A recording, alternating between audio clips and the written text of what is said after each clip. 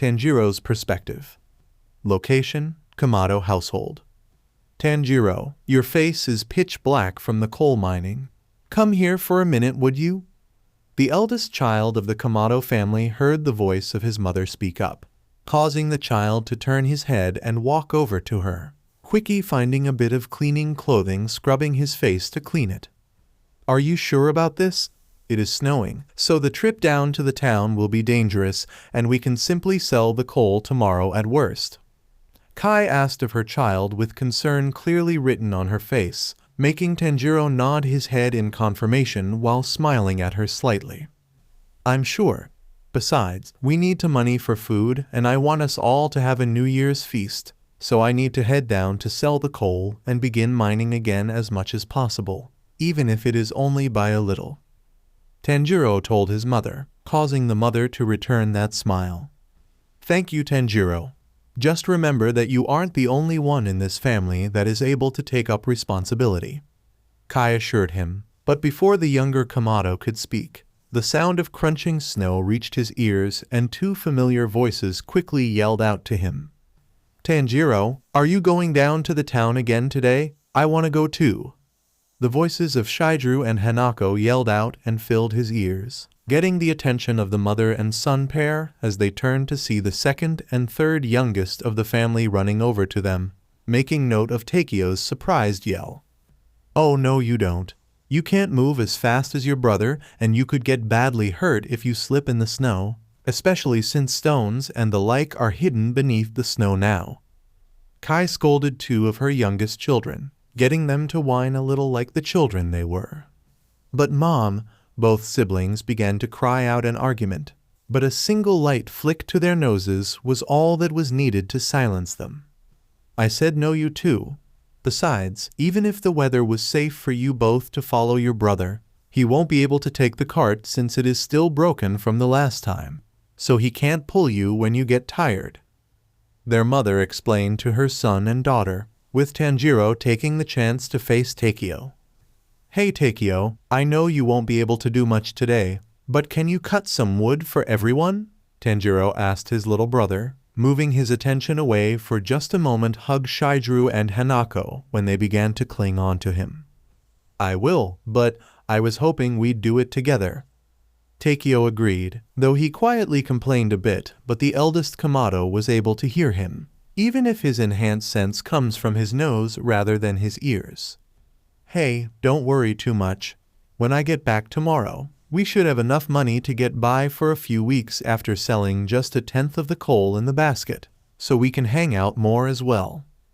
The older sibling promised his brother, and while Takio turned away from Tanjiro, the eldest child could see the smile on his little brother's face. And as for you two, to make up for being unable to take you both with me, I'll see if I can get some chocolate if I'm able to get enough spare money from selling the coal. However, I can't promise that this will be the case, understood? Tanjiro promised both of his siblings before making things very clear to Shidru and Hanako, instantly cheering them both up and appeasing them for the time being.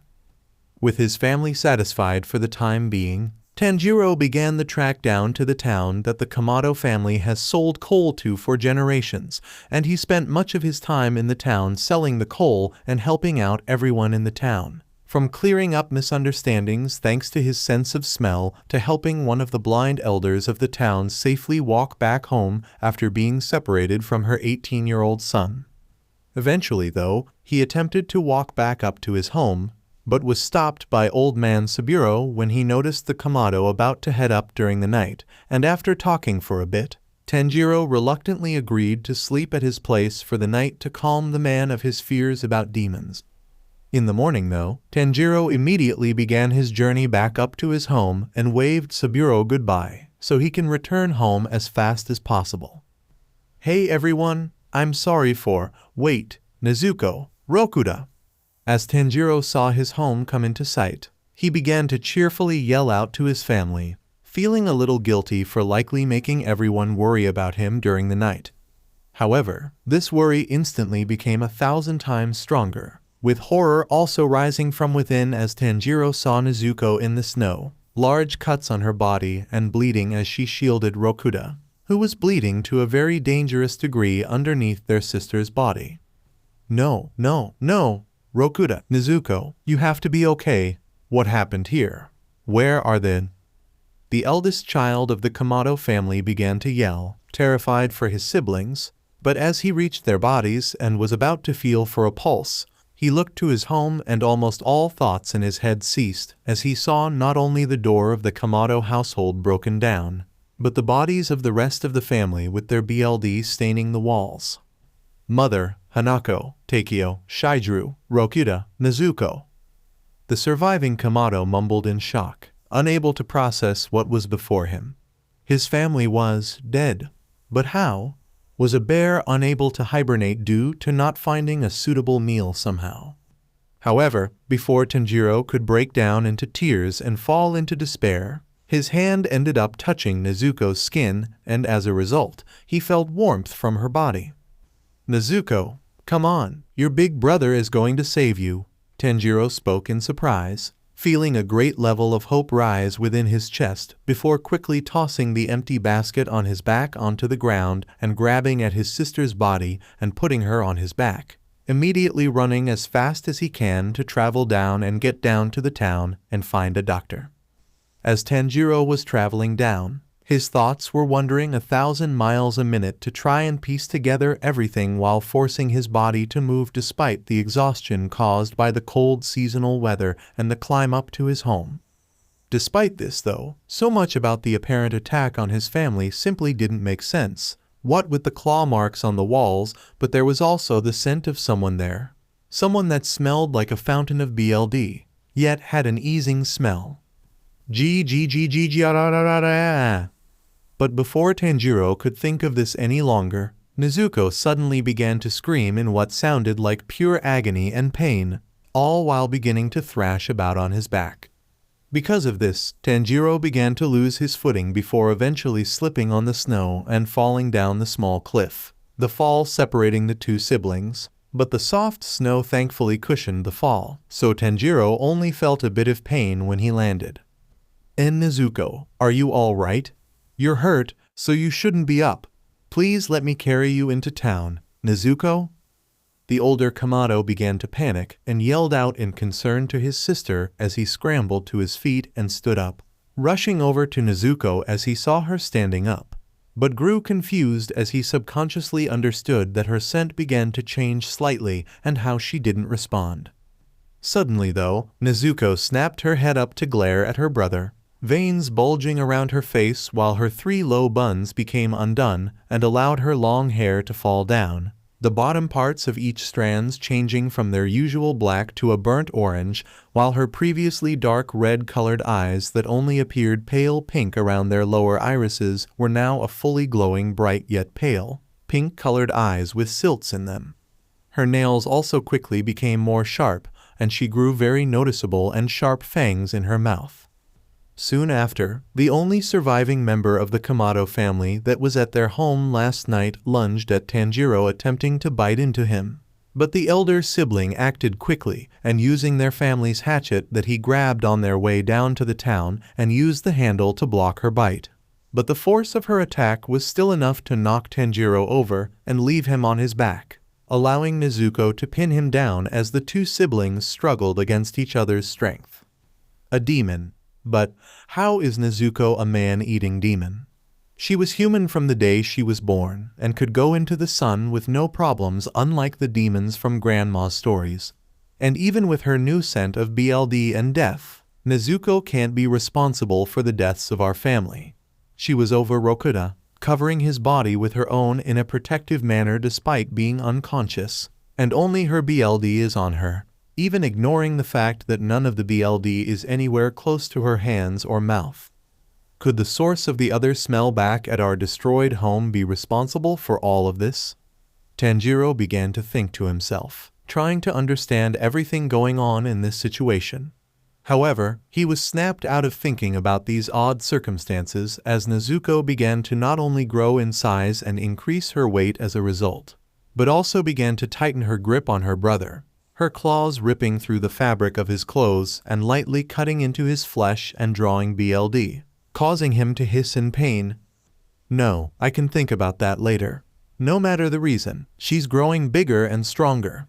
I wasn't able to protect the others because I was safely asleep at old man Saburo's place while my family was attacked and suffered.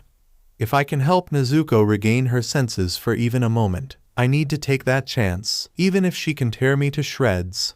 The Kamado refocused on the current situation, pushing through the pain he was feeling thanks to his demonic sister's grip, while still keeping her back a bit despite Nezuko's new strength. Nezuko, hold on, little sister, please, fight it. Fight for your life. Be strong like you always have been. Don't turn into a demon. You can do it, Nezuko. Tanjiro yelled out to his sister through his tears of pain, knowing that she was somewhere in there despite her new form and instincts, and attempted to reach out. Not even for his own survival, but to make sure his sister didn't do anything that he knew would eat her up for the remainder of his little sister's life. Before Tanjiro could continue though, he stopped speaking before looking in relief as Nezuko let tears drop from her eyes with terror of her own actions in her eyes.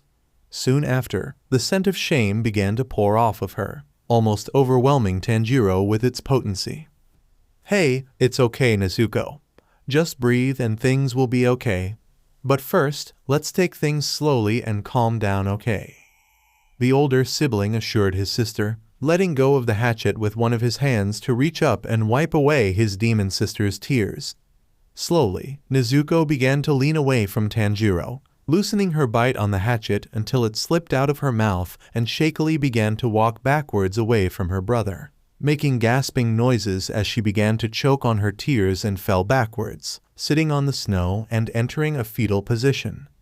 It's all right, baby sister. Just let it all out, Tanjiro said as he quickly got up and brought Nezuko into a hug, quickly resulting in his sister burying her face into the nook of his neck as she cried tears of grief and disgust, while her brother set aside his own longing to grief with her to instead help Nezuko. He can cry himself later when things have calmed down from whatever has caused this cruel twist of fate. How curious. Suddenly, a new deep voice spoke up in a slow and considering manner, taking Tanjiro by surprise as he was unable to smell anyone close to the siblings.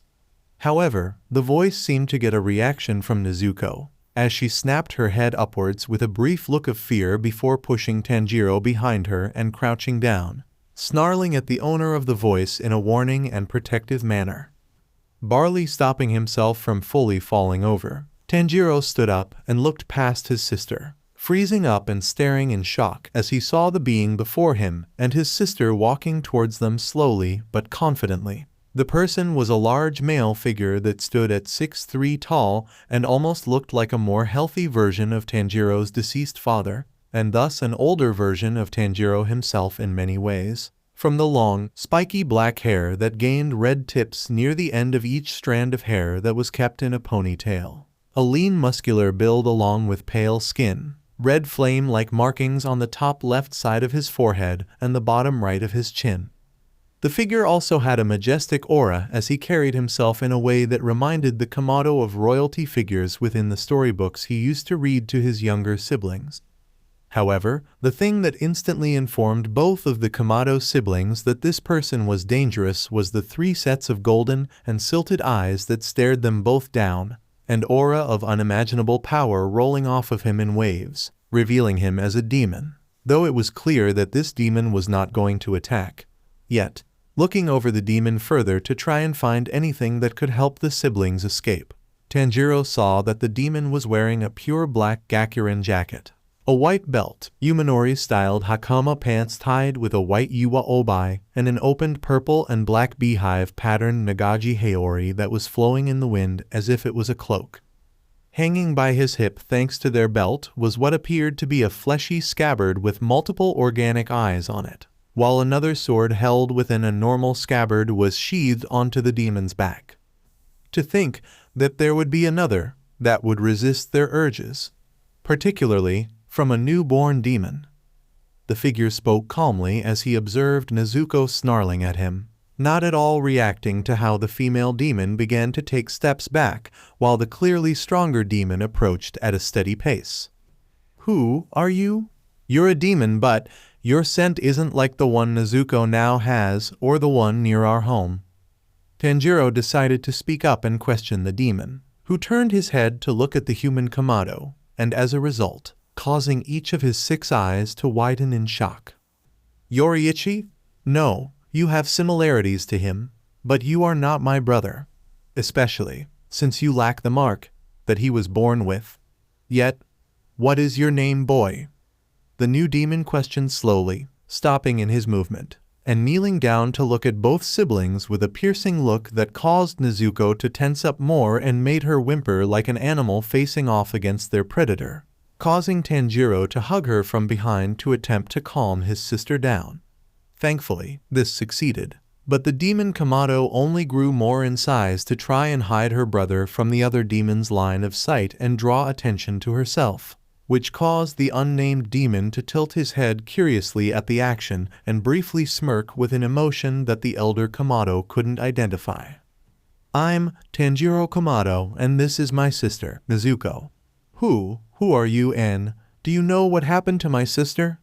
The older brother of the sibling pair cautiously, resulting in the demon swordsman chuckling a little with closed eyes before looking at the siblings once more.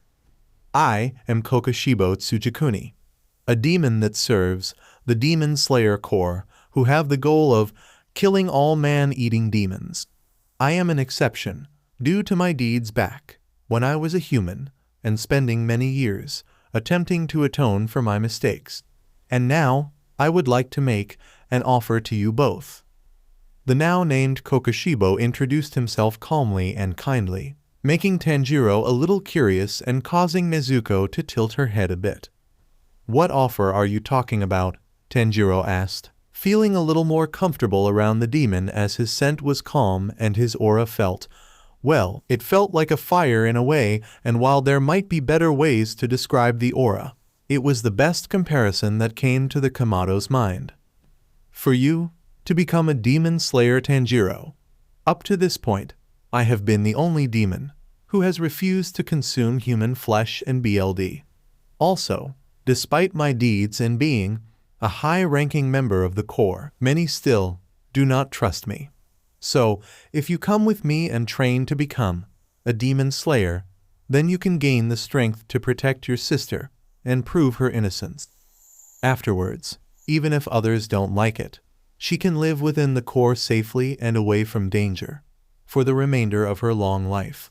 I will even look after her personally, should you pass away." The demonic slayer offered, holding out his hand patiently towards the siblings, waiting for one of them to take it while allowing them to think it over. "Is this the best chance we have? I mean, if this demon can peacefully join the Corps despite doing bad things in the past, then surely Nezuko will be fine if we prove she is a good demon and hasn't harmed anyone before. Maybe they even know of a way to turn demons back into humans."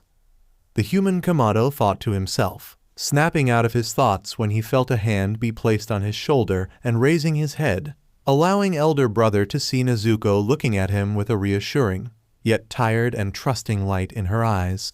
This is what gave Tanjiro his answer. "I thank you, Kokoshibo-san, but I have to politely refuse." The older sibling of the Kamado pair politely refused, taking the demonic swordsman by surprise. Giving Kokoshibo a moment to recover, Tanjiro continued onward with his answer. "Because most of what you said won't happen, because I will find a way to turn Nezuko back into a human, even if you say it is impossible. After all, my sister is a victim of circumstances out of her control, and I will not allow her to suffer for that." Tanjiro finished his answer with an unbreakable will filled with determination to see his goals through, causing Kokoshibo to smile once more. "I see. While I do think that your goal is impossible, as you correctly predicted, I can tell that you will not be deterred. However, your goals have the best chance of being realized as a demon slayer, as you will regularly encounter demons to gain intel from, and grow beyond the levels of a regular human." Kokoshibo gave his thoughts on things, analyzing everything and keeping his offer open, resulting in Tanjiro looking at the demon's hand and his sister, who was clearly not going to allow the demon swordsman get past her or let Tanjiro reach the other demon. Okay, but can we bury our family before leaving? They deserve that respect at least. The eldest Kamado asked, feeling a little uneasy with the topic but knowing that it needed to be done. Very well, lead the way, Kamado. I will come with you to help. Bury your family should you be overwhelmed. Kokushibo agreed to the reasonable request and stood up, looking at the siblings to lead the way. With that, Tanjiro grabbed Nezuko's hand and began to lead the way to their destroyed home, feeling his sister tighten her grip on his hand and pulling him back slightly to make sure he was close to her should Kokushibo decide to attack them as he follows them from a bit of a distance. Seeing his sister like this, trying to protect him from someone far beyond their level, only solidified Tanjiro's goal. He wasn't able to save his family, but he can still save Nezuko and grow strong enough to protect her. He will make sure Nezuko becomes a human again. Tanjiro's perspective. Location: random cave. Take this with you. Soon after the sun began to set, Kokushibo-san spoke up in his usual calm manner, catching Tanjiro's and causing the eldest Kamado to turn around to face the powerful demon. As a result, the young teen was surprised to see a purple-colored blade held out towards him by the Slayer. Wait, are you sure? I mean, this is yours, and why would I need it at the moment? Tanjiro questioned nervously, both because he didn't want to take something if he didn't need it and feeling weird about holding a sword to begin with. Yes. At night, while me and Nezuko can safely travel out of this cave, it will also mean that man-eating demons will be on the hunt for humans once more. So, you will need this to defend yourself if we are separated and actually be successful in killing a demon. Kokushibo explained gently and almost in a brotherly manner, making the Kamado look at the sword now held in his hands uncomfortably. Ah. Hearing a soft voice try to speak, but with no words coming out, Tanjiro turned his attention to his little sister, seeing her walking over with her mouth slightly open, grabbing onto Kokushibo's Haori and tugging on it. Ah, you are hungry. Here, eat this.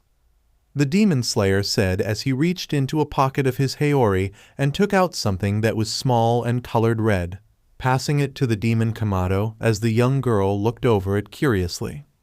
What exactly did you give Nezuko? Tanjiro asked curiously, almost convinced he could smell BLD from the little object before his sister put it in her mouth and ate it, quickly smiling in satisfaction after doing so.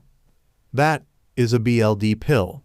In order to control my own hunger, those in charge of healing slayers designed them for me over the course of generations. That way, I do not starve or lose myself again. It will also help your sister develop in her new state. The more experienced demon explained, watching Nezuko and noting something that Tanjiro himself was unable to see or even noticed. Well, the sun should be low enough for the cover of trees to keep you and Nezuko safe. Should we go now? The only human among the small group asks, causing Kokushibo to nod his head. Indeed. Keep your sister close and hope that you don't need to use that blade.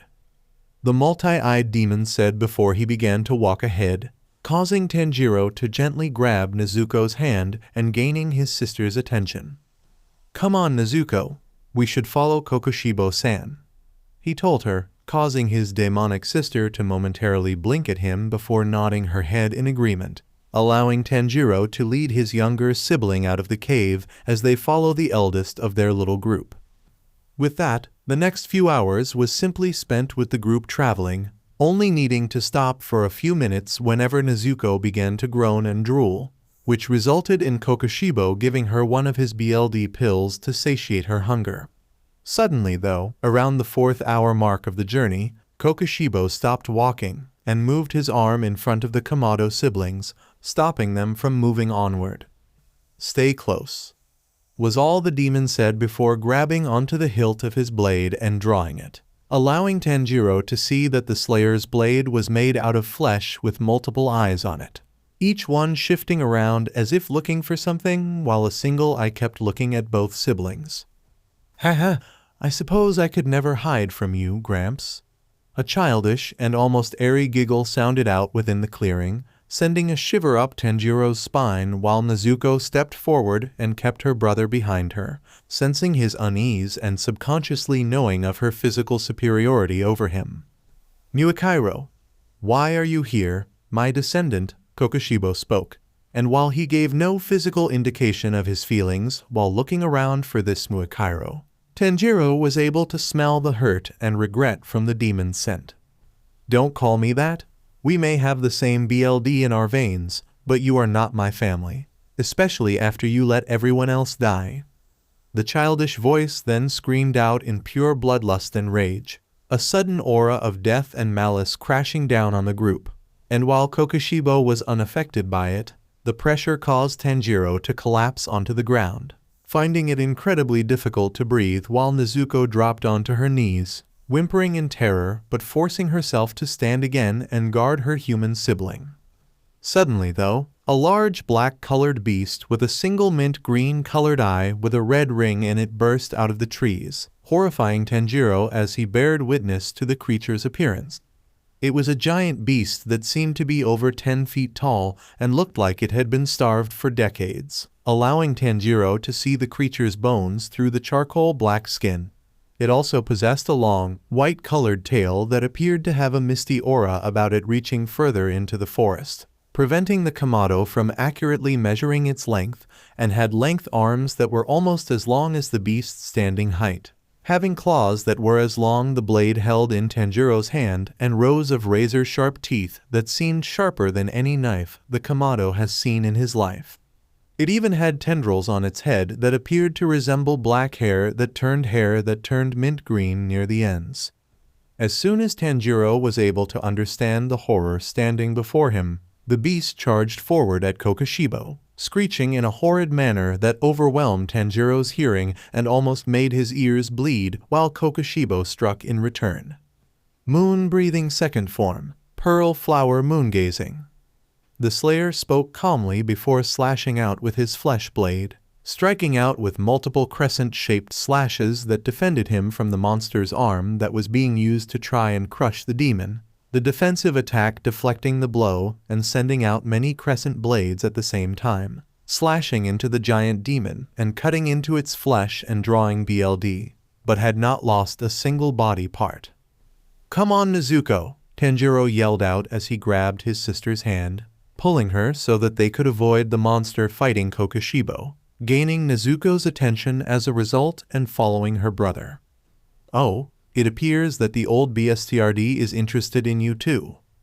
The same childish voice from before spoke, a figure suddenly appearing in front of the sibling pair in an instant and making Nezuko growl and attempt to lash out. But this resulted in the person in front of them swiping his arm to the side and instant pulverized Nezuko's head and sending her body flying and crashing through a few trees in the distance. "Nezuko," the older Kamado yells out in concern, attempting to run after his sister, but found a clawed hand grabbing the arm holding the blade given to him by Kokushibo. "Sorry, but while the old BSTRD is busy, I would like to play with you a bit." The demon that was likely this Muakairo said sweetly before tightening their grip strong enough to break the bones in Tanjiro's arm and forcing him to let go of the weapon given to him. "Aw, you're one of the fragile humans. I'm not having much luck in finding a new playmate." Muakairo spoke sadly as he walked in front of the kneeling Tanjiro, giving the Kamado the chance to look up and see the one who attacked his sister. The demon was standing at a height that was between him and Nezuko, with long mint-green hair that reached just to the bottom of their back and bangs that were long enough to rest on the bottom of the demon's chest. Similarly to Kokushibo, this demon had pale skin and red-colored markings on his face, but instead of a flame-like pattern, Muakairo had a cloud pattern on both of his cheeks while having multiple black lines that almost appear to be cracks spread across the demon's skin, and had a third eye resting on the top of his forehead that had the same red ring in it as the beast Kokushibo was fighting. As for clothing, he was wearing a blue-colored kimono with numerous white lines spread across it that seemed a little too big for the demon. A pair of oversized pants with the same pattern as the demon's kimono that almost made it look like both sets of clothes were the same, and finally, he was wearing dark blue tabi socks and a pair of white zori with dark blue straps. However, there was an odd detail about the demon's eyes, for within the original 2 eyes of the former human was the kanji for the number 8, replacing the pupils that should be there. Oh well, since that odd girl is a demon, I should be able to play with her for a bit. Who knows, perhaps we can get her to join us demon moons. The demon spoke happily, clapping a little bit before raising his clawed hand up into the air, his intent very clear. I'm going to die. And without even taking a single step forward to save Nezuko and turn her back into a human, Tanjiro thought in despair, seeing his life flash before his eyes before this monster. No, there had to be something within his memories that can let him live. Tanjiro, you're breathing. Control your breathing and become like Hinakami. A very familiar voice that Tanjiro was sure he would never hear again spoke within his mind, causing the human Kamado to widen his eyes in surprise. Father, the eldest Kamado thought in surprise, seeing his father alive once more within his mind, smiling gently at him despite his sickly state. Look, Tanjiro, your father is doing a Kagura dance. The image within Tanjiro's mind changed once more, returning him to a time when he was only 5 years old with his deceased mother by his side and a sleeping Nezuko resting on her back, watching Tanjiro dance in the freezing cold at night while wearing the traditional clothing for the Hinakami Kagura dance. Our family works with fire, so in order to keep us safe, we offer a dance and prayers to Hinakami, the fire god, at the start of each year.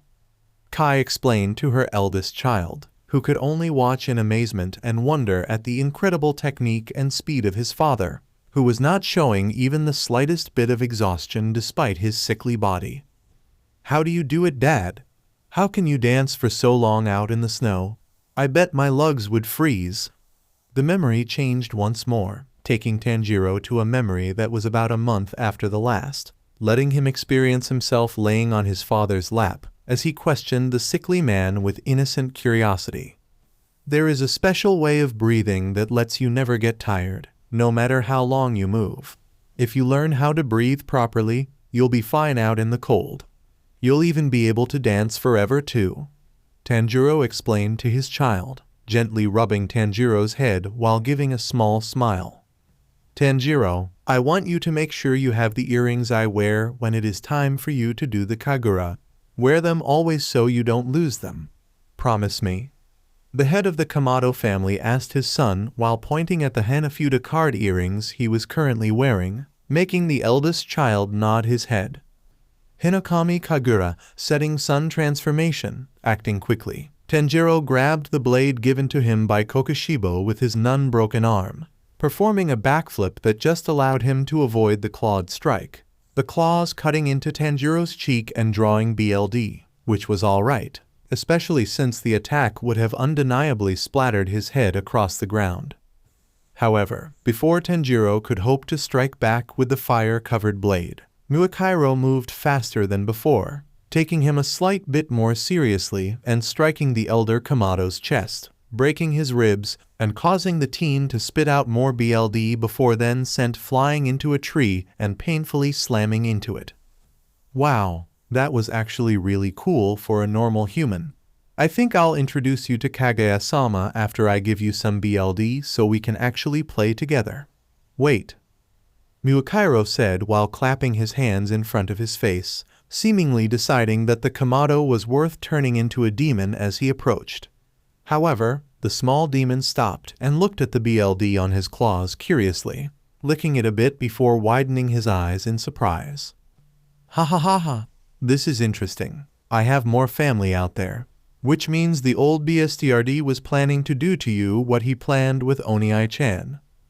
The demon spoke cheerfully, taking Tanjiro by surprise with his words before his aura and voice took a more dark turn, rage and disgust directed at Kokushibo, even if the Slayer wasn't in the same area at the moment. God. Suddenly, though, Nezuko roared out and appeared behind the kanji-eyed demon and delivering a kick to his head that sent the older demon stumbling back. Though even if the attack did injure Muakairo, any sign of such was instantly gone due to demonic regeneration. Why you? I'm not going to lose more family to some newborn and the old BSTRD, Muakairo growled out. However, as the scent of a large amount of demon BLD suddenly hit Tanjiro's nose, the powerful demon widened his eyes in horror, looking like he just learnt that a family member was brutally attacked and maimed somehow. Yuakairo, the demon cried out, looking in the direction of where Kokoshibo and that giant monster were fighting before then looking at Tanjiro again, who Nezuko was standing in front of protectively and growling with rage and bloodlust clear in her voice. I'll find you again someday, so please survive whatever the BSTRD sends your way. Muakairo quietly pleaded before running away, and just like that, Tanjiro Kamado lost consciousness. Kokoshibo's perspective. Location, Moon Estate. Thank the gods. Kokoshibo quietly muttered to himself, having successfully bandaged and cleaned Tanjiro's wounds while the boy slept in a comfortable bed that the demon only kept around if the other Hashira decided to visit and had to stay at the estate. The encounter with his descendant was unexpected. He knew Muakairo became one of Kaguya's demon moons, but his relatives' rank or his abilities. So it was a surprise to know that the creature that he had faced, which proved itself to be immune to decapitation since the remnants of the moon Hashira's old blade that existed within the fleshy sword by his side did not kill the beast. Even more so when rank 8 demon moon called it by the name of his deceased brother before they both disappeared, likely as a result of another demon's BLD demon art. However, until this moment, the demon that was once Michikatsu he didn't deserve to call himself by his old name. Not ever since killing Yoriichi due to jealousy and a lust for power did not have the chance to think this over, as he was concerned for the well-being of the Kamado siblings since Muakairo definitely targeted them like he did with any other student the Hashira tried to take under his tutelage. Seems like I was right, if he spared you both. The Slayer mused, carefully running a clawed hand through Tanjiro's long hair. He initially thought he was seeing things, but after detecting the use of some weaker version of his younger brother's sun breathing techniques and tasting Tanjiro's BLD due to using up all of his BLD pills for Nezuko, the long-living Hashira couldn't deny one simple fact. The Kamado family were his descendants. Admittedly, Kokoshibo couldn't tell when the family his brother offhandedly mentioned when they were both human married into the bloodline created by his child, but they had his BLD flowing within their veins. I failed Yuakairo and Muakairo before, so I promise I won't fail you, not again. Kokoshibo promised, getting up from the seat next to the bed and walking out of the room, seeing Nezuko sitting outside, waiting for her brother, and drinking from a glass that had some human BLD in it, but instantly ignored the sustenance to look at the older demon. Your brother is fine. Give him a few days, and he will be back on his feet. The moon Hashira told the demon girl, seeing her muscles relax a bit but otherwise gave no reaction. Seemed she was still recovering from the backlash caused by the transformation into a demon. Walking outside of the estate, not worried about the sun despite it being daytime due to the many unnaturally tall trees blocking out any natural light, Kokoshibo walked down the path to see if he could find any fruits for when his human descendant eventually woke up. After all, he wasn't in the mood to steal food from humans during the night, nor could he go to a market because of both the sun and his clearly demonic appearance. One final question did remain within the Tsujikuni's mind though. Should he teach Tanjiro the moon-breathing techniques he developed as a human, or risk the boy trying to pursue sun-breathing and his body not being suited for it? After all, what were the odds of his descendant being able to use his long-dead brother's techniques? Kokoshibo's perspective. Location, Moon Estate. Nezuko, come with me for a moment. Kokoshibo called out to the demon Kamado, causing the young girl to look with an innocent look that the demonic Hashira just knew others would see as manipulative given what Nezuko was forced to become. Jutaro and Hantengu would certainly jump to such a conclusion at least. The former samurai thought to himself, feeling worry for when the girl's existence was discovered, particularly since she isn't even a teenager from what he could see build up within his chest before calming down almost instantly. All he can do for now is prepare his descendants for the eventual trial as best as he could, and if he needed to take the Kamados and leave the core to keep them safe, then so be it. What do you need? Nezuko spoke slowly developing a mind with the amount of BLD she has drank that Kokushibo has been provided with from the core to keep his hunger under control. Interestingly though, the demon slayer was a little surprised to see that the newborn demon has already developed enough of a mind to properly express her emotions to a degree, which happened to be angered annoyance. Seemed that she truly recognized her brother as something that is at least very important to her and needed to be protected, though whether or not she knows the true meaning of the title given to Tanjiro is a different topic entirely, particularly since she hasn't moved from the door that held the still unconscious Tanjiro. Training.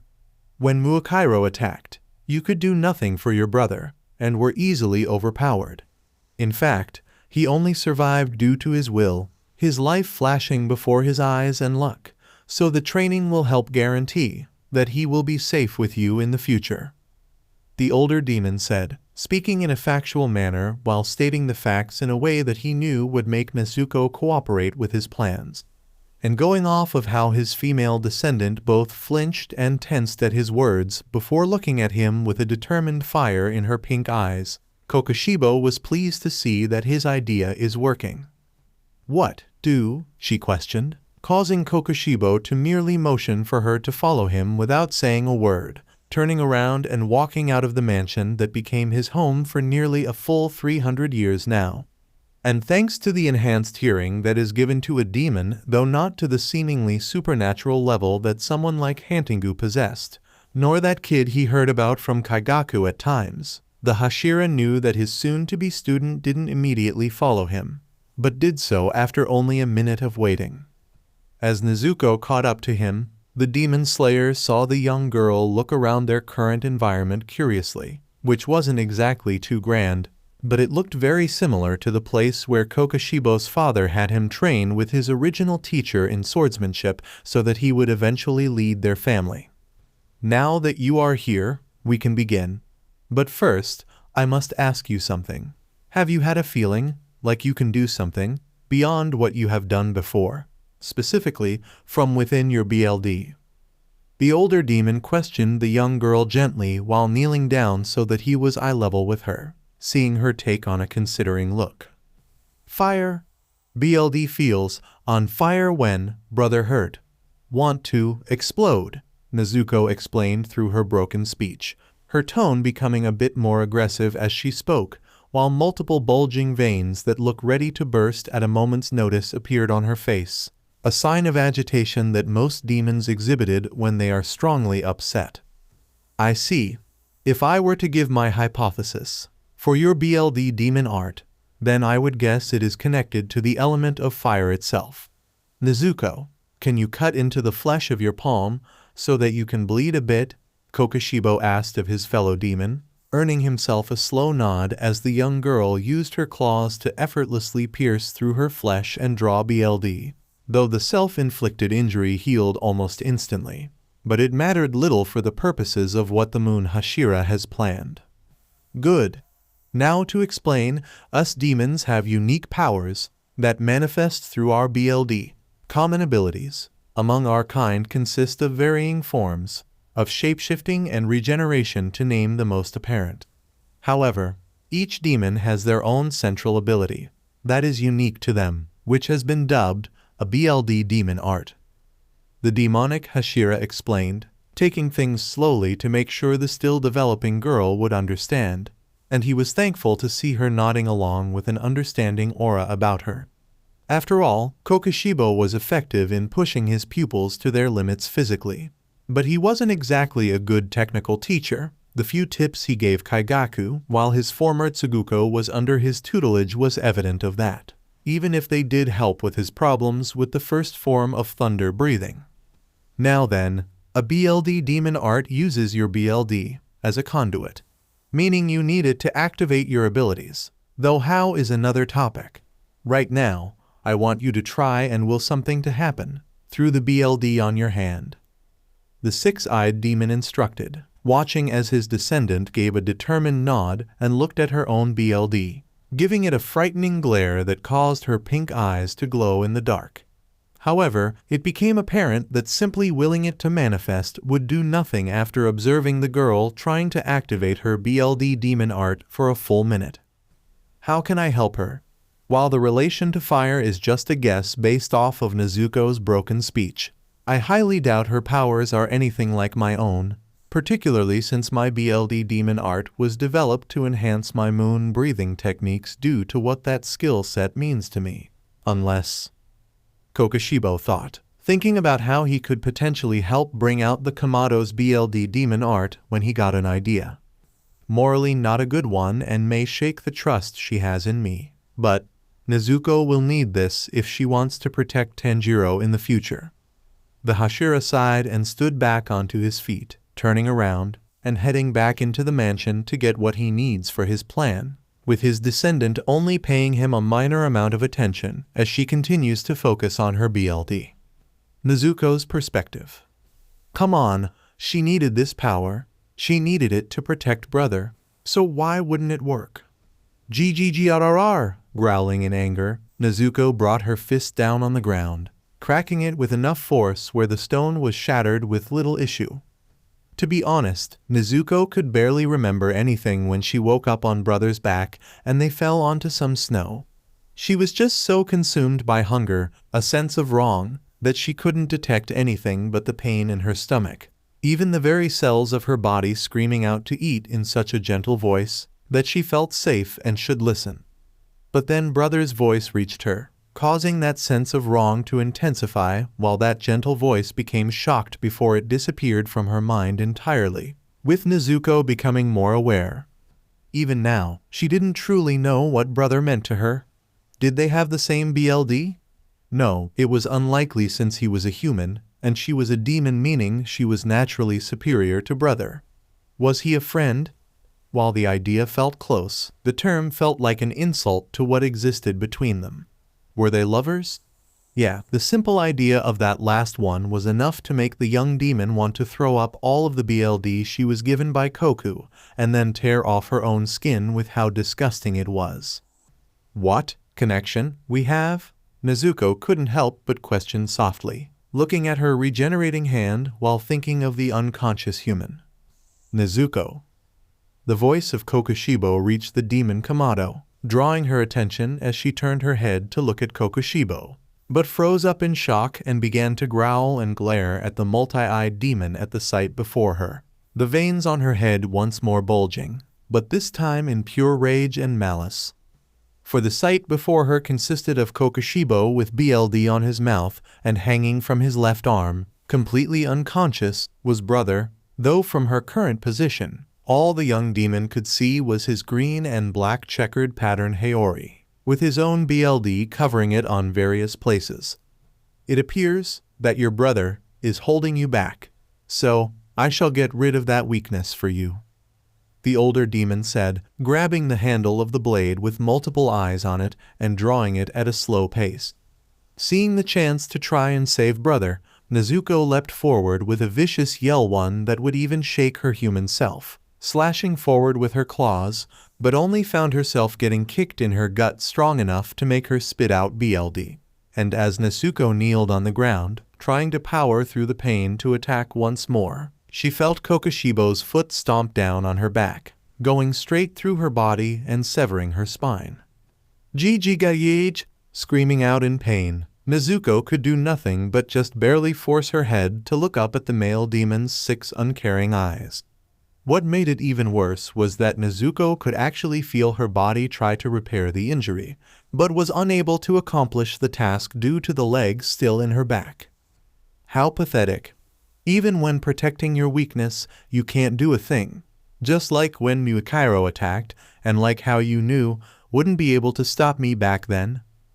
Kokushibo stated coldly, now with his weapon fully drawn. Seeing the weapon, Nezuko's anger dissipated into absolute terror as she saw the weapon be raised up, its deadly edge pointing at brother's unconscious back, ready to stab through and claim his life. Nezuko, please, protect your brother. You can do so as you are now, but you need act fast. Because if you don't, your brother, Tanjiro, he will be killed. A female voice suddenly reached out to her, with a pair of female hands that were see-through. Why were they so familiar? Why did the sight of those hands and the sound this sweet voice made her want to cry? Appeared in her vision, with the words finally causing the demon girl to snap. BLD demon art, exploding BLD, Nezuko yelled out, causing Kokushibo's eyes to widen in surprise as he jumped back at the last moment, dropping brother in the process as bright and wild pink flames burst out from Nezuko's body with an intensity that could easily overwhelm the regeneration of other demons and thoroughly reduce a human to nothing but bone and ash in an instant. No, Kokushibo yelled out, taking Nezuko aback a bit from the worry in his, and even more so as she saw him force his hand through her flames to try and grab brother. But Nezuko growled protectively as she focused more on her fire, actually causing the Slayer to hiss in pain and pull his hand out, revealing the muscle beneath the burnt limb and even the skeleton in a few places before the damage was instantly undone. Hoping that her BLD demon art will keep the swordsman away for a bit, Nezuko looked down at brother, but was shocked to see only his bloodied Haori with some kind of sack beneath, unaware that this reveal caused the heat of her fire to lessen. As a result, she was taken completely off guard when Kokushibo's hand forced its through Nezuko's fire once more and grabbed the girl by the back of her dark brown Haori, pulling her out instantly and dispelling the BLD demon art as a result. Seems like your BLD demon art does not harm you. That's good, Kokushibo said with relief in his voice, but now overcoming her shock, Nezuko could not care for that and made it abundantly clear as she growled at him with the most vicious glare she could give and threw out a kick that was easily stopped by the older demon grabbing her leg. Where brother, make you pay for hurting him, the demon Kamado yelled out in fury, and as she was about to activate her BLD demon art to attack, she stopped as she suddenly found herself in brother's room, seeing the unconscious human still sleeping in bed and recovering at a steady pace based off of his breathing. I had no intentions of harming Tanjiro. I simply used his Haori and a little setup to push you into using your BLD demon art. The older demon spoke up, drawing Nezuko's attention and making her glare at him with hate in her eyes. I suggest you take some time to yourself after that experience. For what it is worth to you now, I am sorry about using such a tactic, Kokushibo says, turning around and walking to the door, but stopped for a moment to give his apology before finally leaving. Seeing him gone, Nezuko turned back to brother and hugged his unconscious body, growling a little in agitation at the sight of the flame-like scar peeking out of the bandages wrapped around his head and the additional 3 scars on his cheek, right below his right eye. And with the sight, the young girl spoke with an unwavering determination in her voice, now committed to the vow she's about to make. Will protect, brother, must protect, Tanjiro while he's frail. Tanjiro's perspective. Location, Moon Estate. Kokushibo-san, can I ask a few questions before we begin? Tanjiro asked his teacher as they stood in the garden of his mentor's home, earning him the demon's curiosity. Technically, you already have asked one, but very well, the Slayer said, smirking ever so slightly and his voice taking on an amused tone, causing Tanjiro to rub the back of his head a bit with a blush of embarrassment. When Mukairo was about to kill me, I actually saw my life flash before my eyes, and I saw my father telling me how to breathe a certain way and my family's Kagura dance, and using them made me feel so much stronger than I ever had in the past. Do you know anything about it? The Kamado explained before asking the question itself, causing Kokushibo to hum. Well, I did sense something from you while I was fighting Muakairo's BLD demon art. Do you mind showing me this way of breathing first? Because if it is what I think it is, then your training will go more smoothly.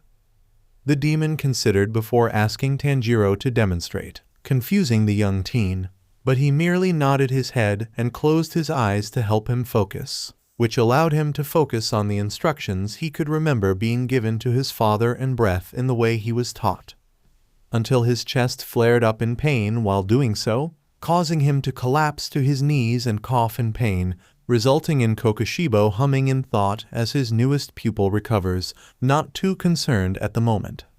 Seems I was right.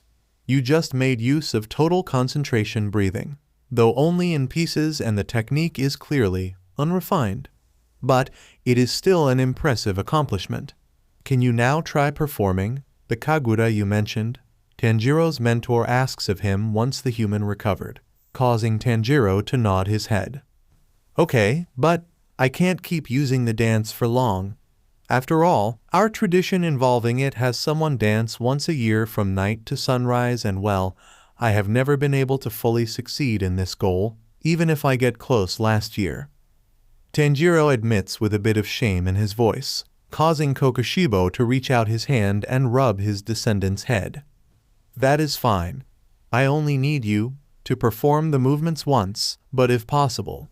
So take your time with it, and take the time to recover if you are being pushed to your limits, Kokushibo assured him, earning him a small smile of thanks from the human.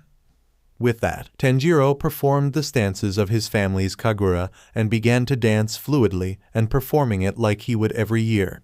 However, after the fifth go of performing all of the dance's steps, Tanjiro began to feel a little exhausted and stopped, sweating a little bit while breathing heavily.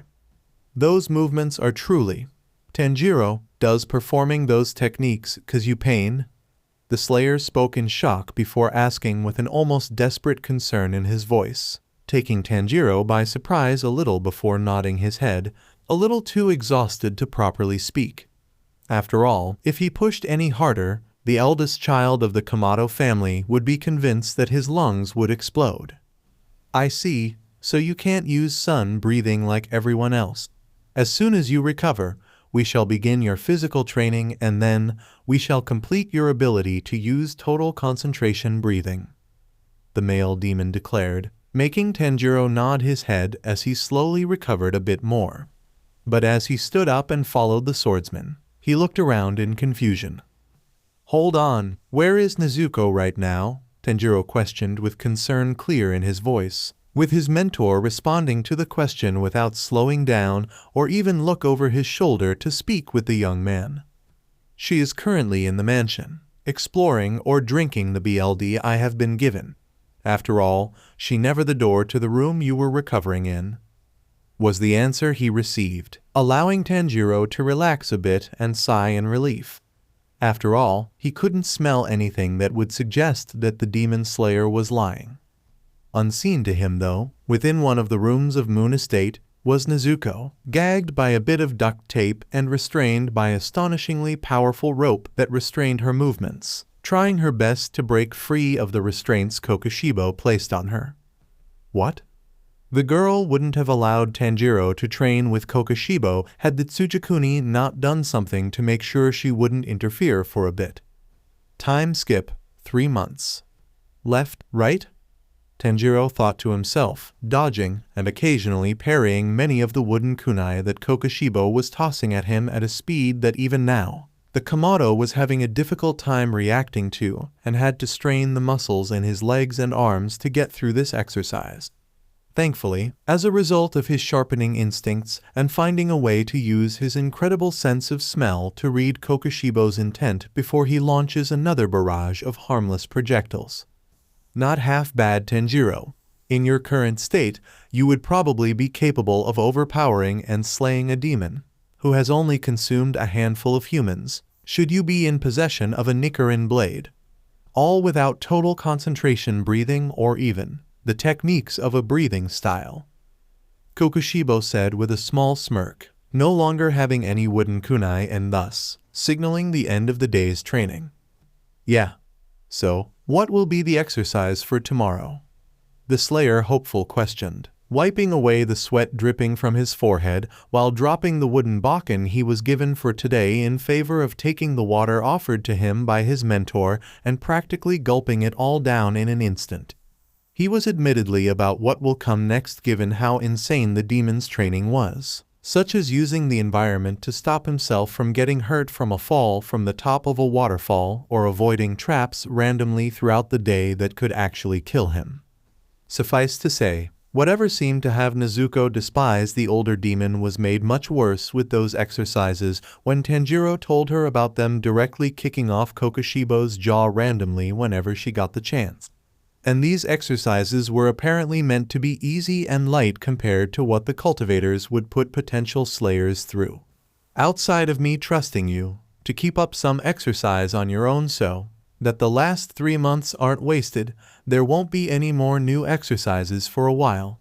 Now, we shall focus on completing your use of total concentration breathing, then having you use it 24/7 each day. The demon Hashira told Tanjiro, shocking the young man as he widened his eyes in disbelief. That's possible? Anytime I have tried using total concentration breathing for more than a minute with my family's Kagura, my lungs feel like they'll explode. It's even worse when I'm not performing the dance as well.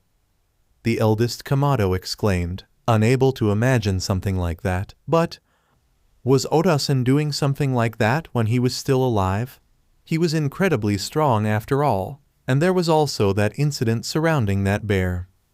Tanjiro recalled his sickly father and how he seemed to be capable of the impossible, such as dancing barefoot in the snow throughout an entire night or so effortlessly killing that bear that was approaching their home despite being sick before Tanjiro was even born, but the illness making it quite easy to see his father's bones through his skin. Something is distracting you. What is it? Kokushibo observed while speaking aloud, snapping his student out of his thoughts. Well, I have just been thinking a lot about my father recently. What with all this stuff and how he seemed to be an expert, even if he genuinely seemed to be unrelated with the core. But I can't help but wonder how much of the things he knew were connected to this new side of the world me and Nezuko have been dragged into. The Kamado explained, resulting in Kokushibo sitting behind the human while applying some cream that would help with the bruising from the training exercise. We have had this conversation before, Tanjiro.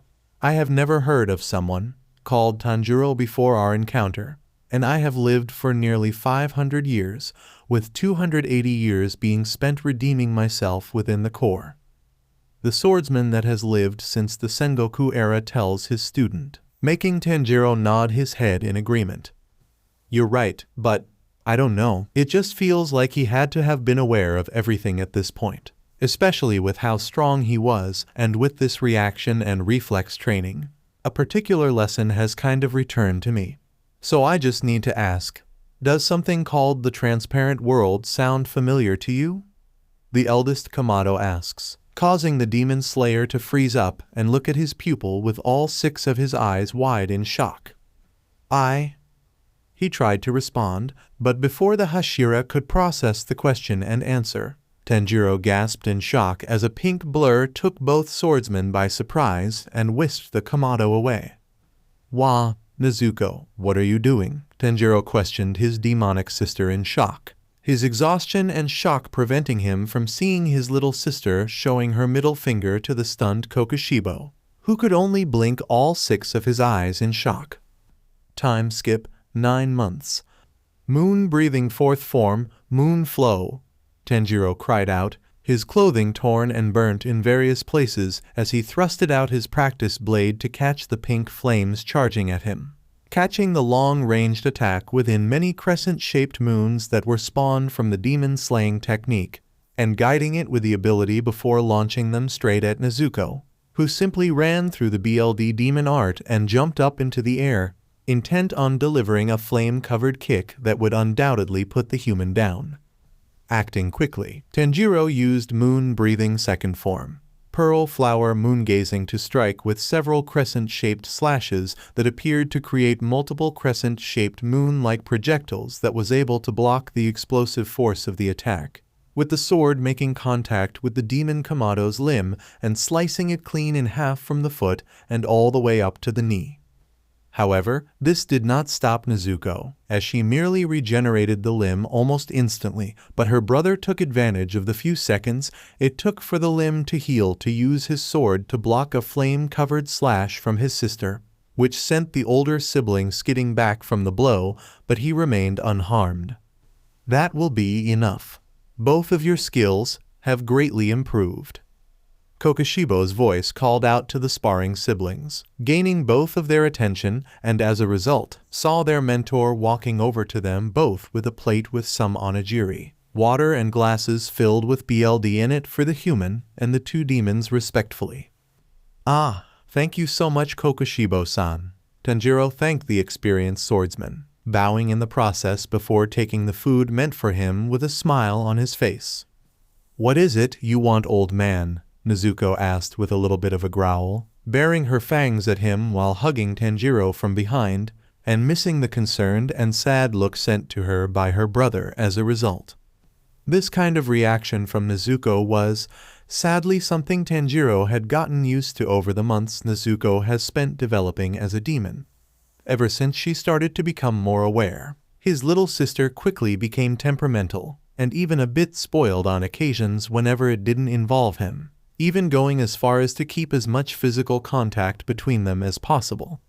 It thankfully wasn't anything too bad, but the eldest child shudders to think about what would happen to someone who actually pissed off his demonic sister. Currently, nothing but to make sure that you are both healthy after your session. The older demon answered the demon Kamado, holding out the plate to her so she can take one of the glasses of BLD, and while she still glared at him with venomous hate, Nezuko ultimately took the drink before dragging Tanjiro with her to sit by the roots of one of the giant trees that blocked out the sun. By the way, Tanjiro, there is something that I must talk to you about, as it will be a challenge you will face next year. Kokoshibo continued on, resulting in Nezuko now throwing her glass at their caretaker, who effortlessly dodged the half-hearted attack, before then tightening her hold on Tanjiro. Nezuko, you can't just throw things at Kokoshibo-san, Tanjiro scolded his sister, feeling her stiffen a bit before relaxing a little bit. Sorry, brother, but you aren't going to do whatever task he has for you. The demon Kamado apologized a little meekly before regaining the fire and stubbornness she had only moments ago.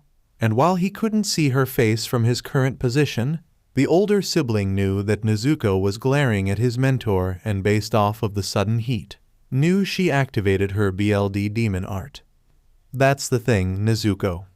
Kokoshibo continued on, catching the attention of both siblings once more, with the six-eyed demon having a small smirk on his face.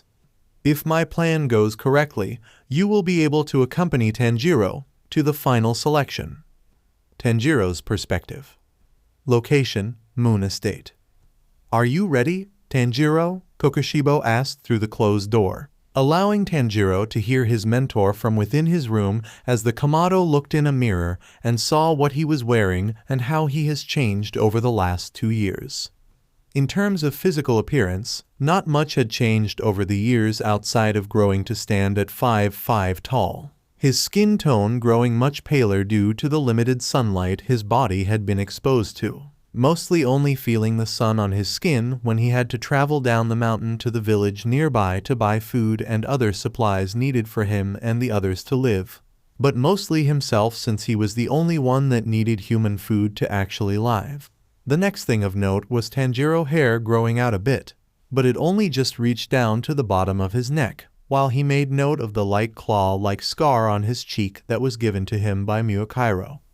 As for clothing, he was wearing a Samu-styled kimono that possessed the same black and purple-colored patterns as Kokoshibo's Haori did, a pair of black pants that was kept in place by a cloth belt beneath the kimono, his family's Hanafuda earrings, and the turquoise scarf wrapped around his neck.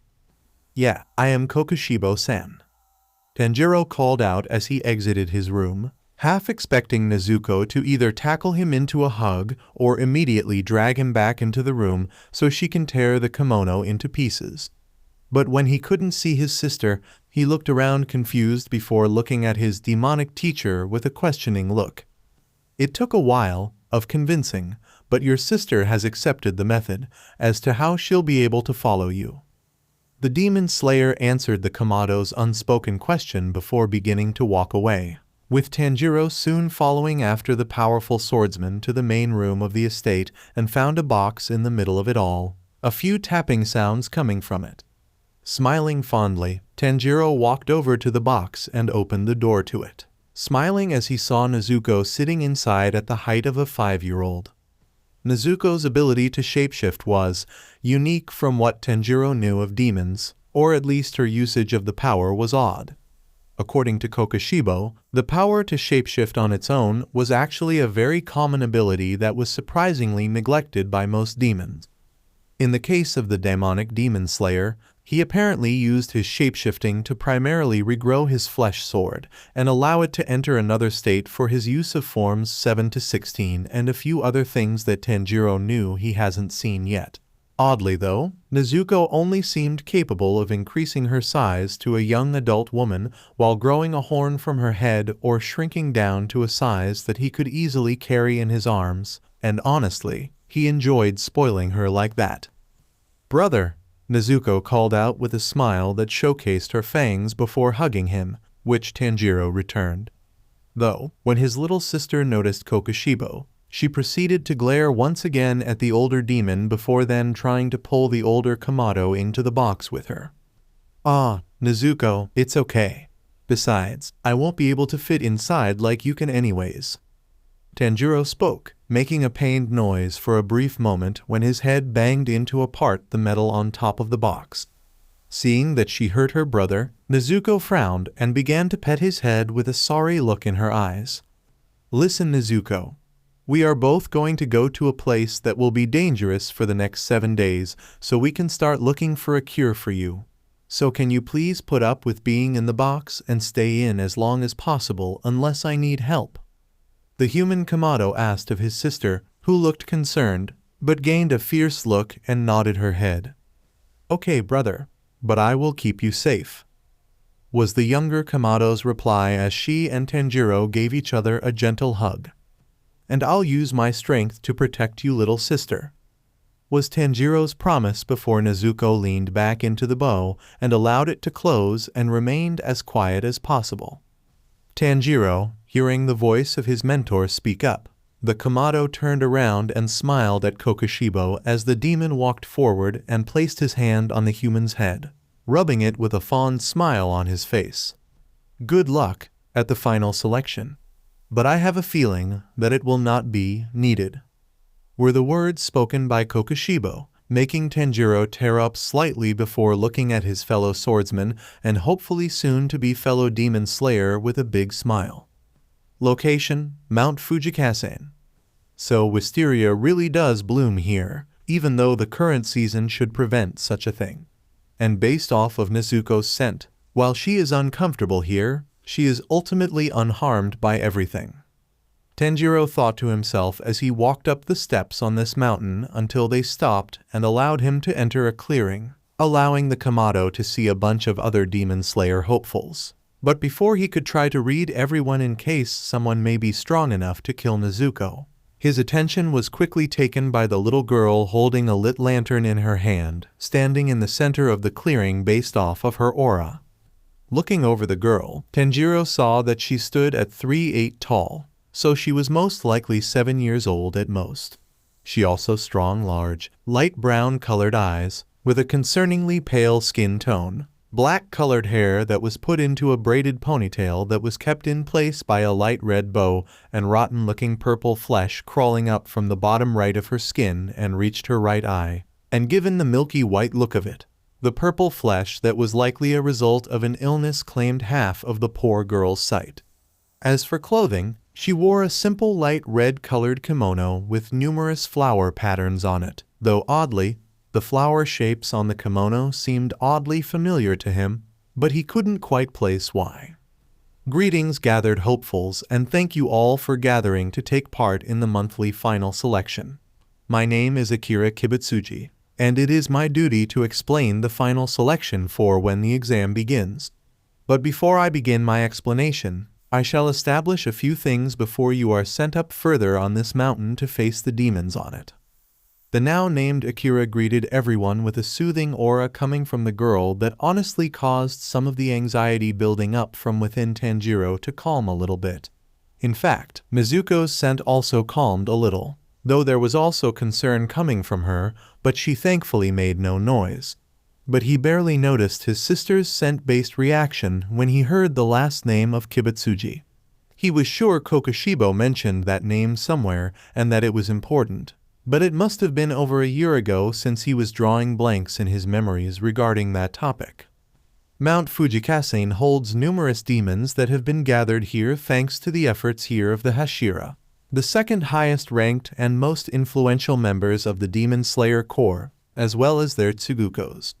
These demons are unable to escape as some properties of this mountain keeps the wisteria flowers blooming, even during this season 24/7 of every day, since demons' hair wisteria and enough of it entering their system can be an alternative way to kill them. These flowers cover the mountain from its foot to halfway up the slope, making it virtually impossible to escape the mountain for a demon without aid. Akira explained how the final selection was even in a state where it can be held for potential new slayers to begin with. Though, despite the fact he wished to think otherwise, Tanjiro was convinced that she specifically looked at him for the briefest of moments before instantly looking at the gathered hopefuls without targeting anyone specific. Did she really know about Nezuko? But she wasn't saying anything, so was she one of the few people Kokushibo-san apparently revealed Nezuko's existence to? However, after that point, there will be no more wisteria, so the demons can move around freely and unrestricted from those parts of the mountain. In order to pass the final selection and prove your strength to join the Corps, you must survive on there for a whole week. Once you begin to face demons, the only rule that shall be followed is that your potential comrades are to not be harmed by your own blade. Otherwise you shall be executed the moment this is discovered, and your existence will be erased from the records as if you never existed, in spite of your potential contributions. Otherwise, you are free to team up with fellow students that you have trained with under a cultivator or someone you don't know, and should be feel too overwhelmed, you can return here at any time before the week is up. But this will prevent you from joining the Corps, and you will need to attempt this again should you still wish to join in that scenario. The young Kibutsuji then explained the rules of the final selection, before then moving her arm to emphasize the torii behind her. Walk down that path, and you will reach the parts of the mountain untouched by wisteria flowers. Now go forward with your heads held high, and I wish all of you the best of luck. Akira told them, causing each of the Slayer hopefuls to walk down that path, and as soon as Tanjiro could, he split off from the other humans now on the dangerous parts of the mountain, and he was thankful he did when he heard muffled growls from within the box on his back. "Why are so many weak Muakairos?" Nezuko asked from within the box, telling her brother that she detected the other demons, even though the sun was still high in the sky and thus would prevent any from wandering around at the moment. "There are other demons here, and unlike you or Kokushibo-san, they have no problems with killing and eating people. And in order to help your condition, I need to survive this place for the next week.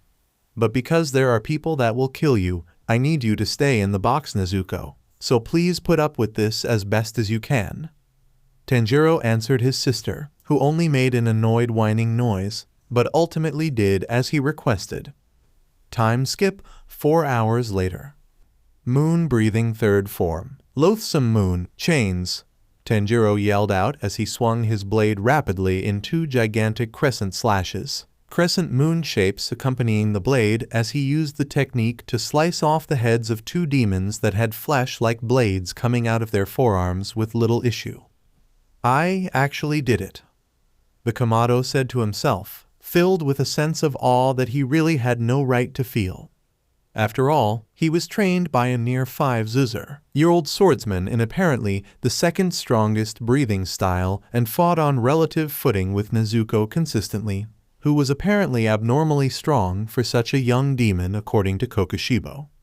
But this would be nothing compared to Muakairo and that BLD demon art of his. The Slayer hopeful reminds himself, sheathing his weapon for the time being before continuing forward. He didn't understand why that demon seemed to want him after their encounter 2 years ago, as the likelihood that they were related was unlikely and Tanjiro couldn't remember anyone called Takedo in his family tree. But either way, that would mean the demon moon will likely hunt him and Nezuko down, and he had no intention of finding out what will happen in that scenario.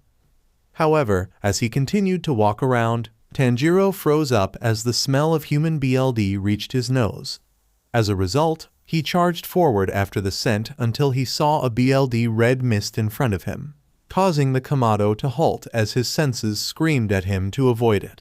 Thankfully, the moon-breathing user did not need to debate going inside or not as a female figure was sent flying out of the mist, causing Tanjiro to grab her, and while he successfully stopped this girl from getting hurt, it was apparent that she was sent flying rather than jumping backwards since he was sent skidding back after catching his comrade, almost making the swordsman slam into the back of a tree as a result. "Stay behind me," Tanjiro ordered the injured girl, not taking the time to take in her appearance as he laid her against the bottom of a tree before stepping forward and gripping the handle of his sheathed blade, watching a small figure become more clear through the mist. Then, in an airy and almost distant voice that caused the hairs on Tanjiro's body to stand on end, the figure who was undeniably a demon spoke. Ara tilde. Seems like the beauty has a knight in shining armor ready to fight for her. Its perspective. Location, Mount Fujikasen. How pathetic. If this is what Oniai-chan was warning me about, then he is really underestimating me, or demons aren't as bad as he said. The voice of a somewhat annoyed girl spoke up as she walked over to the disintegrating body of a demon and pulled out a Nichiren blade from its back and walking away from the scene, ignoring the human corpse with a torn-out throat with disturbing ease.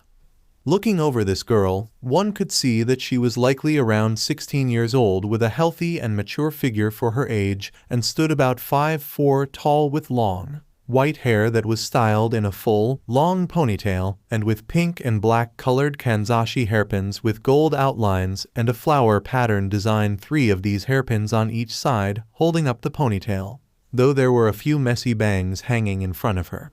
Her skin color was on the paler side, but was still a healthy shade of white skin for a human, had a pair of lapis blue eyes with long lashes and pale pink lipstick on her lips. However, the thing that stood out about this girl was the bandaging she had wrapped around most of both of her hands and her neck, even a bit of the lower half of the right side of her face. As for clothing, the girl was wearing a pink and black colored kimono with numerous flower patterns on it and rectangular shapes clear on it, while having a yellow obi wrapped around her waist with notable distinguishing lines on it to keep the kimono in place and to hold one of her sheathed Nichiren blades by her left side, while 2 more were sheathed behind her and a final blade on her right. Also seen a bit near the bottom of her kimono would be black thigh-high stockings with magenta flower patterns and tall 3-legged sanmeba/komageta or mitsuashi shoes. This was Yume Shibana, a demon slayer hopeful that was partaking in the final selection and was getting through it with ease at the moment. Though, I'll give them this. Those ugly beasts are certainly stubborn and swarm you, so perhaps that was what he was referring to. Either way, if demons are like that, then when I actually get that customized Nichiren sword after this, killing these sorry creatures will be easy. Yume muses to herself, deciding to give her overprotective brother the benefit of the doubt based on what she has experienced so far. Oh, well, it appears like we have one arrogant little slayer this year. Though I will admit, you are a pretty one. An almost distant and airy voice then spoke up in what one could mistake for childlike curiosity, but it nevertheless caused Yume to tense up while the hairs on her neck stood on end. As a result, she spun around and drew 2 of her swords, allowing her to face a female demon that was slowly approaching her, looking over the human like a bored lion that was debating if the prey before it was worth the effort to hunt. Looking over the demon in return, Yume saw that it was a short female standing at 5'0", making it appear to be around 12 years old, with the unhealthy-looking white skin that was to be expected of a demon. Its eyes initially appeared to be an ocean blue color, but slowly turn a BLD near the bottom while there was black markings around their eyes, while also having two blue flower-looking marks were on the right side of its cheek. The demon also possessed dark orange-looking hair that came down to its shoulders, spiking outwards at the ends, and short micro-bangs over her forehead, and the final thing of note was the pair of three fox-like tails lazily shifting about behind the demon. As for clothing, the demon wore a clearly dirty and red yukata with a pink and white flower dot pattern that had the left sleeve completely torn off, a large cut to the left side of its waist, and the bottom half evidently completely gone from below the waist, allowing Yume to see the fox demon wearing a pair of bloodied black pants, and due to a lack of footwear, the demon was standing barefoot. The state of its clothes clearly showing that it has been here for some time and may even have had been forced to wear only that for decency. "Another one of you? Oh well, this won't take long," Yume says, not taking this demon seriously before moving forward at impressive speeds, performing a single slash, and was quickly surprised when the demon easily avoided the attack, and with an annoyed look in its eyes, swung down with one of its tails, intending to end this while simultaneously paying the slayer hopeful no mind. However, while this would have doomed nearly every other human on the mountain to death right then and there, Yume was one of the handful that weren't a part of that group, using her current angle to allow one of her other sheathed blades to slip out. She used her arm to then support her weight while using her flexible body to twist around, grabbing the handle of the now freed sword with the back of her knee before twisting around and successfully using the sword to slice off the additional limb with ease and taking the demon by surprise. Seeing it, Yume couldn't help but smirk in a way that would make her older brother tear up in pride. "But, Tilda, seems you are a little more special than I was anticipating. I wonder how Sabito-kun and Sage-san will react when I show them a decent meal like you." The demon spoke, watching her severed tail lazily before the bone, muscle, and flesh all returned and replaced the previous tail in a matter of moments. Then, she turned her attention back to Yume and analyzed her stance, with said human being crouched down on the ground with a blade in each of her hands, while the third one is still being held by her leg, and glaring at her opponent. "Sabito and Sage, are they other demons? But why would this ugly brat want to risk showing me to other demons when they hardly work together? After all, it is no secret that some have fought over a single human before, even if that person is a mostly decomposed corpse." Yume couldn't help but question, but she snapped out of this when she suddenly felt her sense of danger waver. Looking around, the slayer hopeful now saw that a red mist began to burst out of the severed tail, and within moments, the area was consumed by this mist, and despite standing only a few feet away from her, the demon disappeared from Yume's sight without a trace, a light, but BLD thirsty chuckle being heard as this happened. "Now then, my little rabbit, the monthly hunt has begun." Tanjiro's perspective. Time skip, 15 minutes. This demon. They may not be as strong as Nezuko, but they're still dangerous. According to Kokushibo-sen, the demons on this mountain should have barely eaten a human, about 10 at most, yet this one has a BLD demon art. And what's worse is that I have no clue as to how their ability works, so I'll have to be careful so I either don't get killed or knocked out, which will cause Nezuko to reveal herself, and on this mountain, she'll either be trapped here or potentially killed by other potential slayers, even if the second option is unlikely. Tanjiro thought to himself as the grip on his blade tightened, watching as the demon began to walk out of the red mist with a light smile and a tilted head, three tails waving about to disperse the mist entirely. How interesting. You are definitely far stronger than any other human I have seen so far, and the demon says as she walked forward, but stops just a step out of the red mist while placing a clawed finger just below her lip. "I don't know why, but you stand out to me. Could this be what Sabito felt about Atsuki when he arrived here as a human?" she continued on, humming in thought and confusing Tanjiro as she began to move in place before her face lit up. "Oh, I know. Why don't you become a demon?" Admittedly, adapting to this mountain will be tough after the transformation, but since one of us escaped in the past, I'm sure we can do so again. Especially since, like Atsuki-kun, you are a breathe user as a human. The fox demon suggests before lightly giggling, making Tanjiro frown. "Sorry, but I'll have to refuse. I have my own goals and reasons for being here, and I won't give up my humanity, especially until I accomplish what I set out to do," the Kamado says, gripping the blade handle even more while the demon frowned in response. However, the words spoken by his opponent made the hairs on the back of Tanjiro's neck stand on end, especially with the BLD-covered scent that has now reached his nose. "At least leave the boy alive for now, Subito," was all the demon said before Tanjiro ignored her existence in favor of spinning around and swung his blade, successfully cutting off the arm of another demon that had gone undetected until now. However, the Slayer hopeful was quickly caught off guard and dropped his sword when the bleeding limb of his opponent suddenly burst forward in a torrent of concentrated BLD and turned into water, enveloping Tanjiro's head in a ball of water that began to fill the human's nose before slamming him into a nearby in an attempt to force the boy to open his mouth thanks to the pain. But this failed.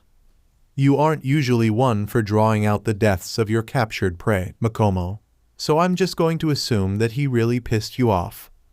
A male voice spoke, likely Subito based off of the name said by the fox demon, though Tanjiro couldn't see or hear properly with the water in his ears and eyes muffling the 2 of the 5 basic senses while rendering the Kamado's incredible sense of smell useless. As a result, all Tanjiro could tell about the new demon was that he also had fox traits. "Actually, I would like him to be a demon like Use and introduce him to Sage-san. The little rabbit there, though, will be prey that I'm considering on giving this boy soon," the now named Makomo told him cheerfully, her blurred figure approaching Tanjiro while showing off her clawed nails. "Oh, so you're feeling what I felt towards Atsuki when I met his human self. Though, I will admit that this kid oddly stands out to me," Subito said, walking over and picking up the blade Tanjiro was given with his non-severed arm. "I think so. At the very least it lines up with what you said. Besides, Sage-san will be overjoyed to have another student and Skulk member," Makomo said cheerfully, Tanjiro watching in horror as he saw her clawed hand reach forward towards his neck when 2 things happened at the same instance. Beauty breathing second form, Obai pursuit. The female slayer that Tanjiro had caught recovered and seeing a fellow slayer hopeful in danger, immediately acted and grabbed a set of 2 Nichiren blades before tossing them at Subito. One blade going right through the male demon's skull, while another stabbed right into the arm holding Tanjiro's sword, with the sudden pain making the water bubble encasing Tanjiro's head to lose its form and drop the Kamado, resulting in Makomo's claws lightly drawing his BLD. "Get away from my brother," was Nezuko's yell from within the box, with Tanjiro bending over to the door of the box would be facing Makomo. Soon after, the other 3 in the clearing were taken off guard as the box was kicked open by the demon Kamado, taking Makomo's jaw clean off in the same movement before twisting around in the air to land a kick that instantly splattered the fox demon's skull and brain across the ground. However, as a fellow demon, this didn't stop Makomo, as the fox girl quickly retaliated by SWNGNG her tails at Nezuko, but the young demon easily caught 2 tails, but this resulted in the third one wrapping around the female Kamado's throat and began to squeeze, with Makomo taking this as a chance to regrow her head slowly. "Let her go," Tanjiro yelled out as he stood up once more and charged forward, throwing a punch at the regenerating demon's chest that allowed him to feel her ribs crack under the weight of the punch. This force even sent Makomo's body flying right into Subito, who just caught the female slayer in his grip and was overpowering her, resulting in them both flying into a tree while Tanjiro took this opportunity to grab his sword and pick it back up. "Damn it, Makomo, just use the mist already," Subito ordered, and based off of her scent, the regenerating demon seemed to agree with the idea, as the BLD splatted on the ground began to vaporize and become a red mist. "No, hurry, we need to run," the female slayer yelled out, and based off of the fact that it was a BLD demon art that this girl experienced and she was clearly terrified of it, made the Kamado instantly agree.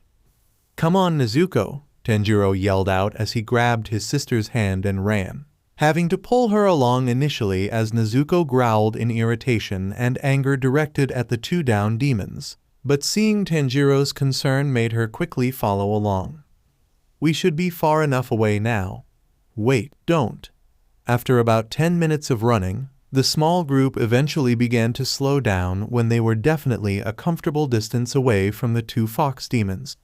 However, after Tanjiro said this, he yelled in a panic before using his weapon to block a double sword strike from the female slayer, who glared at him for the action. "That is a demon you are protecting, you idiot. Did you honestly think her power is natural?" Bonus information. Slayer Yume = beauty breathing. Beauty breathing forms 6 forms. Note: beauty breathing can be performed with either a WHP like Nichiren blade or a set of 4 normal designed Nichiren blades, but only 3 of the forms can be used with the set of 4 Nichiren blades. Side note: beauty breathing is a branching style of wind breathing, making it an extremely flexible and aggressive fighting style. But beauty breathing users lack the physical strength that is natural of a wind breathing practitioner and makes up for this with fighting from a distance. First form, Obi Assault = a user of this breathing style will perform a rapid cutting attack from a distance that will trick the opponent into thinking that they are being attacked 3 times in a single instant with a WHP like Nichiren blade. With a pair of 4 blades, the user shall take advantage of their incredible flexibility to perform multiple attacks in that same moment through the use of their limbs. Second form, Obi Pursuit = the user shall charge forward while using a WHP like Nichiren blade to strike at the same time, either cutting off the limbs of a demon or disarming an opponent of their weapon. With a pair of 4 blades, then the user shall instead throw up to 2 pairs of blades to either restrict or even pin down the opponent, allowing the practitioner the chance to decapitate their enemy. Third form, Piercing Obi = a technique that can only be used while in the air, with a WHP like blade. Then the user can use this technique to sever all of their enemy's limbs and go for a decapitation or wrap around the enemy, restraining them.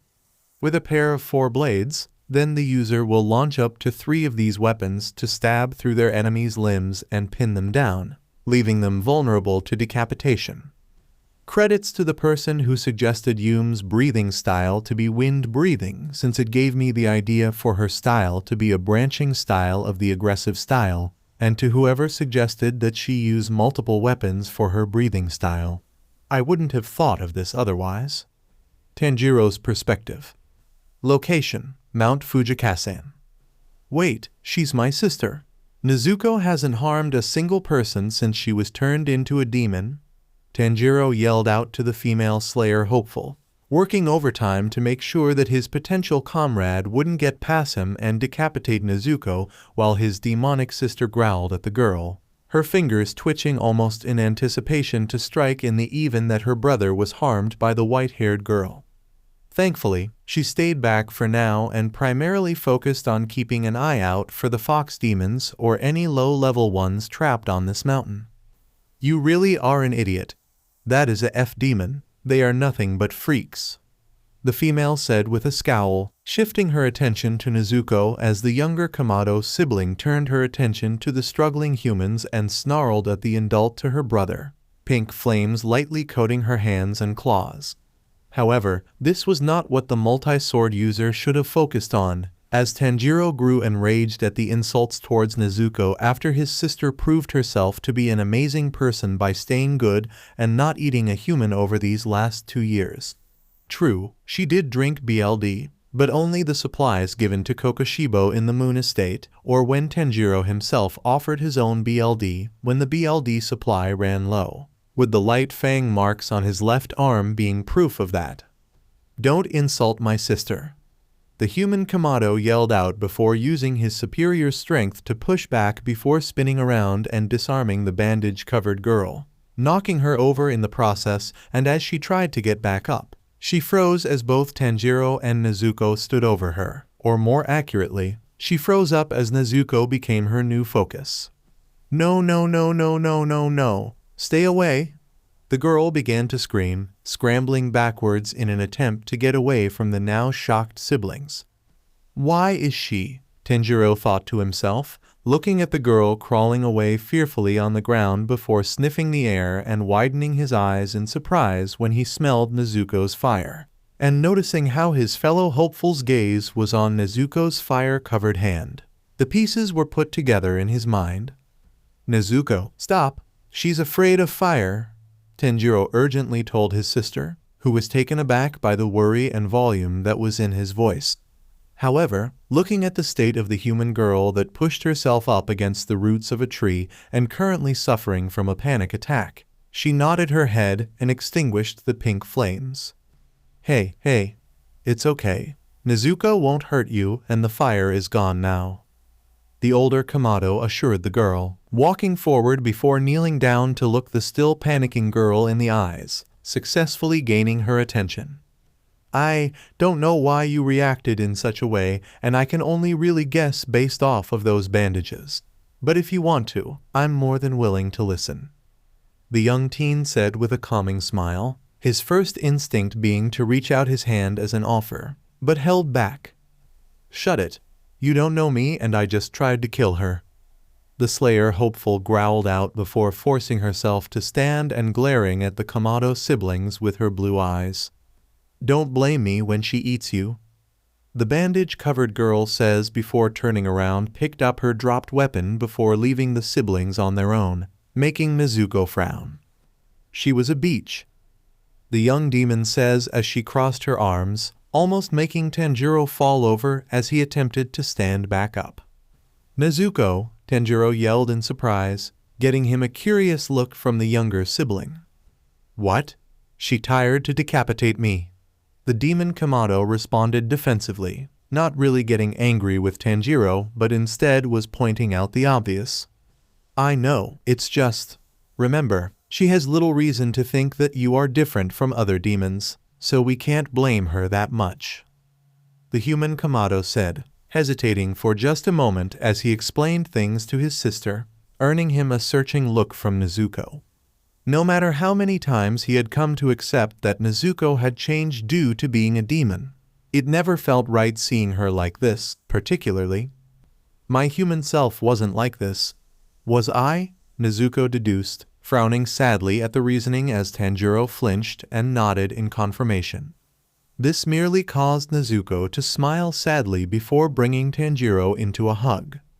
I'm sorry that this happened to us, Nezuko, Tanjiro said, once more experiencing one of his many guilt episodes that Nezuko knew that he had no right to experience.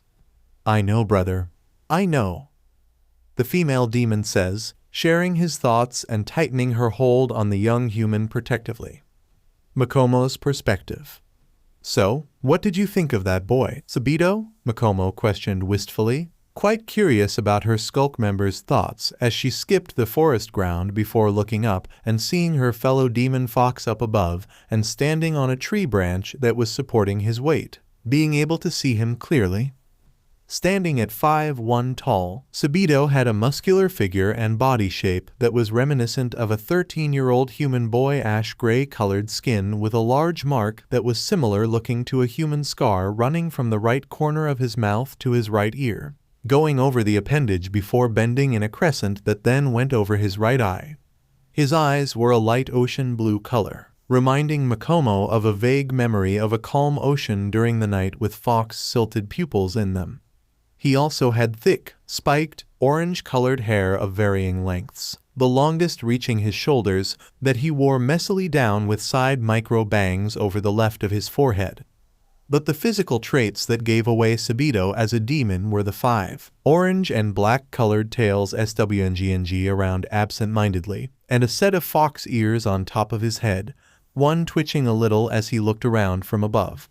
As for the clothing that he was wearing, Sabito wore a dirtied and torn green kimono, patterned with a geometric hexagon design of yellow and a darker green. The left side torn off the reveal part of the young demon's muscular frame, tied off at the waist with a piece of black fabric, below which he sported a pair of Tatsuki Hakama pants that had the right leg of the clothing torn off from the knee down to the ankle.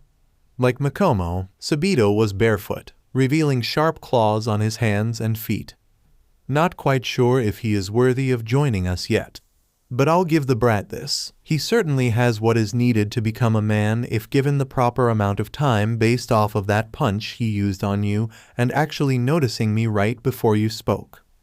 Sabito answered without looking down towards her, making Makomo smile. From her fellow Skulk member, that would be the equivalent of a glowing review from anyone else. So we'll finally be able to introduce Sage-san to a new member. Honestly, I'm getting a little giddy thinking about how happy he will be to have a new student. The three-tailed demon said with a distant smile, almost jumping in place in her excitement. It had been so long since she had someone to play with when Sabito didn't care for games and Atsuki having left over 100 years ago. Well, if we do go through with turning him, I suppose it will be interesting. He certainly seems surprisingly open with demons if that weird girl you fought was actually his sister as she claimed.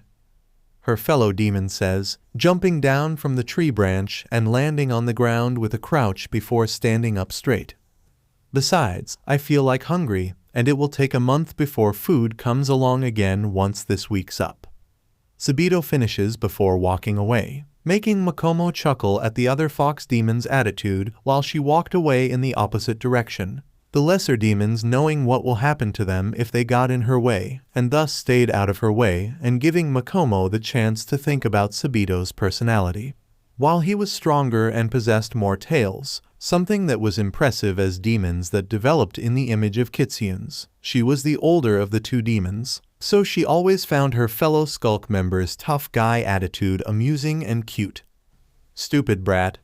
I tried doing him a favor and, blinking in surprise as she heard a voice that was actually a little familiar, Makomo hid behind a boulder nearby, becoming a little nostalgic as she recognized this one specifically. The same boulder the Atsuki cut in half and the spot where he taught us breathing techniques.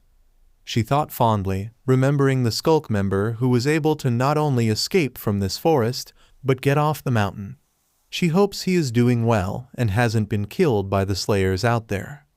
Focusing back on the complaining voice and looking around the corner to see who it was, not really paying attention to the words spoke by the frustrated slayer girl, Makomo gained a predatory smile as she recognized this one as the little rabbit that left with the boy that caught her interest and the weird demon girl.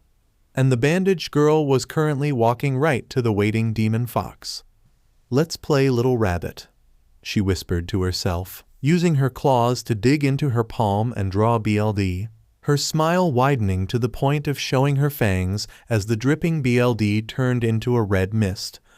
Yume's perspective. Stupid brat.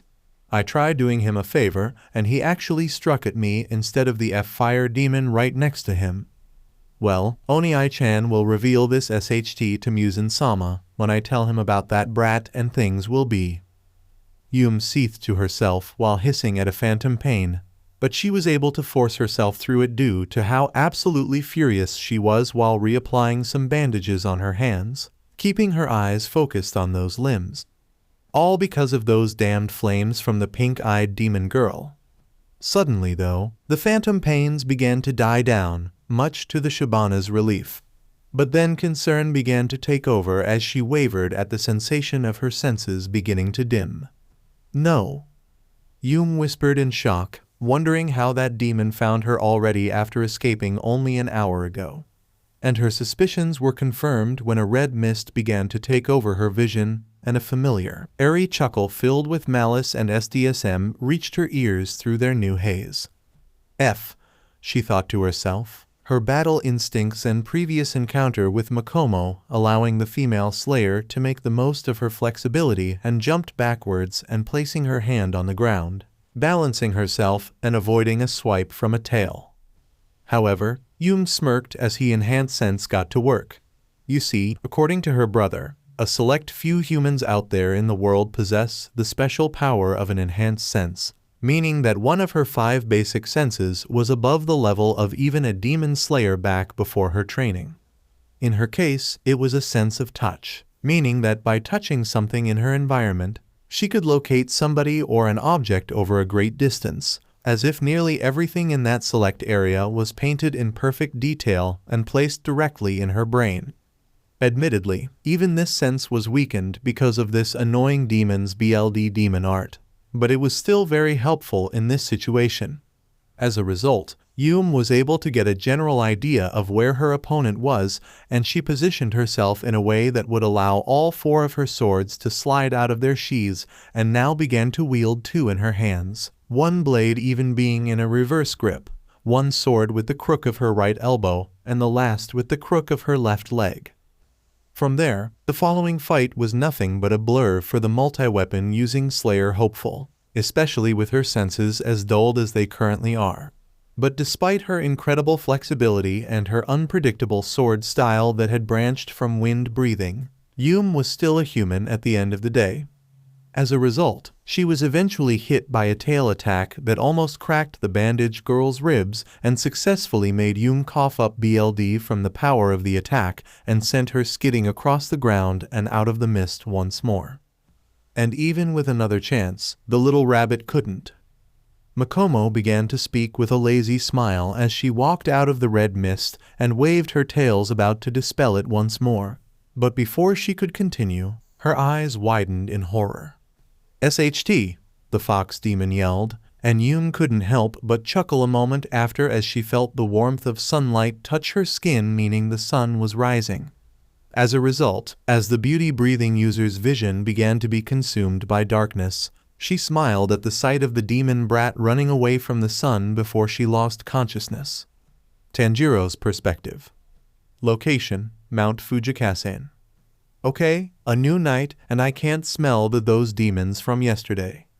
Tanjiro mutters to himself, looking around carefully as he walked around with Nezuko still in the box on his back despite her ability to come out now. To be honest, Tanjiro was incredibly nervous. Those 2 demons had tricky BLD demon arts that could so easily take him down if the opportunity was presented. And not only was he unaware of their limits with their powers, but he didn't understand the mechanics of that red mist yet, only that the white-haired girl from last night was terrified of being caught in it.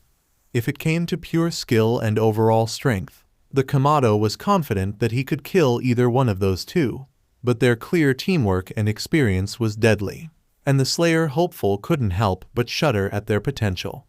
They made the few standard demons on his mountain look like temperamental children at worst, but something else stood out to him. And that was the scent he smelled, which reminded him of Muakairo. It was far weaker and less potent, no doubt about that. But the demon moon was the first thing that entered his mind when he picked up on that scent of pure death and BLD.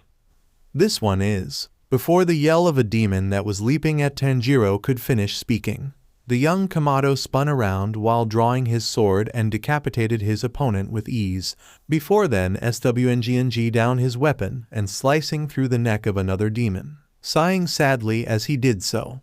He may not hesitate to kill a demon now to protect himself and others, but to say that Tanjiro didn't feel bad for them would be a lie, as they ultimately gave into a hunger forced upon them by the Demon King and had lost who they once were. Especially when he knows 2 demons that had been horribly affected by their transformations on a personal level. "You okay, brother?" Tanjiro heard Nezuko speak through the box, and while her voice was muffled by it, he was still able to hear her clear as day. "I'm fine, Nezuko.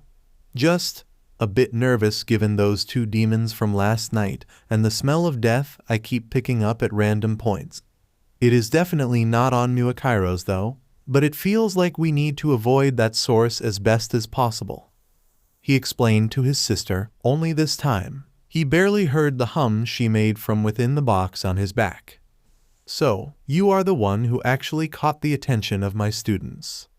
a deep voice questioned, making Tanjiro stiffen before he spun around to face the voice and saw a third demon that was far stronger than any of the others on this mountain, even Sabito and Makomo, standing right there.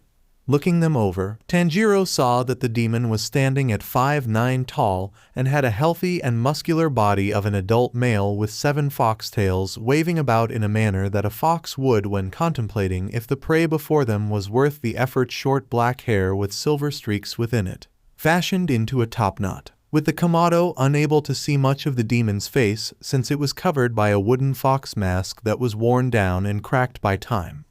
As for clothing, the demon was shirtless, revealing his muscular frame to begin with, but also a few cloud patterns spread out across his skin. But this demon had the torn lower half of a blue-colored, cloud-patterned jinbei kimono wrapped around a pair of navy-colored pants to act as a belt, which were fastened at his shins by white kaya guards.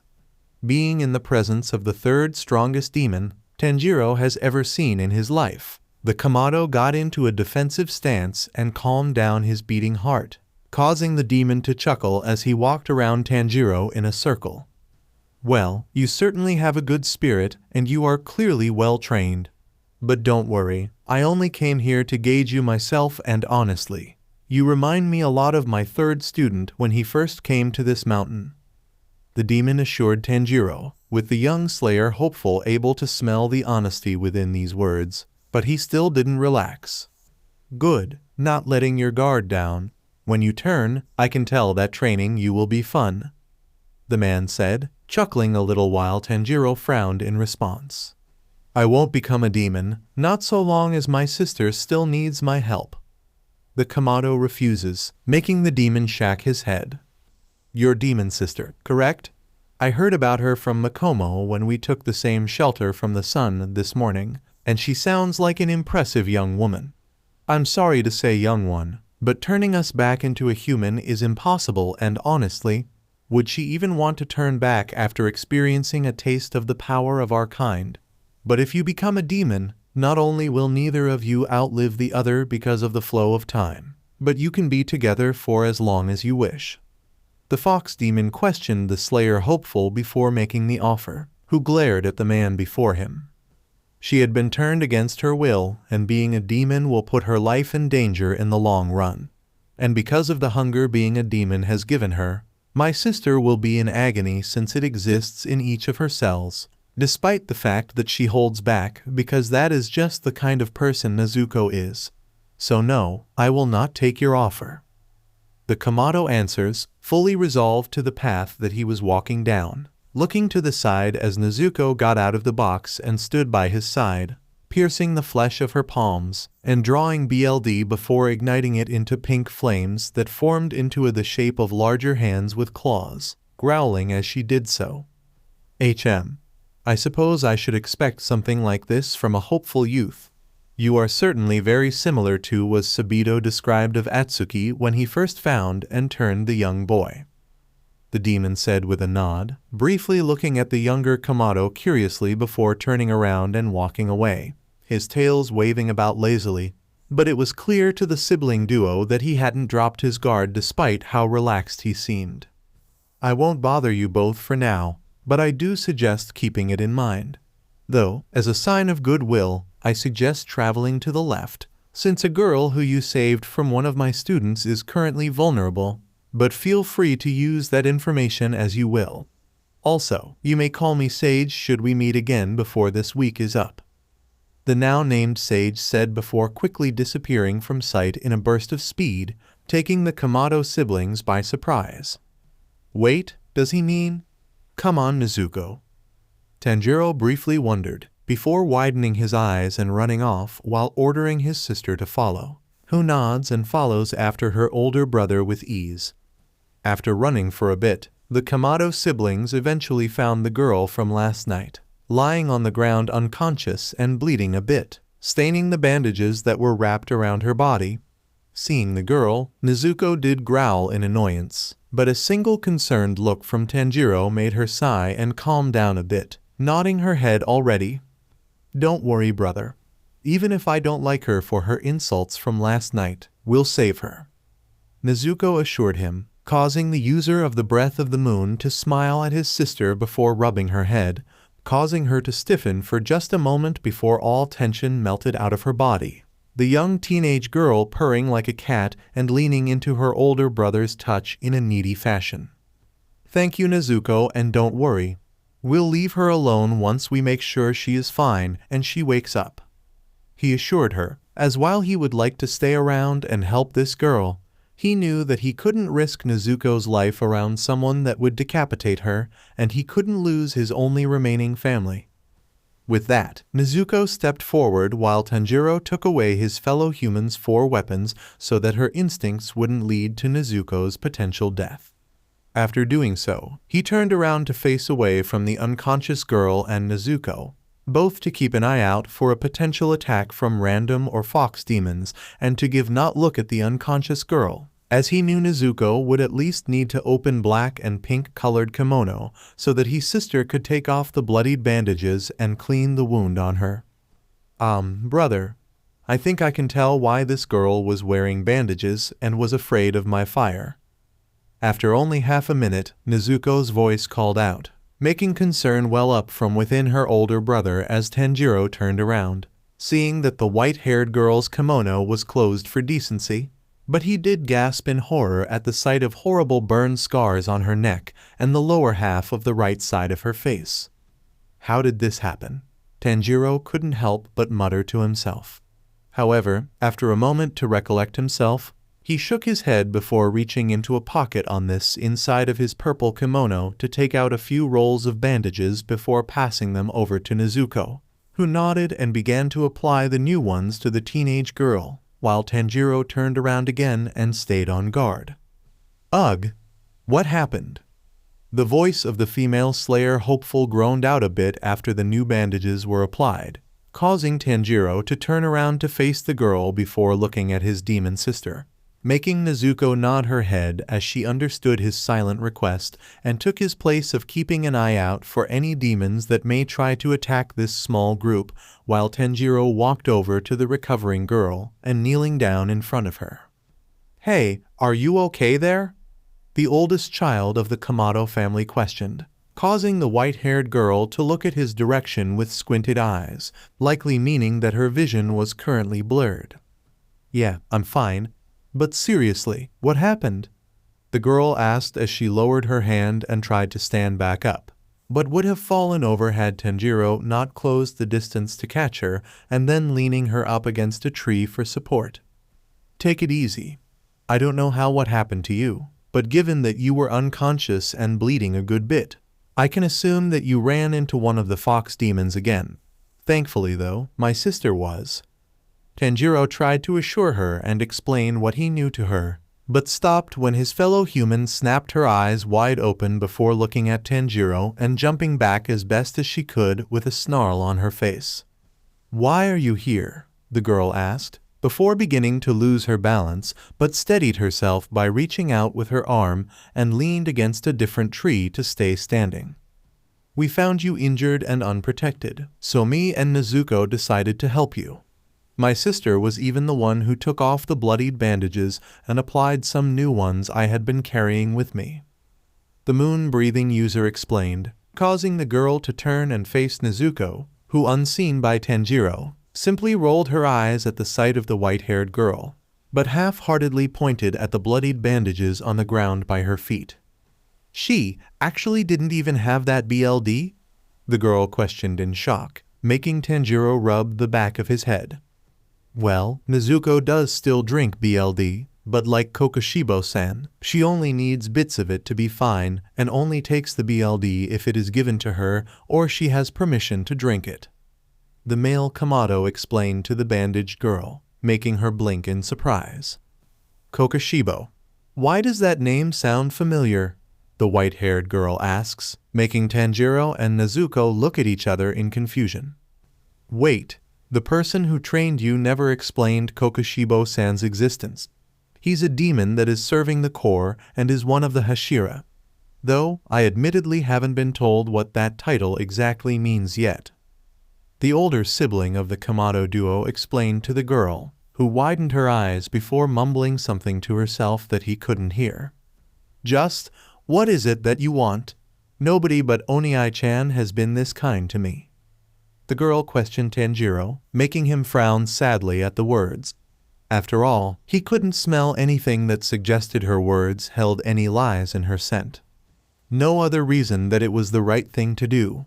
Besides, both of those fox demons were focused on me by the time you woke up, and you could have ran. Yet you chose to instead help me despite the risk to your life. So I can tell that you are a good person in general. Tanjiro explained to her honestly, standing back up and walking over to the 4 swords on the ground before picking them up and passing them to his fellow Slayer hopeful.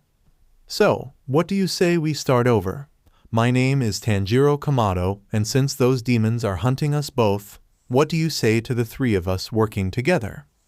The moon-breathing user offered while offering his hand out to the white-haired girl, surprising both her and Nezuko. After a moment, the white-haired girl reached out her hand, and after flinching away for a second, she took the Kamado's hand and allowed herself to be pulled up and properly stand. Are you sure, brother? We can get through this on our own, even with those fox demons here, with only a few injuries on you by the end, if we are being generous to them. Especially if I cut loose. Nezuko cautiously asked him, making Tanjiro turn to face his sister and nod with a gentle smile. Of course. After all, we certainly didn't leave the best first impression either, and everyone deserves a second chance. Tanjiro explained to his little sister before reaching out and rubbing her head affectionately, earning him a purr from her once more. Hey, I can understand why you are cautious about me, and to be frank, I deserve it, but... The girl spoke up, drawing the attention of both of the Kamado siblings before she sighed in exhaustion. Look, I've got a brother out there who's gonna be crushed if I don't come back, and I refuse to screw him over again. She explained to the siblings, flinching a bit at a likely bad memory that may likely be connected to her burn scars. Then, to his and Nezuko's surprise, she got down onto her knees and bowed to them both in a doji. So please, let me join you and us survive the next 6 nights on this Diamond Mountain. She said with resolve, making Tanjiro look at his sister to see how she will react to the sincere apology, who was looking between the bowing girl and her brother before sighing. You don't need to apologize by bowing into a doji. Besides, my brother has a point, and so long as you don't mess this second chance up, I'm willing to forget what happened between us. The demon Kamado told the girl, making Tanjiro grin at his baby sister in pride, which earned a smile from Nezuko and made her chuckle at him while the white-haired girl got back up on her feet. Thanks for this, just, please try to avoid using fire around me. Also, the girl thanked the siblings, before cautioning them and saying one last thing. My name is Yume Shibana. And please, you don't need to use formalities since I never cared for them. Tanjiro's perspective. Location, Mount Fujikasen. Duck!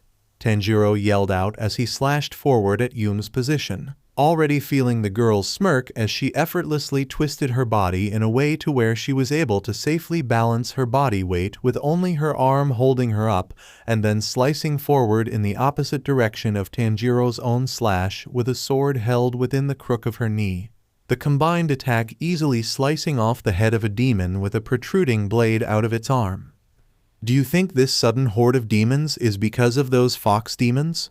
Yume asked him as she stood back up and sheathed her blade, with Tanjiro copying the action with his own sword while wiping his forehead of some sweat.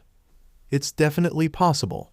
At the very least, the 7-tailed one I told you about has a commanding presence, and since he referred to the other 2 as his students, add on his level of power and how according to Kokushibo-sen, demons are hierarchical by nature. It makes sense that lower-level demons like the ones on this mountain. The Kamado answered her question, causing Yume to nod her head while taking in a big breath of air before her breathing returned to normal. Makes sense. I do think Onii-chan told me at some point that demons, while they don't usually group up outside of some rarely working as a duo, do seem to listen to stronger ones. I think he was complaining about caterpillars for some reason during that day. his companion states, briefly thinking over a memory that returned to her in that moment. But in all honesty, this is getting annoying. I honestly lost count of how many demons attacked us around the 20s range. She continued on to complain a bit in annoyance, making Tanjiro shake his head tiredly while chuckling a bit. I can see what you mean. Still, the moment the sun rises, we can get out of this forest and travel back down the mountain for the end of the final selection. Meaning that so long as we pace ourselves well enough, we can immediately leave or have enough energy if the fox demons decide to attack us again. The Kamado agreed before reassuring his new friend, earning a tired smile, but they both tensed when a voice that only Tanjiro and Nezuko, who was currently sitting in the box on her brother's back, recognized and spoke out in the clearing.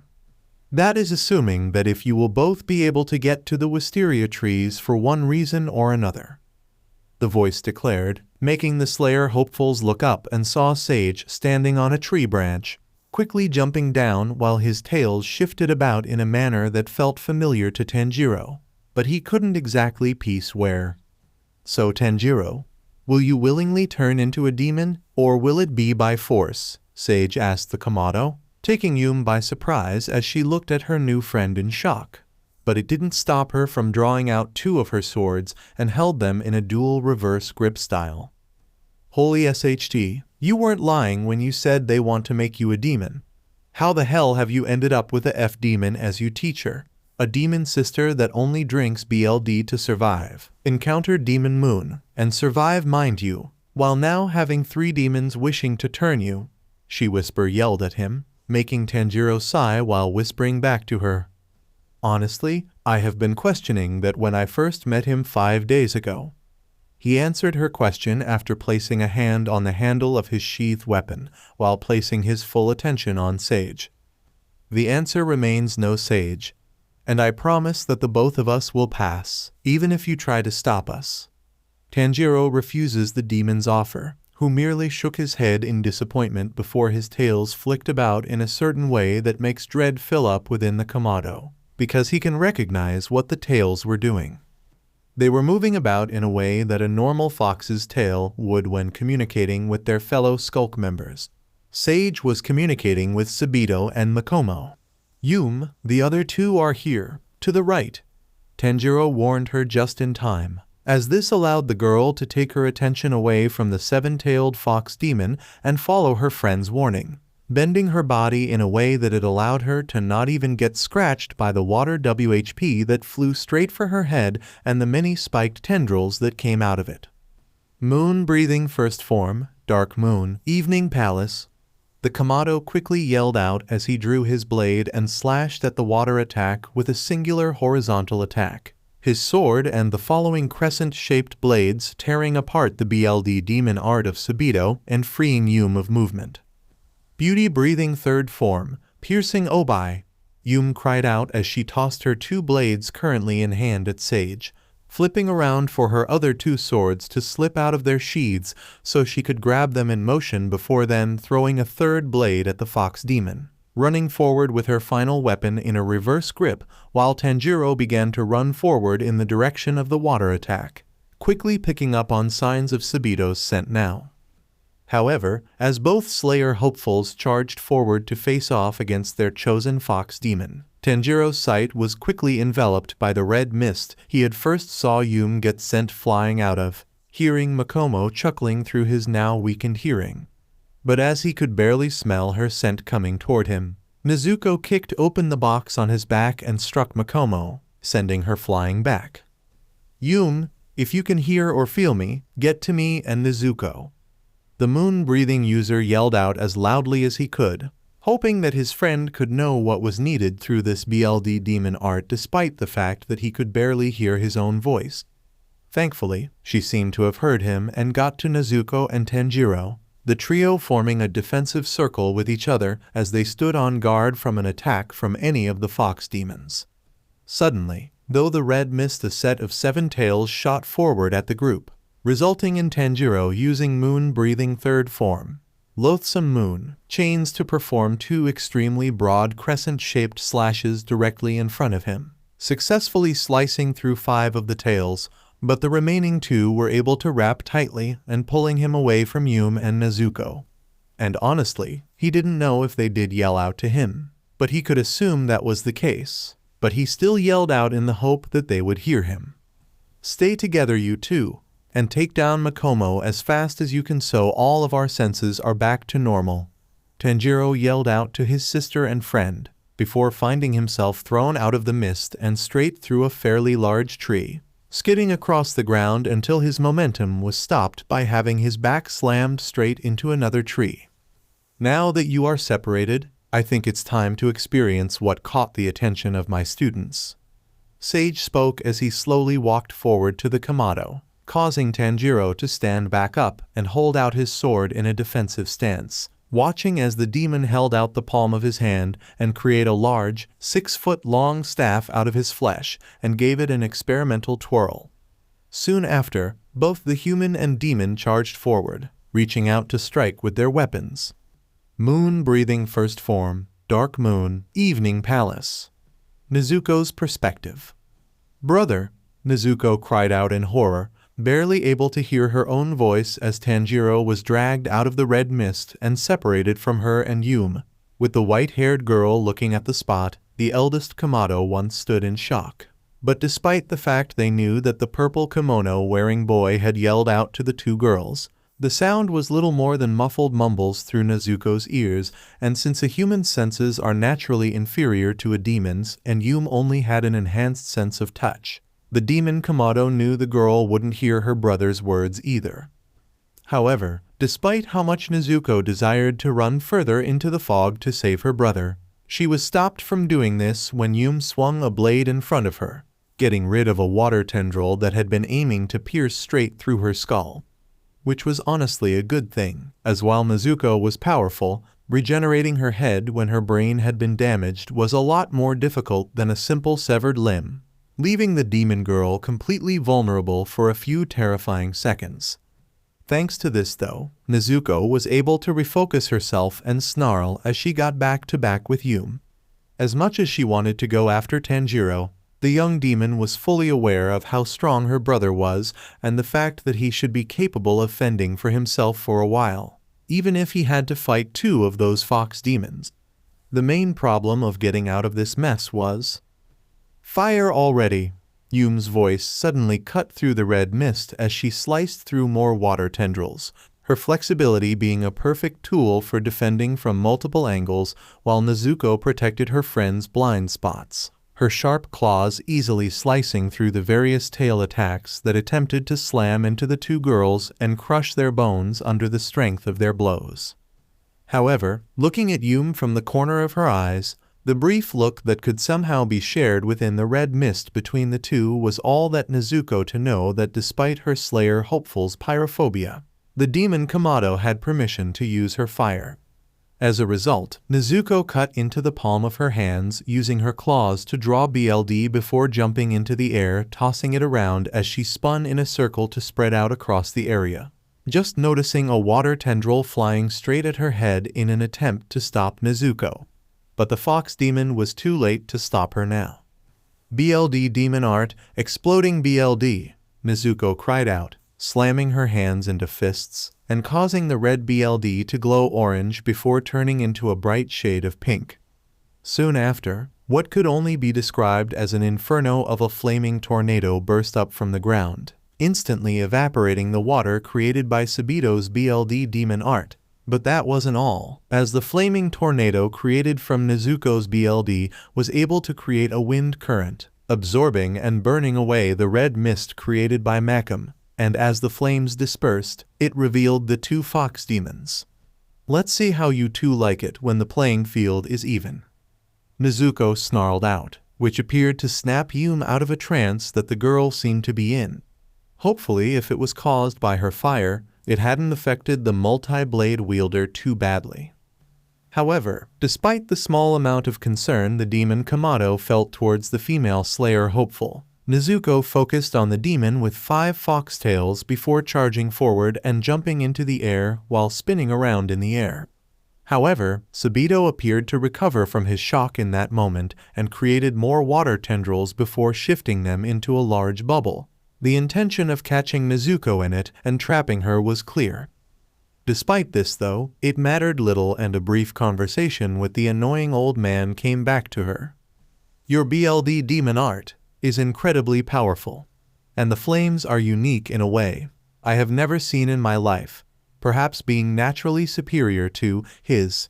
However, the price that comes with the sheer power of your pink fire is that they seem incapable of developing techniques compared to other BLD demon arts, such as creating a dome out of poisonous BLD for an equal level of offense and defense, or creating a clone for intel gathering and instantly gaining a numbers advantage.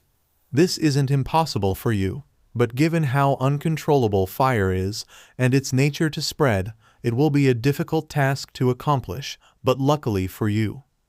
The voice of Kokushibo said within her mind, causing Nezuko to summon her fire once more through the BLD within her legs, igniting it ablaze.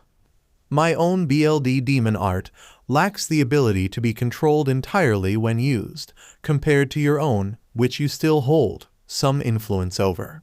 But to control this, I applied it to my fighting style in moon breathing, to use it as a basis to launch and activate my BLD demon art. Thus, I shall teach you how to do the same thing, by combining your physical strikes and fire. The memory came to an end as the two BLD demon arts made contact with each other. But despite the elemental advantage in Sabito's favor, his water could not extinguish Nezuko's flames, and thus her heel bash technique was able to slice straight through the bubble with the same ease that her brother could slice through the neck of a demon and stuck Sabito's head, instantly pulverizing his skull and splattering the remains of his head and brain on the ground while igniting them in her flames. Sabito, an angered yell cried out, causing Nezuko to divert her attention to Makomo, but despite seeing her close the distance between them, the younger Kamado siblings suddenly felt as if she had been struck, and thus, her jaw was ripped clean off. It took a moment, but Nezuko saw Makomo suddenly materialize before her right after the unseen attack landed, faint traces of the red mist emanating from the demon's body.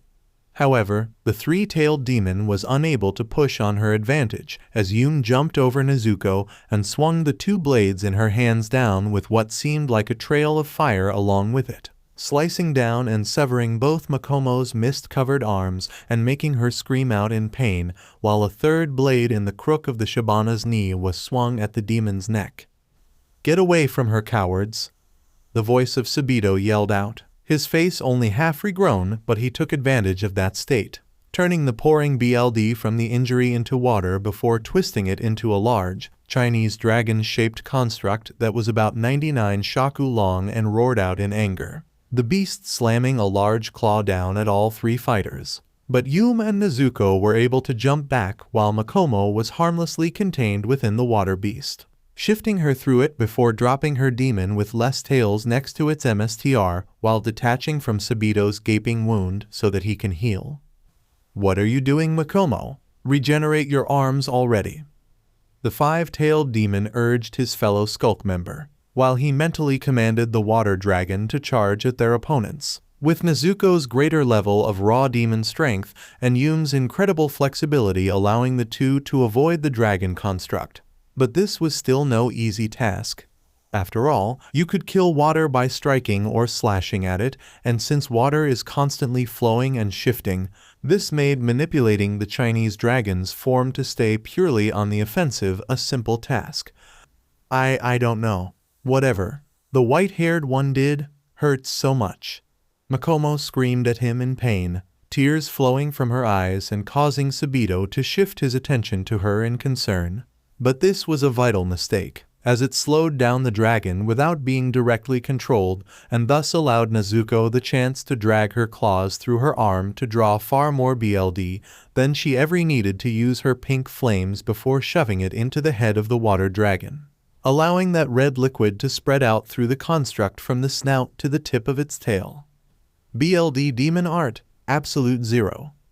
Nezuko stated coldly, in stark contrast to her yell when using exploding BLD, and the contrast became fitting only moments after declaring the name of the ability that she used, as the now BLD-colored water dragon quickly froze every last liquid part of the construct, turning it into an ice statue only 2 seconds after using this ability and leaving the 2 fox demons in shock that they could not overcome in time, which proved beauty-breathing first form, by assault, to be their final mistake, as Yume snuck up on them while using her flexibility and all 4 blades to slice apart the 2 demons, slicing off Subito's arms and both demons' tails in a way that appeared to cause absolute agony before spinning her other 2 weapons with her feet, slicing through their necks, and quickly causing both demons to disintegrate into dust.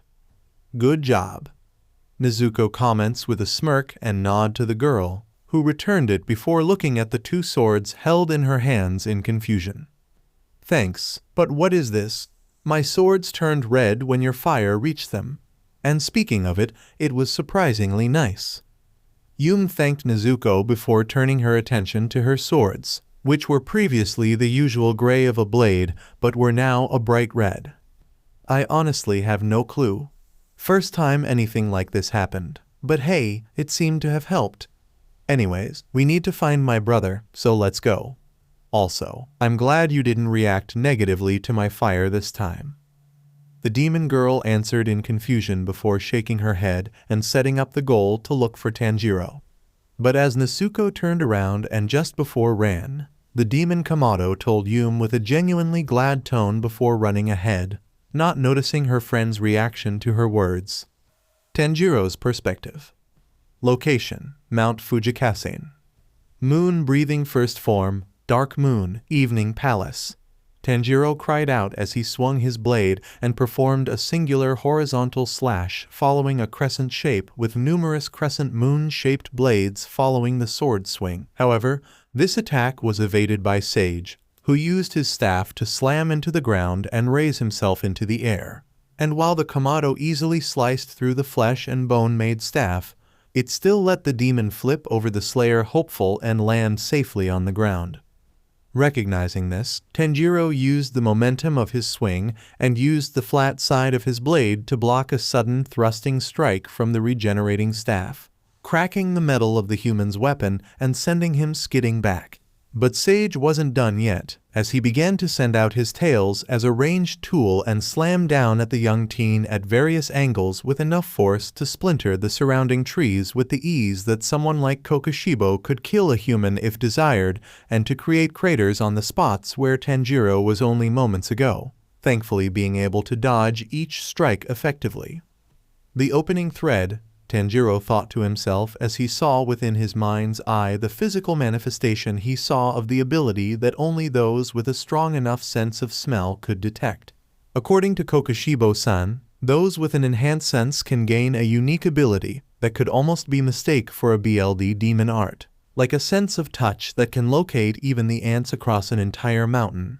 Hearing too sensitive that one could hear another person's thoughts if they concentrate too. In Tanjiro's case, detecting the opening thread with his sense of smell, allowing him to not only detect an opening in his foe's guard, but know where to strike and end a fight or assault if the opponent can't counter fast enough or they aren't too overwhelmingly strong. Moon breathing fourth form, moon flow, the Kamado yelled out, using the defensive technique and allowing his blade to be guided by the opening thread, allowing him to stab through 2 of the tails and pulled, using the demonic limbs to block the assault from the other 5 tails. Gah, clever. Sage growled out briefly in pain before complimenting Tanjiro, but before the Slayer hopeful could react, the 2 stabbed tails began to pull in opposite directions with great strength, shattering the weapon and leaving behind about only half of the sword's blade. Dang it, Tanjiro cried out, but he was forced to act quickly when the tails began to slam down at him again, kicking up a blinding amount of dust into the air and messing with the Kamado's sensitive sense of smell. However, taking advantage of how this will also disrupt Sage's own field of vision, the Slayer hopeful began to run around to take cover. But this was not to be as a tail flew forward and struck Tanjiro straight in the chest, causing him to spit out a bit of BLD before his body was sent flying out of the dust cloud and into the demon's waiting hand, who tightened his grip enough to restrict the airflow and oxygen supply of the human boy. I must admit, it has been some time since I last was pushed like this, and while the breathing techniques you humans use is impressive, you don't really have a way to cover up their glaring weaknesses, such as how a precise strike to the lungs will mess with how you breathe, and a tight grip around the throat can leave even one of your beloved Hashira just as weak as a newborn child when compared to a demon who has feasted once again. Though, credit where it is due, the fact that you can keep up your special breathing ability for at least a long time mitigates this to an extent, I suppose, especially compared to the cannon fodder me and my students feast upon. Sage compliment Tanjiro while pointing out the weakness of the flailing boy and his total concentration breathing constant. However, the monologue gave Tanjiro a bit of time to calm himself, and thus the fox demon was taken aback when the previously random kicks of the Kamado became precise, lashing out and twisting his body so that a kick would land on Sage's staff and slam it into the demon's skull strong enough to draw a bit of BLD, with some of it landing on Tanjiro. Thanks to this blow, Sage's grip loosened just enough for the Slayer hopeful to breathe in properly to enhance his body once more, and he did not waste it. Moon breathing second form, pearl flower moongazing, Tanjiro yelled out as he swung out with his broken blade in 3 crescent-shaped slashes, the remaining sharp metal having just enough reach to slice through Sage's arms and free the potential Slayer, landing on his feet as gravity brought him to the ground in a crouch position. Moon breathing fifth form, moon spirit calamitous eddy, acting quickly, Tanjiro stuck forward and swung the broken weapon in multiple curved slashes appeared to strike at once and was layered over one another, essentially creating a vortex of crescent moon blades that accompanied each attack. The movement so fast that, unknown to the Kamado, his opponent was unable to see the movement of his arms. However, while this did create many horrible cuts on the 7-tailed fox demon and even a nasty cut that slit open Sage's throat, the broken katana's now lack of length stopped this from being a decapitation. As a result, the wounds healed within seconds and closed, leaving no evidence of injury outside of the BLD slowly trailing down the fox demon's body. Not allowing his opponent any time to recover or make a plan, Sage struck down with his staff with enough force to not only obliterate a fully grown man's body and send it flying in multiple pieces, but kill other humans with the body parts sent flying by the original struck target. However, Tanjiro was able to twist his body to the side, avoiding the blow itself, but the strength of it still packed enough explosive force to both make a small crater in the ground while creating a large dust cloud and send Tanjiro flying into the air and slam into one of the large trees. But gravity quickly did its job and he landed back onto the ground. Damn it, where is he? The Kamado thought to himself in annoyance as he tried to look for the demon he was fighting, the dust blocking his line of sight and messing with his sense of smell once more. However, the fighting instincts that Kokushibo-san practically beat into him did not fail, allowing the Kamado to spin around and block the staff with the remainder of his weapon. But it shattered the metal and struck Tanjiro in the side of his chest, making the Slayer hopeful cough up BLD while feeling some of his left ribs crack from the blow. As a result, Tanjiro was sent skidding across the ground until his back slammed into the base of a tree. You really are something, boy. Not even young Atsuki put up this kind of fight as a human, though I admittedly wasn't the one who fought him. But I do have one question for you, Tanjiro. Sage spoke as his tails began to flow, though the manner was more stiff, a sign that he was taking things seriously compared to before, and it showed when the demon stomped down on Tanjiro's chest, making the poor boy gasp out and scream in pain before coughing up more BLD, completely stripping the air from the Kamado's lungs and making him drop his practically useless weapon thanks to the pain. You and your sister are fine around each other, and it is clear that she has eaten. So why is it that you are alive as a human despite her scent clinging onto you like a second skin, and who is the other scent that I can smell from you? The demon told him before asking his question, stopping the application of pressure just a bit to allow the pinned-down human to speak, and after a few breaths of air, Tanjiro did so to try and stall for time so Nezuko and Yume can arrive or so he could find an opening to escape. My sister was turned by Yubayashiki. But despite what that BSTRD did, Nezuko remained herself. And that is all you'll get out of me, Tanjiro said before growling out, reaching out with his hand to grab the handle of his broken blade again before tossing it straight into the skull of Sage, making the animal-themed demon stumble back in pain and shock. The force of the throw was also enough to splinter the mask Sage wore. However, the Kamado did not stay around for the demon to recover, and so despite the agonizing pain caused by his broken ribs, Tanjiro was able to force himself to stand back up and began to run, knowing that right now he would stand no chance against this kind of powerful demon. As a result, he ran and quickly gained some distance before spotting a river nearby and jumping into it after taking a breath of air, allowing the currents of the water to drag him away. It may only buy me a bit of time, but the river's current is heading back in the direction of where Makomo's mist was. As a result, it should let me get to Nezuko and Yume before Sage catches up and let me borrow one of Yume's swords, and we may even be able to. The Kamado begins to think to himself, keeping his calm as he tried to plan things out and swam with the current to get to his in-mind destination quickly. However, this line of thought was cut off completely, something scaly grabbing his ankle, making Tanjiro widen his eyes in shock and just barely stopped himself from opening his mouth and letting the water flood into his body, turning around and saw what it was. Despite his now altered appearance, the clothing that was worn made it clear that the demon currently gripping Tanjiro's leg was Sage, but his appearance was a lot different. Now, without wearing the fox mask, the fox demon's face was revealed, which looked almost exactly like the drawings of a Tengu from old legends the Slayer hopeful would occasionally see when reading a book. However, the moon-breathing practitioner was left in shock at the sight of Sage having red scales all over his body and his fox traits, especially the 7 tails in exchange for fins on its legs, webbed hands and feet, and a pair of gills to make it possible to breathe underwater. Not a bad idea once more, Tanjiro. This certainly would have bought you time against most demons. But I'm done playing around now, and with your sister and friend having killed my students.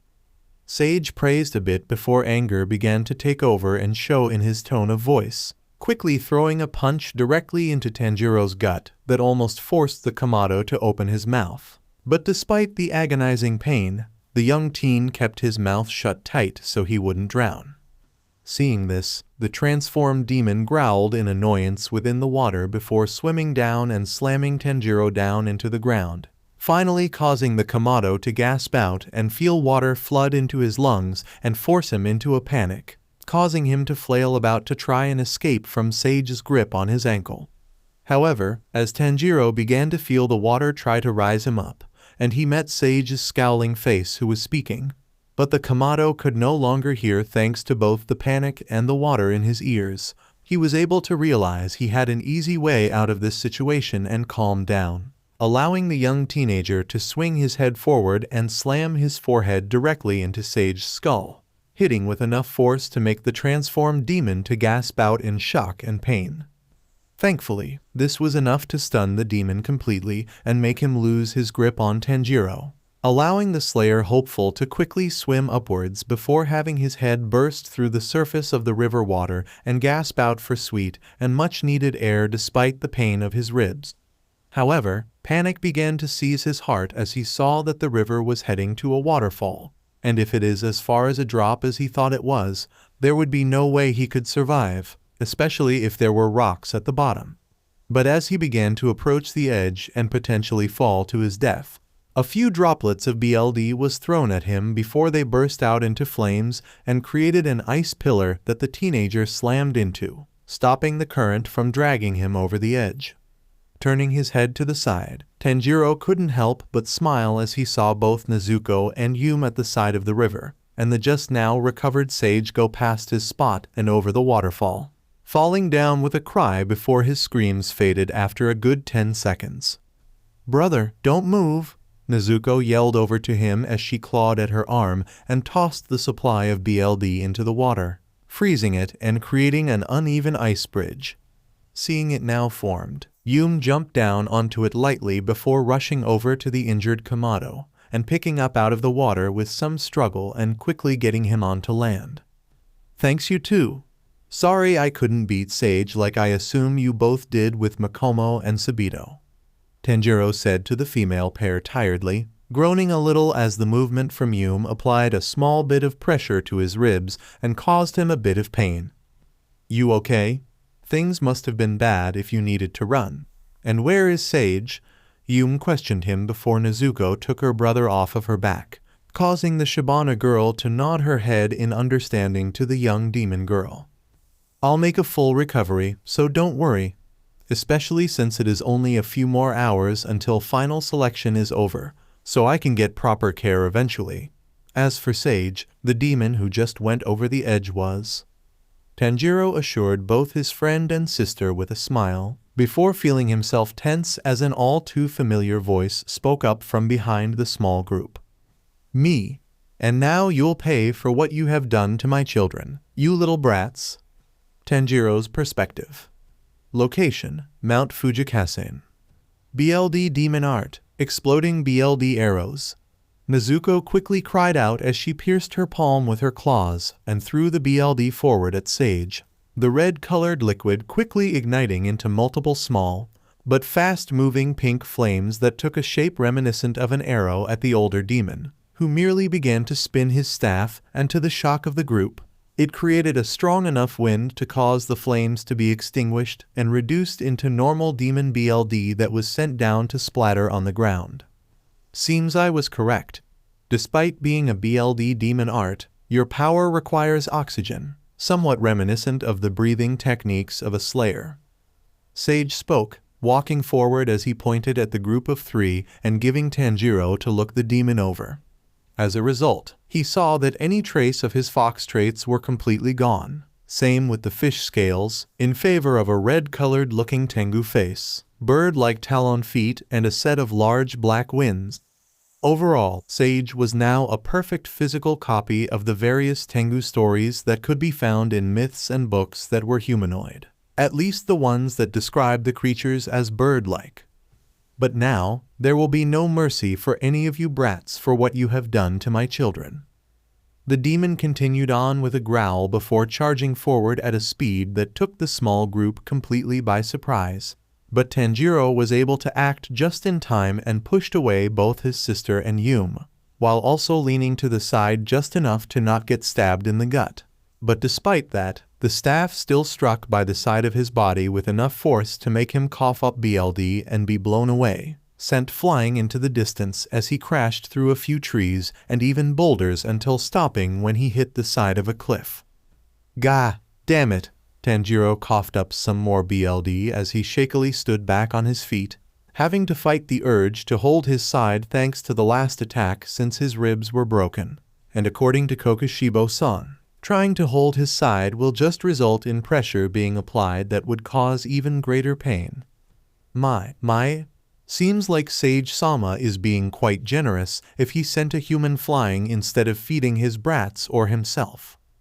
A hunger-filled voice said, with a dead body with a torn-out throat being dropped from above, making the Kamado look up as he saw a demon looking down at him with BLD and drool leaking from their mouth. This was not going to be fun. Yume's perspective. Tanjiro, both Yume and Nezuko cried out as eldest of their little group was sent flying by this monster. Makomo alone was already terrifying when she was only one step away from stripping a person of their sense and her power. But it was quite clear that despite her quite frankly broken power, she was clearly the weakest out of the damn trio of demons, both based on what she saw from Sabito and was now being made apparent by Sage. In other words, if those two were demons, the kind that Jutaro always fought against as a Hashira, then this was clearly the devil by comparison. Dang it. Yume growled out, quickly recomposing herself as she drew two of her blades, just fast enough to use them to deflect the staff strike that would have otherwise splattered her brain across the ground. Taking advantage, she used the staff as a form of support, lifting herself up while allowing one of her other two swords to slip out and be caught in the crook of her knee and twisting her body, actually slitting Sage's throat, but was unsuccessful in decapitating him thanks to the demon leaning back. However, that was all the poor girl could do before Sage shot out with his unarmed arm and grabbed the Slayer hopeful by the face, quickly spinning her around and slamming her straight into the ground so strong. The ground cracked under the force and Yume began to feel dizzy, barely noticing Sage letting her go to avoid an explosion of pink fire. Forcing herself to sit up and power through the splitting headache, Yume saw that Nezuko get impaled through the gut by the staff. But this wasn't even a true hindrance to the demon Kamado, as she ignored the injury and kicked upwards while her leg was coated in her pink fire. But Sage easily grabbed the leg and stopped the blow. However, because of the position that Nezuko was stabbed, it allowed her BLD to flow down the staff, and by the time that the Tengu demon realized this, he was greeted by a sadistic smile that Yume felt should never be on Nezuko's face, before igniting the BLD and instantly covering them both in her fire. Sage began to scream in absolute agony. The might of Nezuko's BLD demon art and its unique ability to dampen the regeneration of other demons. However, Nezuko's shocking brutality continued as, within her flames, she chopped down and severed the staff in half, allowing her to drop to the ground and put the fire on her body out as her fellow demons stumbled back thanks to the pain.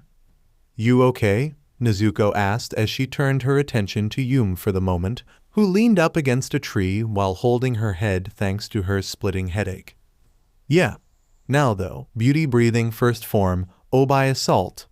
Yume reassured the demon before drawing out her final blade, then charging forward to perform a series of unpredictable strikes thanks to her flexibility, even tossing some of her blades into the air and allowing them to spin and stab into Sage.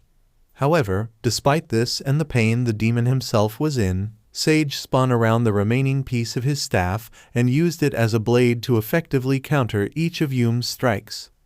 Not leaving Yume alone, Nezuko coated her claws in flames and charged forward, using her crazy scratching technique to slash at her opponent, with a few of the flaming claw constructs that briefly formed for a few seconds actually tearing into flesh and making demon BLD that was not her own fly.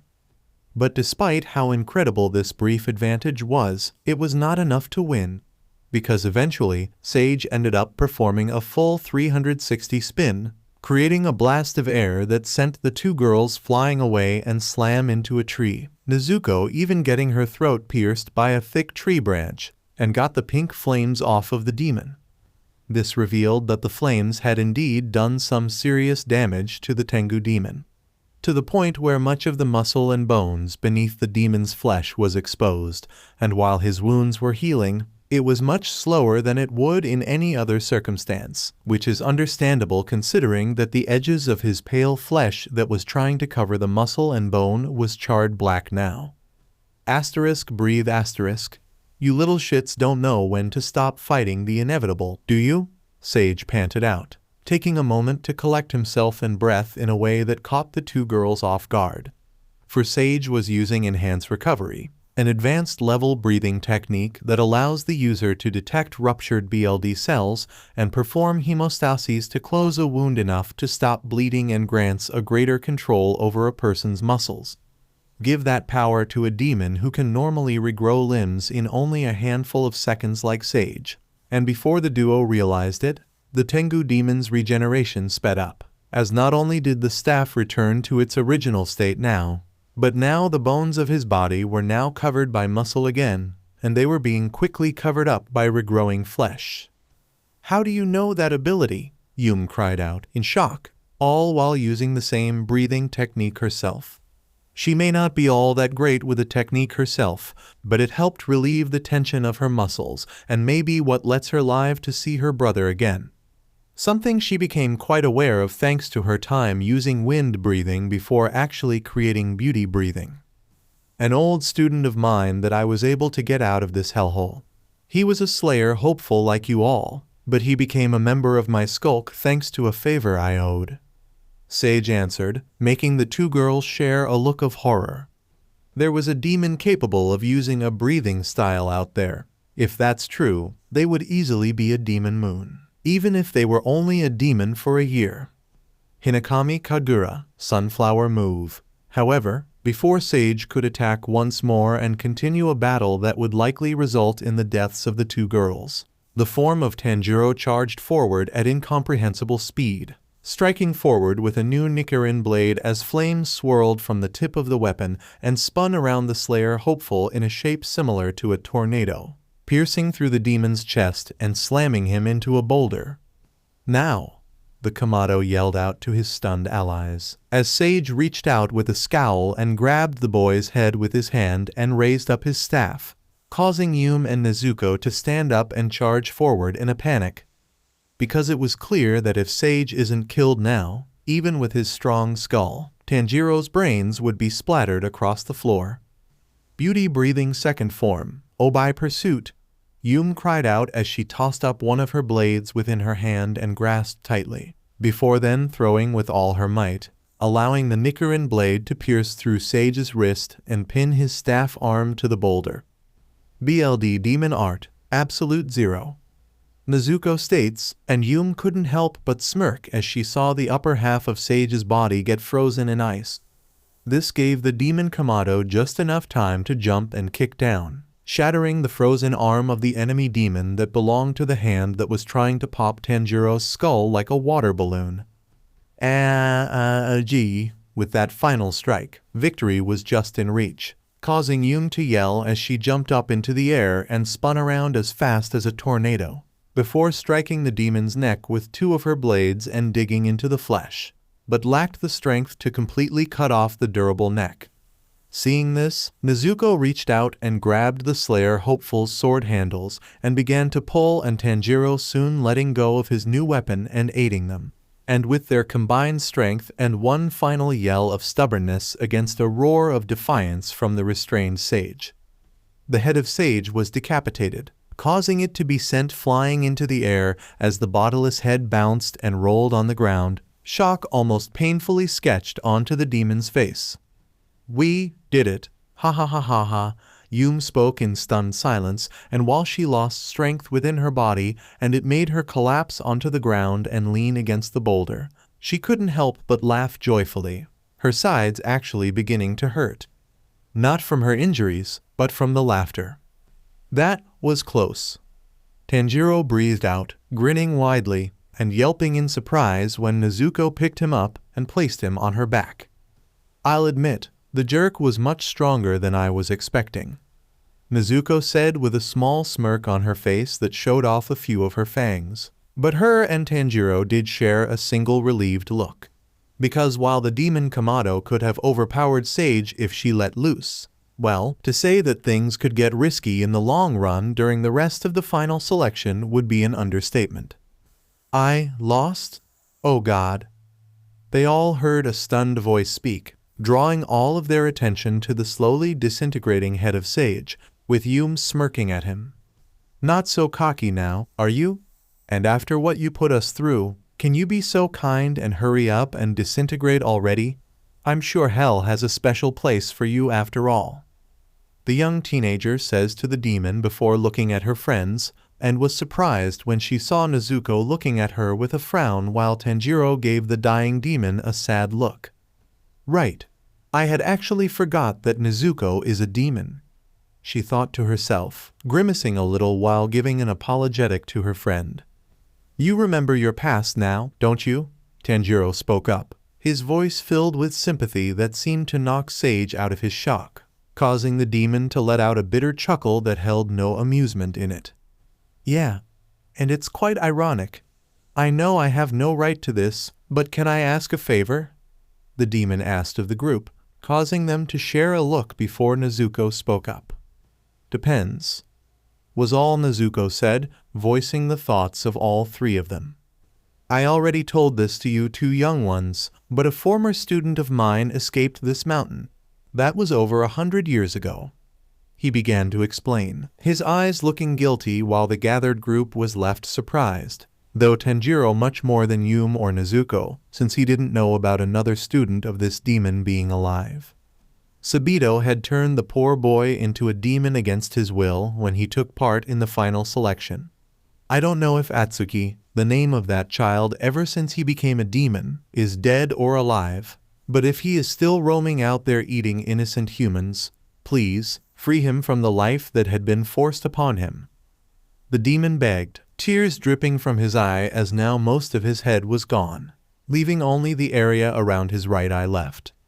Seeing this, all of them knew that a verbal response would go unnoticed, but Tanjiro and Nezuko nodded their heads with determination in their eyes, willing to accomplish the task asked of them. Meanwhile, after a moment of hesitation and looking at her friends, Yume gave the near-dead demon a thumbs up, their confirmation to uphold that promise being the last thing Sage sees before death took him. Location? I'm sorry that I had caused the both of you so much pain. Hey, don't be like that, old man. Even if we were demons, our choices were still our own. Indeed. And you still looked after us after we were all turned and captured Yurakodaki-san. Ha! I wonder what I must have done in a past life to earn children like you in my life. Tanjiro's perspective. Time skip, 2 hours later. Welcome back, everyone. I first must congratulate you for surviving the week on the mountain and express my relief that you have all survived. Akira spoke at the small collection of people who had passed the exam with a beaming smile, as Tanjiro took the time to look around. Besides me and Yume, there are only 2 other people out of the 20 that were here at the start. I know not all of them are alive, but I hope most of them aren't here because they left the mountain instead of being eaten. The Kamado thought to himself, taking a moment to look over the other 2 survivors of the mountain. The first was a short boy with a small physical build standing around 4 or 5 tall, had fairly pale skin color, bright blue eyes and black-colored hair that was styled to resemble a spider to an extent. For clothing, he wore a simple white-colored and pattern-less kimono that was held in place by a red-colored obi sash with black lines that took a shape similar to a spider web, which was also being used to hold his katana and its sheath in place by the boy's side. Idly, the Kamado was able to pick up on some nervous mutterings from the kid, only able to pick up on a few words like, "that was tough," and "hope no one noticed." But the oddest thing about him that Tanjiro picked up from him was a particularly strong demonic scent, though the soon-to-be slayer quickly shrugged this off as the boy having likely got a lot of demonic BLD spilt on him.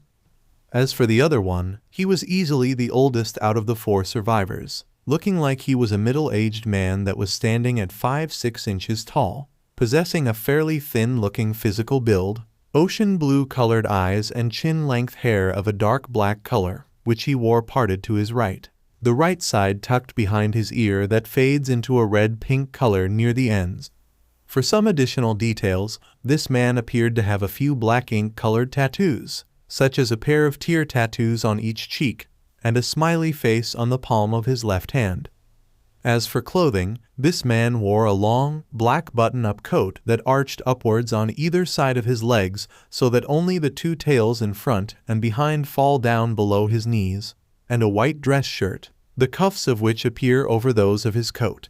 He also wore a pair of pinstriped pale gray pants that was held in place by a LTHR belt, which was being used to hold his own sheathed sword, and plain, slightly heeled shoes of a similar color. Overall, it reminded Tanjiro a lot about the modern clothing that Kokushibo-sen showed him pictures of so he could prepare for the many new things the Kamado was likely to encounter as a demon slayer. But despite having faced the fox skulk, this man caused a chill to go up Tanjiro's spine, as his gaze made his eyes look like he was half asleep, and the smile on his face made it seem like there was nothing wrong in the world. Overall, these 2 were clearly powerful since they only had a bit of dirt and scratches on their person and clothes, and based off of their smell, while he does think they would lose, these 2 other soon-to-be slayers are clearly capable of giving Makomo and Sabito a tough fight, if they were targeted instead. He was also nervous they may notice Nezuko, so he only hoped they were too exhausted to do so.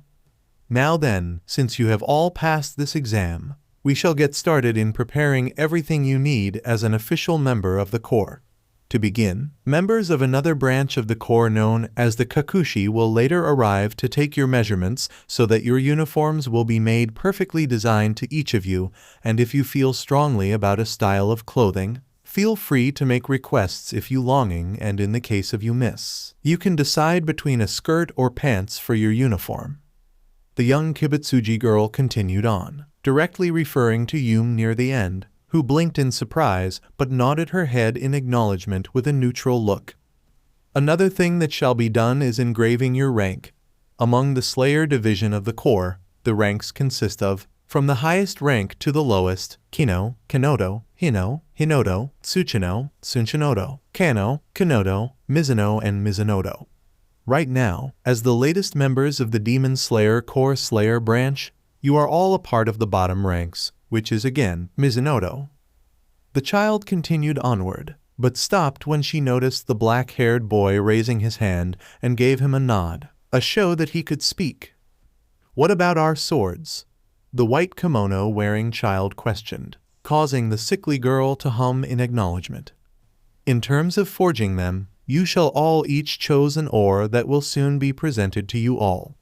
These ores that you chose will then be used to craft your blades, which should take about 2 weeks to finish and then delivered to you at your cultivators' homes." Akira answered the question with a gentle smile, making the eldest of the gathered soon-to-be slayers look curiously, as if he just snapped out of a dream without suffering from any drowsiness. "If I may ask, what about the select few of us that require something different from a regular katana?" the middle-aged-looking man inquired, causing the girl to nod. "Everyone in charge of training you all has already sent letters and notes detailing special modifications to your katanas to the swordsmith village, which will be delivered to the ones in charge of crafting your new weapons." The young girl also answered that question, receiving a thankful nod of acceptance as a result. Though, out of the corner of his eye, Tanjiro noticed his new friend sigh in relief. Wait, did that mean that Yume's 4 blades were a substitute? If she was already this skilled, how deadly was she with a proper weapon suited to her? "Now then, to introduce you all to your new companions," the half-blind child said, resulting in a few caws being heard from above and making everyone look up to see an owl, 2 crows and a single sparrow flying in the air. Soon after, each of the birds flew down to each new slayer, the owl landing on Tanjiro's shoulder, a crow landing on Yume's arm, who the young girl greeted with a smile and gentle stroking of the bird's black feathers, the other crow landing on a tree branch by the black-haired child and nodding at him in acknowledgement, causing the boy to smile in return, and the sparrow landing on the extended finger of eldest of the group.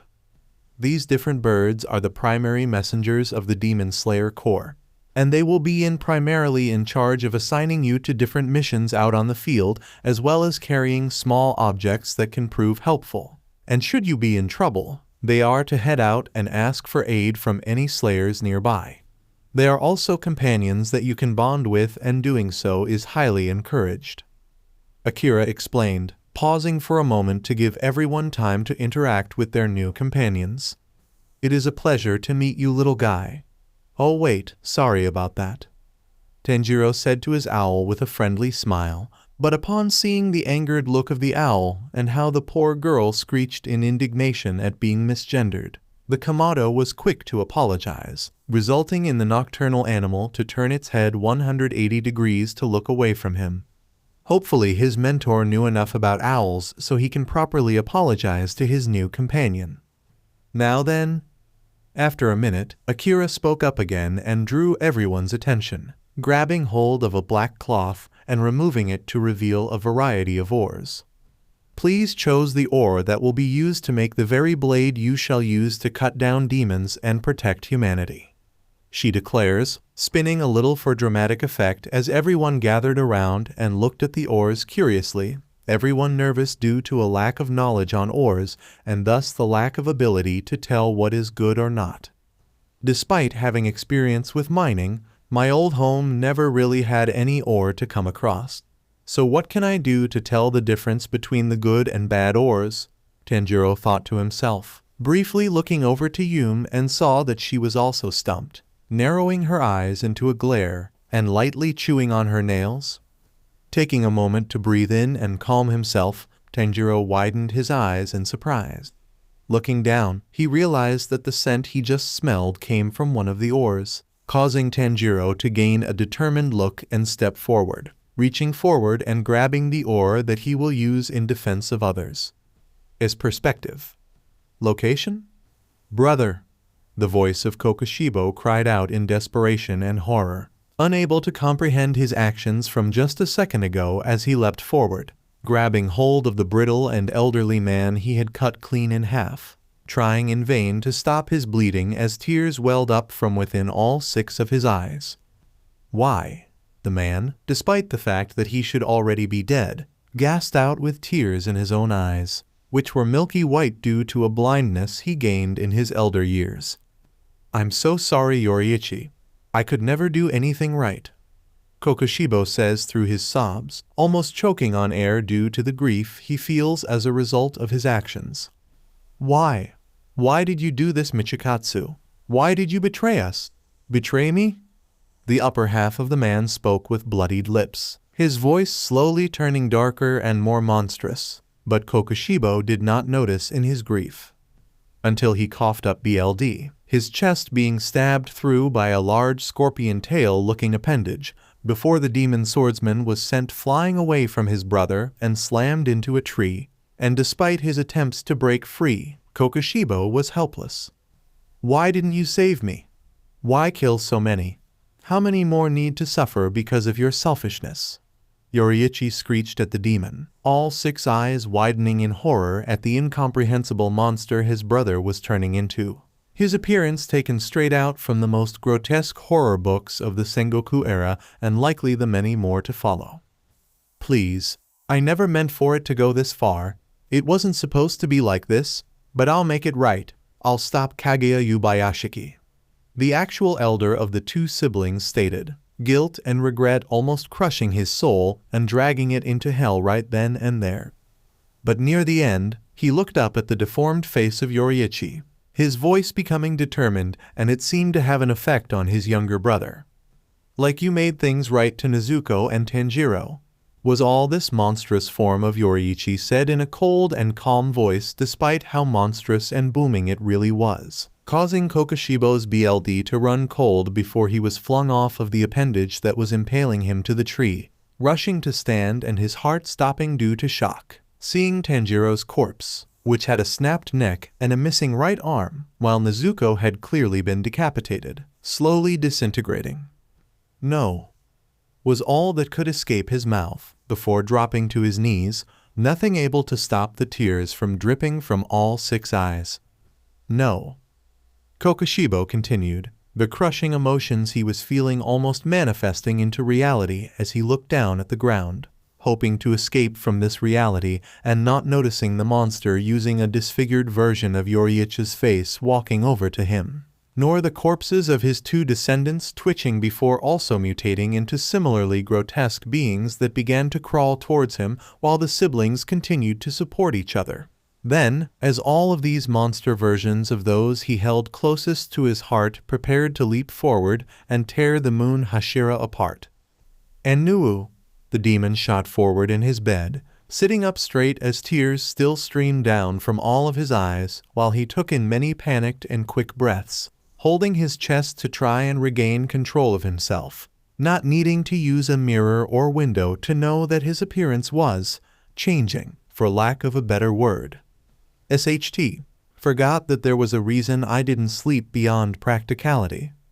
The demon swordsman muttered to himself before standing up, creating some clothing for himself so that his lower half was covered completely by a perfect copy of the core uniform pants before heading to the bathroom, using the sink to gather cold water in both hands before tossing the liquid up to his face.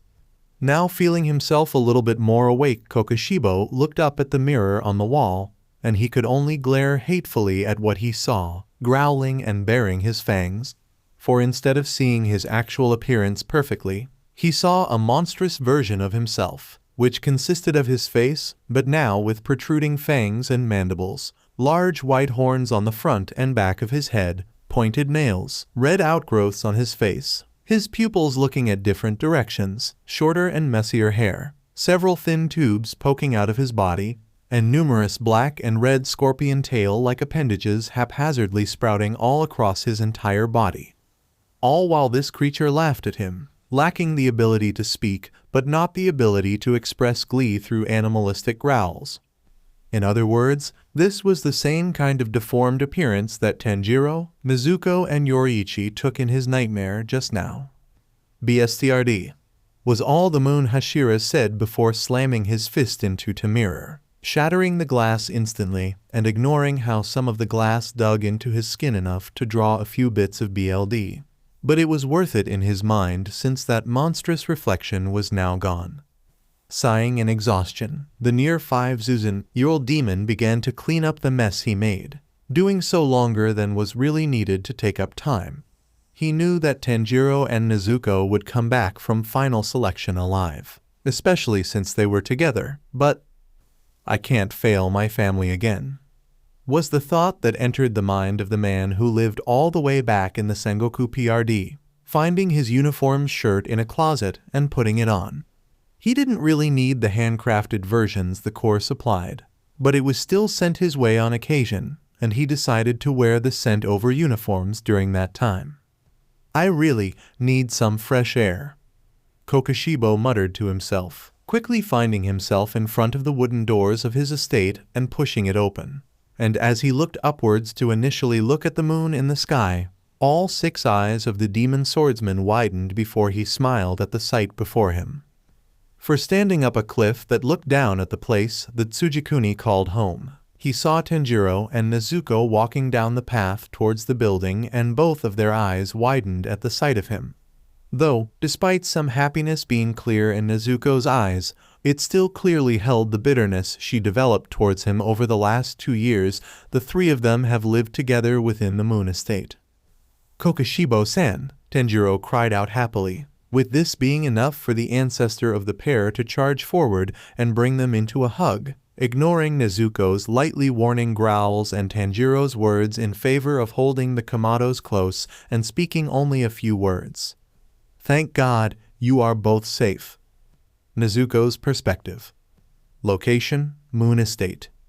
I see. It appears that I'll have some things to discuss with Muzan-sama when we next speak. The old man mused to himself as he placed down a plate of things that only her brother could eat, mainly that takoyaki food that he loved, all while Nezuko drinks some merchai BLD. It wasn't something she had often, since apparently despite it being inconceivably valuable for demon growth, merchai BLD was and equivalent to something called alcohol in terms of addictiveness and a potential negative effect on her mind. And while she didn't know what alcohol was, some part of her seemed to understand the comparison and accepted the explanation, so it was likely something she knew of as a human. Yeah, but there is more, Kokoshibo-san. According to Sage, he somehow got a student of his off the mountain, and that student went into final selection as a Slayer hopeful. Their transformation was also forced. Brother continued on, taking a moment to yawn with exhaustion, causing Nezuko to frown a bit as she remembered their last night on that hellhole of a mountain, which she had many conflicting feelings on. After all, it essentially starved people and existed for the sole purpose to slaughter them like pigs. So, what could those other demons have done to deserve such a fate, and why were her and the geezer allowed to exist off of it? Hey, Nezuko, are you okay? The voice of brother snapped the young demon girl out of her thoughts, and both of them, ignoring the dribble of BLD on her lips from drinking, smiled at him reassuringly. I'm fine, brother. Just got lost in thought drinking the merchai BLD, was her reply, which wasn't entirely untrue. After all, while she loved him, brother wouldn't be able to fully understand her thoughts of final selection despite his kindness since he was human. Besides, he didn't deserve to stay up at night with those thoughts when sleep was something he actively needed and the only one that she could actually talk to about the subject and have them possess a solid grasp of her thoughts would be, well, let's just say she's fine keeping it in her thoughts. I see. I do know that 2 of the Demon King's demon moons have access to breathing techniques, though I only ever met one. And assuming that this student had fox-like traits like this demon fox skulk, narrowing down who they can be should be easy with time. The old man spoke, bringing attention back to the previous subject as he grabbed his own glass of BLD. Now, while I know that you promised to slay this demon, I must ask that you two leave it to me, or one of the other Hashira. Because even if he's somehow the weakest of the demon moons, a demon with breathing techniques would instantly become demon moon level after a few months, and neither of you are ready for opponents like that. He explained, to which Nezuko couldn't help but instinctively growl at the insult to her and brother's strength. But she stopped when feeling a hand be put on her own and turned to look at brother, and seeing the warmth within his eyes caused her to hesitantly sigh and relax. So they could likely be stronger than even Muakairo. Brother stated more than asked, which sent a shiver up Nezuko's spine. She was sure she could actually hit the little brat now and keep brother safe from that freak if she cuts loose, but she knew that was it. Her death would be guaranteed against that goblin. Not quite. You remember a few of the things I have mentioned in passing, correct? Such as the Hashira, the old man said before asking, earning surprised looks Nezuko and brother before the two shared a look. Didn't Yume bring them up at some point? Nezuko questioned, making brother nod his head. Yeah, she said that was a rank among the core, but Akira-san didn't mention it when introducing everyone to the organization. Brother confirmed before bringing up, causing the old man to speak again. Not surprising.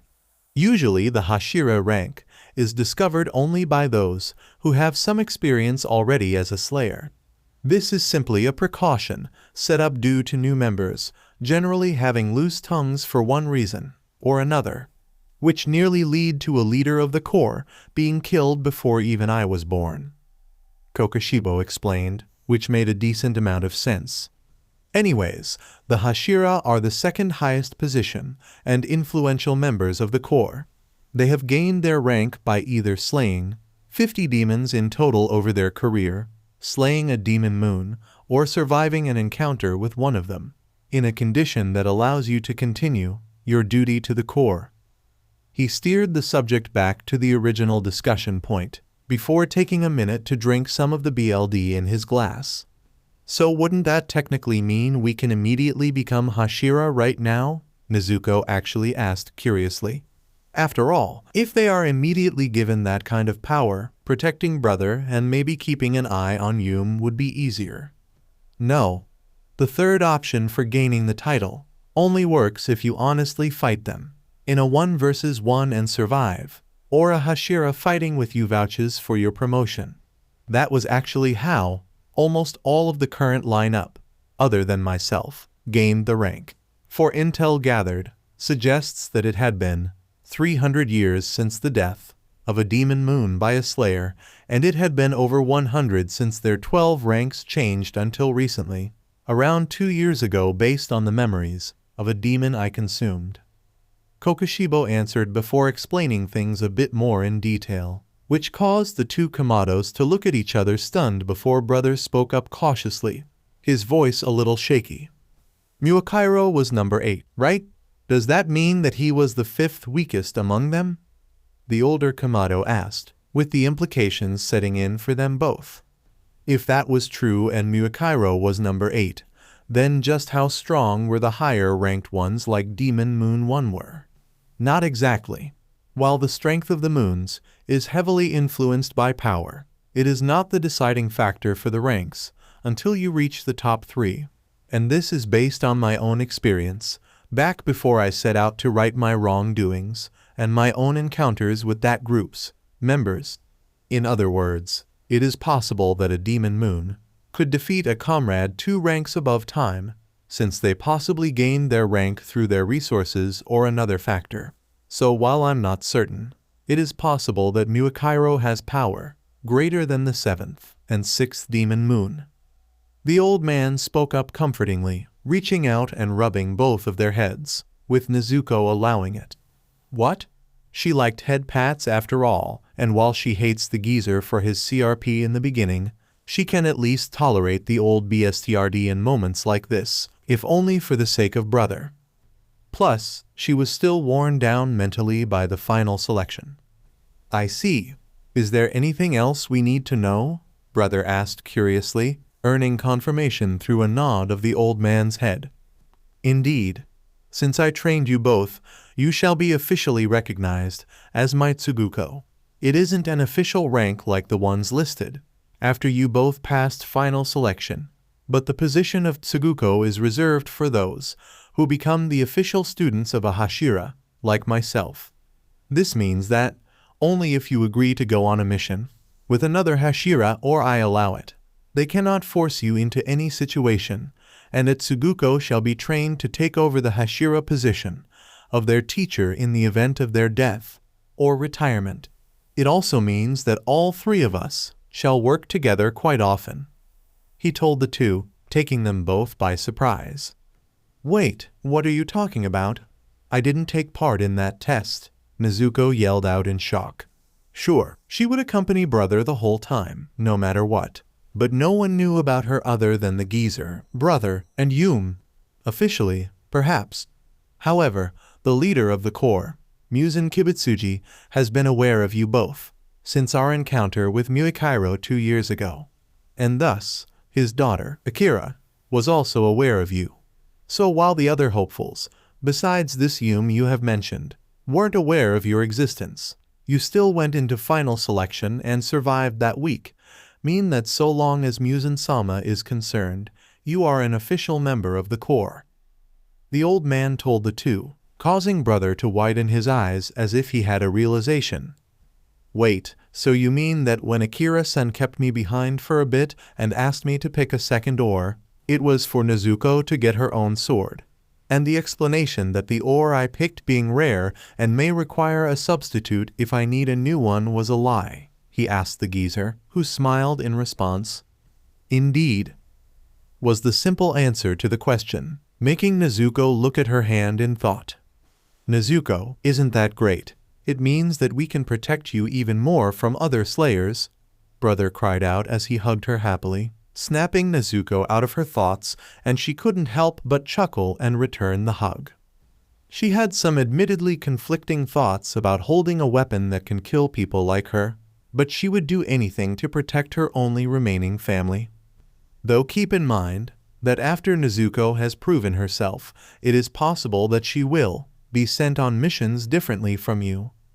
The old man spoke up, causing Nezuko to look at him with a glare and growl at the simple idea, taking brother by surprise. We won't be separated, was all she spoke, tightening her hold on brother and focusing on the BSTRD so much that her brother's words could not reach her. I know you don't lie.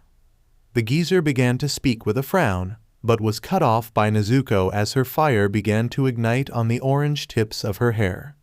Shut up, she screeched, taking the other two within the estate by surprise by her yell, but right now she couldn't care. Nezuko. Brother spoke, his voice filled with shock and concern, and this did snap her out of her rage to an extent. Stupid geezer, she yelled at the older demon before turning around and walking away, all while hefting her brother up above her shoulder, much to his shock, and ignoring his attempts to make her apologize for yelling at the man who looked after and trained them these last 2 years, missing the exhausted sigh and sad look from the six-eyed demon as a result. Nezuko, is something wrong? You can talk to me about whatever it is that you want to know. Brother questioned her by the time that they arrived at their shared room, clearly fighting through the sleep that is so important to his health to try and help her while she held him protectively, essentially cocooning his body with her own, and even growing in size to make this deed easier. But the question he just asked, it gave Nezuko pause. Normally, she would keep her thoughts to herself. After all, she had for the last 2 years once she drank enough BLD to gain proper cognitive ability. But now, after having survived a week on that damned mountain, seeing people so much like her effectively prepared to be slaughtered, while humans that go up there are left to effectively fend for themselves, suffice to say, it was no surprise that she allowed what was gathering on her chest to be revealed. Because I'm still a demon, brother. And back on that damned mountain, while I didn't really care for the others on there, I saw beings like myself, being purposefully starved into madness for a long time, and they existed there for the sole purpose of being killed off. Nezuko talked, which took brother aback, but she didn't see it as she instead grabbed at the clothing that was made from her cells, with this action increasing her grip on brother, holding the piece of clothing so tightly that her claws pierced through dark brown haori and the flesh of her palms, drawing BLD. But I also feel so angry so much, all the damn time. I can't remember the faces or names of the family that we apparently had before the demon that caused all of this showed up, and I don't want to lose you. You are literally the only thing I can somewhat remember clearly from the first 12 years of my life, and you are walking down a path that could kill you at any time. She then yelled out to her heart's content, tears of fear and anxiety dripping down from her eyes while burying her face into the back of brother's neck. It took several minutes for her to finally stop crying, with her only living family member having somehow shifted himself from within her tight, yet also gentle hold to hug her back and pat the back of her head comfortingly, earning a few low and sad purrs as a result. I'm sorry, Nezuko. I wish knew that you were always so mad this whole time, her brother said tiredly, clearly using the last of his strength to talk, causing Nezuko to smile down sadly at him while snuggling into him more. Ha! I must be a pretty bad. She was grateful he fell asleep before he could finish that sentence. She looked at him in sadness before she turned mad again and kept her brother in her arms protectively, grabbing the blanket from the bed and putting it on both of them for more warmth and comfort. Don't be, brother. After all, you're all I have left, and the nice me lost everything else. Nezuko thought to herself before leaning against the wall behind her and allowing sleep to also take her, not noticing Kokushibo as he peeked his head through into the room. As a result, the near 5-year-old man simply smiled at the sight of the two siblings, and without stirring either from their well-deserved slumber, he rested them back in their bed before leaving the room, not a single hint that he was there left behind otherwise. Tanjiro's perspective. Time skip, 2 weeks. Location, Moon Estate. Tanjiro, come down for a moment, would you? Hearing his name get called for by his teacher, Tanjiro looked up from the book that he was reading and then looked at his sister. Give me a moment, Nezuko, he told her, putting down the book that held notes between the two on the different ways in which they could help develop more techniques before standing up and heading to the door, to which he saw an upset, but understanding nod of acceptance from the demon girl.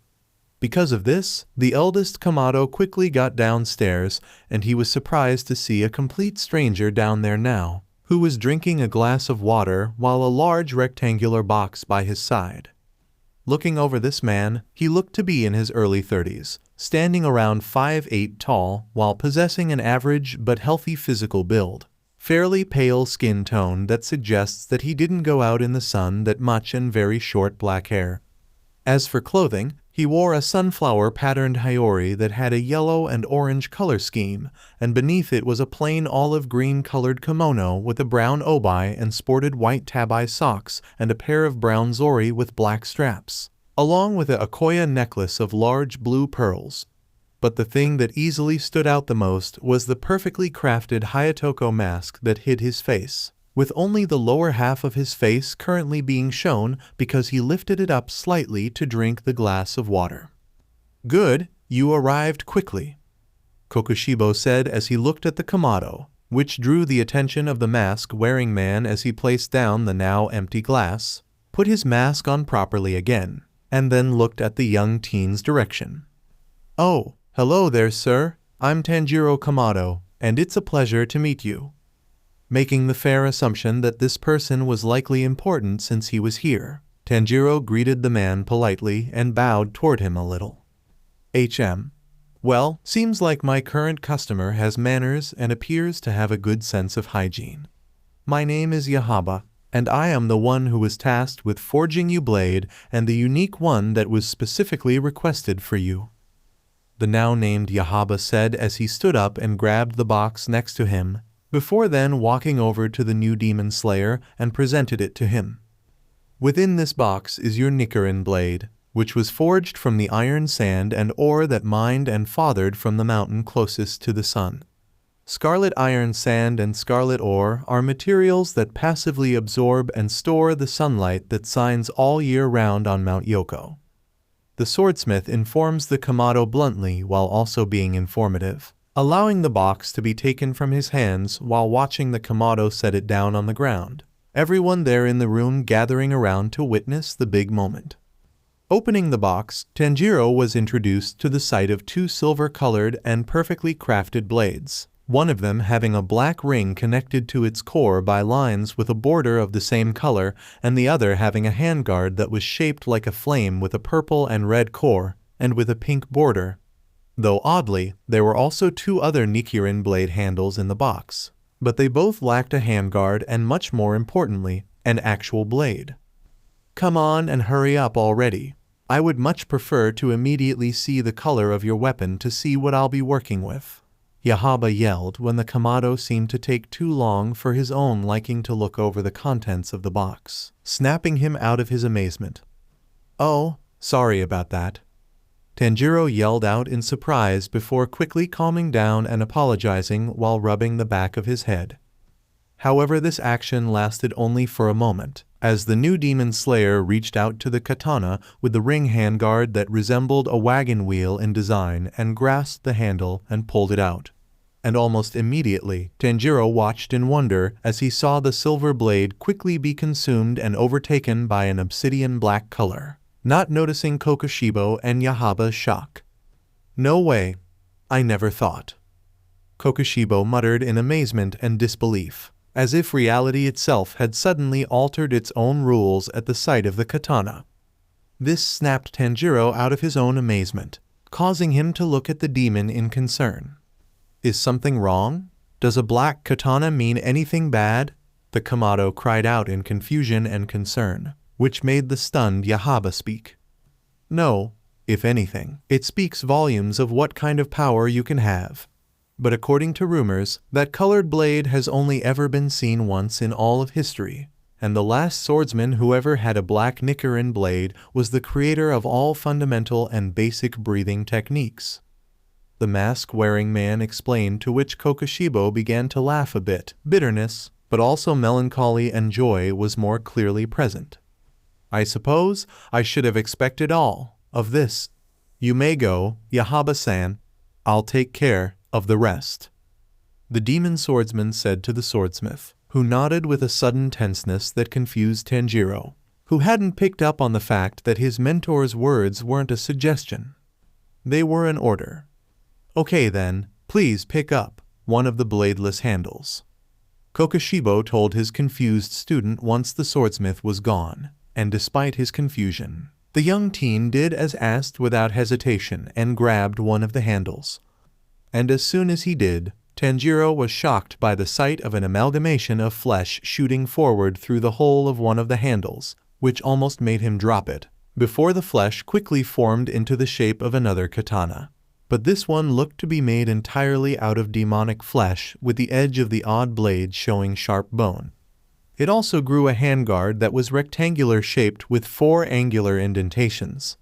This here is the result of a project Muzan-sama has been working on ever since he was old enough to read. Kokushibo spoke up with amusement in his voice, drawing Tanjiro's attention as he held the new weapon. While the organization is meant to kill demons, Muzan was intelligent and recognized the benefits of demonic power.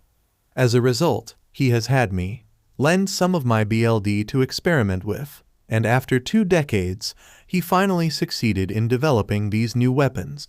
With it, a slayer will be capable of using the powers they would have as a demon, through the katana once it draws on your BLD. Though, it is likely, only the base ability of a demon version of yourself shall be harnessed and used by these new weapons. The demon explained, causing Tanjiro to widen his eyes in surprise before smiling. Does that mean everyone in the Corps will get these? Tanjiro asked excitedly, and how could he not be excited? It will even the playing field against demons so much more after all. Not exactly. Perhaps in a couple of years or decades, that shall be the case. However, this development is freshly new, and it took half a year for 3 of these weapons to be made. For all intents and purposes, the leader of our organization is using you and Nezuko as test subjects with these new weapons. And considering the, let's say, characters of the other Hashira, I'm wary of giving them such a power weapon. Kokushibo denied and then explained, causing Tanjiro to nod his head before looking in surprise when his demon blade completely deconstructed itself from the tip of the weapon to the bottom of the handle, before the now shapeless flesh shot upwards into the sleeve of his kimono to hide, even hissing a little when he felt it connect into his skin, but it wasn't dangerous. Kind of like a needle piercing flesh and drawing BLD if a comparison needed to be made. What was that? Tanjiro asked cautiously, rolling up his clothing's sleeve to reveal a circle-shaped mass of flesh resting just above his elbow. I'm not too sure, but it is likely that the weapon has some form of consciousness since it was made from my BLD and someone else. It will likely either manifest if you are in danger or ask it to, otherwise it shall remain in this docile state. The multi-eyed man hypothesized, to which Tanjiro calmed down before looking at the other Nichiren blade and the currently bladeless handle. In that case, why don't we see how Nezuko's own versions turn out? Tanjiro's perspective. Location, Moon Estate. I see that you both are ready. Kokushibo spoke as he saw Tanjiro and Nezuko enter the main living room of the estate, looking them both over with a smile and made note of their current clothing. Yeah, admittedly, I'm still surprised by how light the uniform is. Tanjiro confirmed with a smile while moving around in his clothes.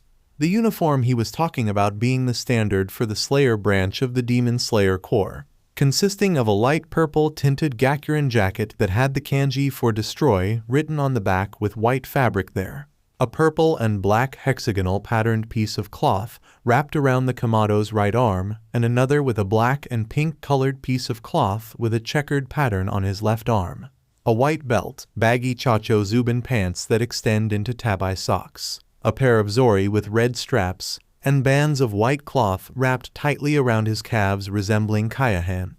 And of course, as expected of a demon slayer, Tanjiro had his sheathed Nichiren blade resting by his left side and the one belonging to Nezuko resting right above his own blade. Seeing this, Kokushibo smiled at his student before passing him a folded-up haori that possessed the same checkered pattern his old one did back when the two first met, even possessing the exact same black and green color scheme as before, which caused the Kamado to smile gratefully at his mentor before putting the haori on to complete his look. Even I got to admit that the style is decent. Nezuko comments, revealing herself also wearing the same type of clothes as her brother. However, the main differences clearly came from their choice in colors, as the copy of the uniform the younger Kamado wore was completely bright pink in color, and even possessed the same Asanoha hemp leaf pattern as the kimono she normally wore. However, unlike Tanjiro, she was already wearing a haori, which was her previous brown one. But now that the young demon has learned to infuse demon cells into clothing, it meant that her clothing could regenerate and repair itself of damage, but has also used it to alter the look of the haori a bit, causing the sleeves to have gained a pink fire design that went up to about just past her elbows, while the bottom of the haori gained a unique ice-based design that primarily resembled icicles with bits of snow seemingly falling down onto the ice beneath. I'm glad to hear it, especially when we had to deal with a pervert making the uniform a couple of years back that disregarded the protection of the uniforms in favor of putting even minors in very revealing clothing for his sake. Kokushibo commented happily, though he scowled a bit near the end when he brought that up, with Tanjiro sweating slightly at the dangerous aura of his little sister. I almost forgot about that incident, the Kamado thought to himself, remembering back when a traveler entered the village down the mountain who was apparently a child predator that ended up targeting Hanako and Nezuko when the two and Takeo went down to hang out with some friends. Thankfully, Nezuko took care of that BSTRD, and from what his little brother told him, his now demonic sister was terrifying back then in her rage. Honestly, the only regrets he had about that situation was that his baby sisters went through being targeted at all, and he couldn't headbutt that pedophile for his horrible actions. Now that you both have the uniforms, I should explain a few things. At its core, the uniforms are built specifically to be lightweight, while making it loose enough for slayers to easily breath, while being highly water and fire resistant. This is to the point where a large flaming building could fall on top of either of you or you get caught in a violent whirlpool, and the clothing shall protect most of your body from harm with minimal damage. Even demons with great potential, and having eaten at least 100 humans, will be unable to rend the uniform, including you Nezuko, so long as you don't use that anyways. The demon swordsman explained to the siblings pair, which took them both by surprise at how durable and resilient their new clothes were. Hoot! Hoot! Kamado Tanjiro! Soon after this explanation was given, everyone's attention was drawn to an open window as the Kamado's new owl companion flew into the building and landed on the Slayer's outstretched arm. Is something wrong, Kai? Tanjiro asked his new friend while gently stroking her feathers in a way that he knew calmed her down. It had honestly been a bit of a surprise to know that the owl already had a name, and even more so when it was the same as his deceased mother. Though, it didn't overtake the realization that most of the birds trained to aid the Corps members somehow gained the ability to speak. Northeast from here, there is a town that is under high suspicion of demon activity. This demon seems to prey on men as they have disappeared night after night, and none of the residents of the town seem to care. You are to head there immediately and discover the truth, as well as slay the demon, Kai informed him, practically yelling due to the concern she felt for the human victims. You both go on ahead of me for the mission. I'll catch up once the sun sets. Kokushibo told the two seriously as he grabbed and based the siblings the box that Nezuko stays in during the day, making Tanjiro look at him with a determined look. Understood, Tanjiro confirmed to his mentor before turning around and opening the box, with Nezuko quickly shrinking herself and her clothing to that of a 5-year-old once more and making the uniform and Haori perfectly fit her new size. We'll see you again soon, Kokushibo, the Kamado cried out to his mentor once the Hashira could no longer accompany the siblings because of the sun, waving to the man as they went on ahead. Time skip, 3 hours. Location, fishing town. So, this is the town, huh? Tanjiro questioned to himself nervously, looking over the small town that was currently bathed in the orange light of a setting sun, and being able to smell BLD within the air, and all of the odd and outright questioning gazes made the young slayer uncomfortable. But something that made the instincts engraved into him by Kokushibo tense up was how literally everyone in this place had the smell of a demon and human BLD on them to varying levels. Hey, is that a man there? A woman whispered very quietly to a young teenage girl, to the point where the Kamado would have been convinced that he was hearing things until the girl responded. Yeah, perhaps we can give him to Maida-sama, the teen confirmed and suggested, causing the Kamado to widen his eyes in surprise, and if it wasn't because he was carrying her on his back, Tanjiro would have missed the growl from Nezuko inside the box. So, these people are like those fanatics the old man warned us about. Well, they'll have another thing coming if they believe I'll let them feed brother to some random demon. Nezuko thought to herself, barely stopping herself from letting out another growl, and instead allowed some small fire to ignite in her palm and begin to crush it, using her own BLD demon art as a stress toy in simple terms. But why did those two sound like they have rarely seen boys at all? Wasn't the problem here being that the suspected demon was feasting on males? With her stress now calmed down, the demon Kamado remembered that detail from what she also heard from those two girls, leaving her confused. Perhaps brother noticed something she didn't?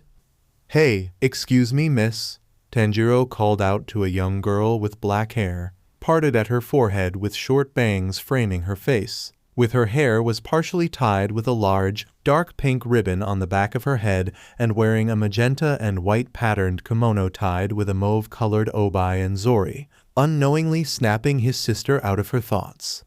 "HM? Oh, is there something I can help you with?" the young girl asked the Slayer, causing the Kamado to nod his head with a small smile. "Yeah. I'm new here and I was wondering if you could tell me a couple of things about this town." He answered her question, making note of how the faint smell of a demon on this girl was momentarily overpowered by surprise and concern. "Oh, well, there is a restaurant nearby and I'm hungry, so I can show you around a bit on the way there," the girl suggested, the demon scent on her growing stronger and almost overwhelming the desperation and fear that came with her own words, as if nothing she spoke was intended to come out of her mouth. "Okay then, lead the way."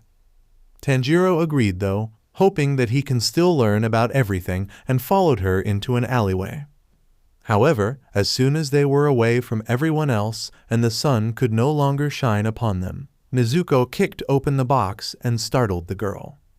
"What th?" she began to yell in shock, with Tanjiro being taken aback as he saw his sister quickly restrain the girl and cover her mouth, preventing her from speaking. "BLD demon art, exploding BLD." Nezuko spoke, quickly engulfing the human she restrained in her pink fire for only a few seconds before letting go, causing the girl to stumble forward.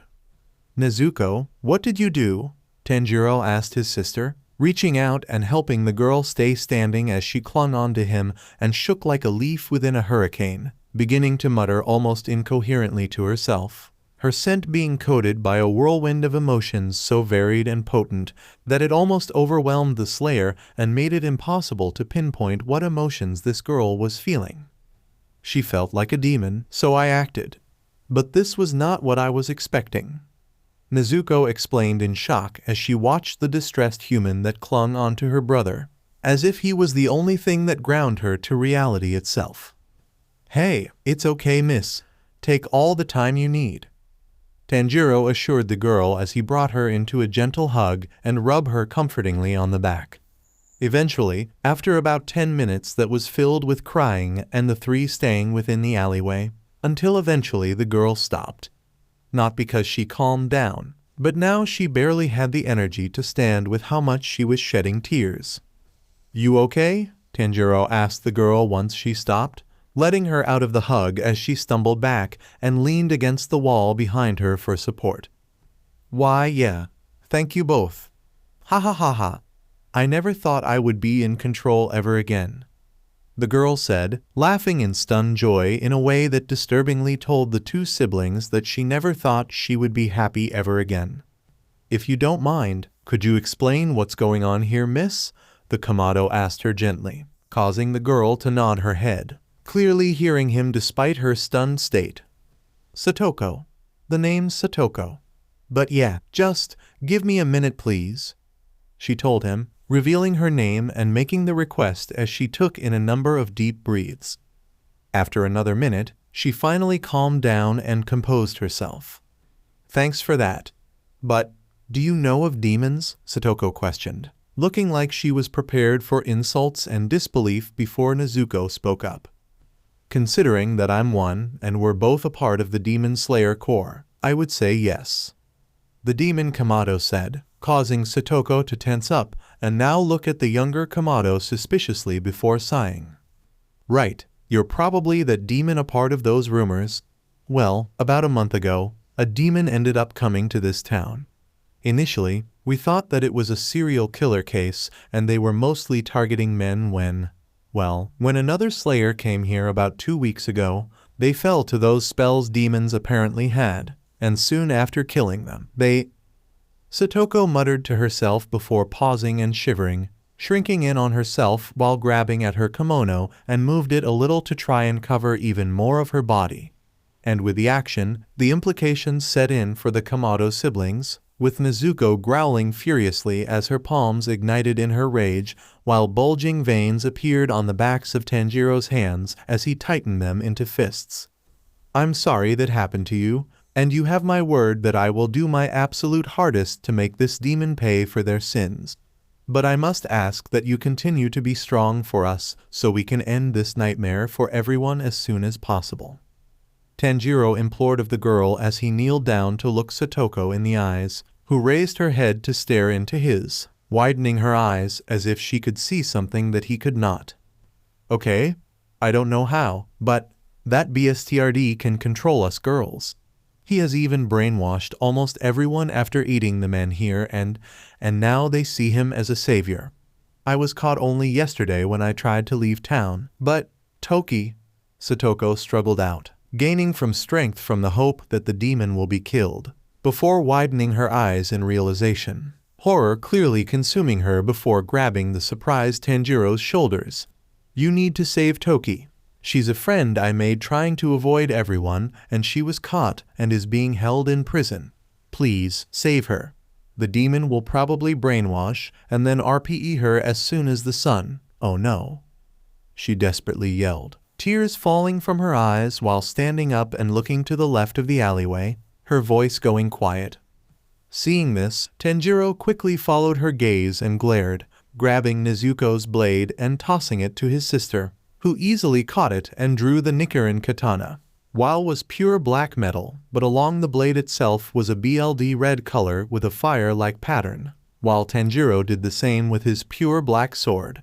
Because now, the sun had set just enough for demons to roam, and at the end of the dark alleyway on both sides were mobs worth of people. Some Tanjiro recognized seeing momentarily, but now the veins of their necks were glowing bright red and each woman's eyes being nothing but BLD red in color and were glowing within the darkness, the sight being ripped straight out of a horror book.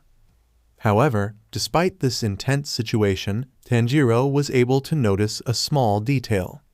"Satoko-san, I suggest you stay by Nezuko since with her fire, neither of you should fall under the demon's control.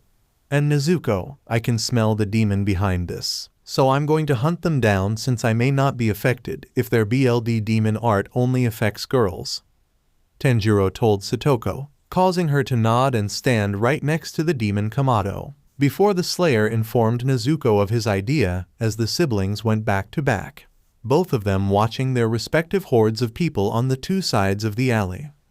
"I want to deny it, but I can see your point, brother. But be careful," Nezuko reluctantly says, causing Tanjiro to nod his head.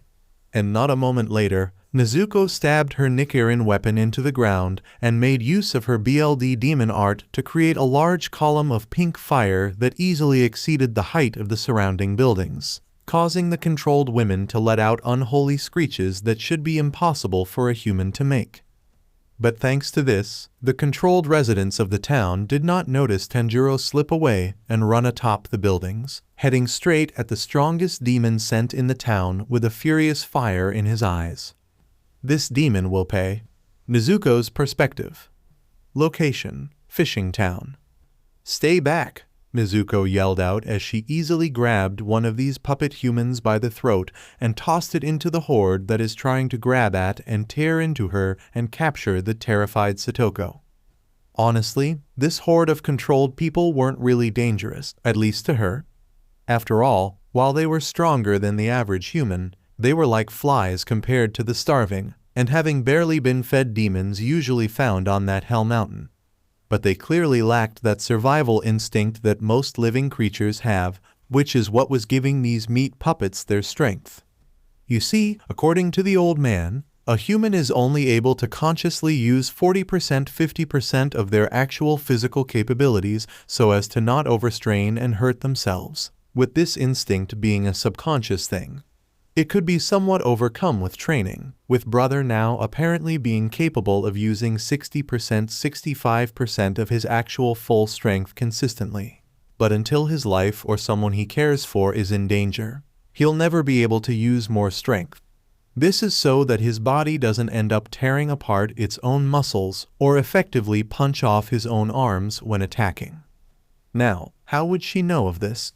Well, ignoring how the old man taught her how to overcome this instinct to an extent, letting her use about 73% of her actual full strength via her regeneration weakening that instinct. The fact that these brainwashed women were literally breaking their bodies and mangling their hands with every missed attack was a clear indication. If anything, these humans were basically nothing more than toys at this point, in more ways than one. Ah! Hearing Satoko screaming, Nezuko proceeded to backflip over another swipe from a controlled woman and dropkicked the woman that grabbed onto Satoko's sleeve with enough force to send the person flying into the crowd of people and clearing a path with that person's body. "Hold on tight," Nezuko told the girl, barely having the time to make note of Satoko's torn sleeve before grabbing her and hopping away from the horde that she was fighting only a moment ago. Ignoring Satoko's fear-fueled tears and the unholy screeches of the controlled women, the demon Kamado hopped from rooftop to evade them all, which was made easy with her speed. "You better take care of that demon soon, brother," the young demon thought to herself before digging into her palm and tossing her BLD behind her, creating building-sized pink flames in an instant before then having the fire strip away the heat and creating a large ice wall in the shape of her fire to buy more time. Tanjiro's perspective. Moon-breathing second form, pearl flower moon-gazing. Tanjiro spoke as he performed 3 crescent-shaped slashes on the giant of a woman before him, not inflicting fatal damage, but cutting into just enough flesh to make the poor woman fall to the ground and collapse thanks to the shock of the attack. "That smell is horrid," the Kamado said to himself as he ran away from his immobilized foe, resisting the urge to be sick from what his sensitive nose was picking up. He didn't really know how to describe what he was smelling as he approached the strongest scent off the demon causing this horror, but he knew it was at least similar to a pheromone of some kind, yet was different enough from when he would smell out emotions that he couldn't understand it. Shaking his head and forcing back down the vomit, trying to crawl up his throat back down, Tanjiro continued on in the direction of the strongest demonic scent in this town, evading the controlled women so as to not hurt them as best he could, and eventually he came across a building that was clearly designed to hold criminals, with the demon's scent rolling off of it in waves. But Tanjiro proceeded to vomit at what was in front of the building, his rage growing by the second. Trigger warning. Because what greeted him wasn't a gore fest, where the organs and mangled body parts of humans were hanging from buildings like Kokoshibo-san would describe or outright show him on the rare occasion, so he wouldn't freeze up at the sight of a disgusting BLD demon art or whatever a demon may attempt to live, but instead something that a woman should never go through, as many of the girls in front of the building were positioned in many degrading and horrid ways, showing that the demon behind this considered them objects at best, as various naked women were posed in many SXL ways, their eyes completely blank. And as much as Tanjiro hated it, if they women that had no care for their lives and were screeching in a nightmarish fashion were dolls, then the women controlled and forced into the state before him lacked what should be the right of every living creature, aka a mind capable of making decisions or at least influencing them. BSTRD. The Slayer growled out, sheathing his metal Nichiren blade as he felt his right arm having something crawl down along it, demonic flesh peeking through the sleeve of his Haori until it reached his hand and formed into the fleshy and bone blade he received with his normal katana. You see, since the demon blade could shapeshift like a demon and responded to his will, Kokoshibo, in the short time they had together before the siblings came here on their first mission, taught him how to control that aspect on command, which came to the Kamado as naturally as how the powers of the blade works did, effectively being uploaded into his brain. As a result, the sword took the form of the purple and black checkered pattern armband. With that, Tanjiro walked past the frozen bodies, growing angrier as the frozen women that were acting like statues began to speak vulgar and SXL things as he passed, the sweat covering them, the occasional drops of blood coming from some of their legs, and a tear he saw falling from a blonde-haired girl right at the entrance of when she greeted him with a suggestive tone.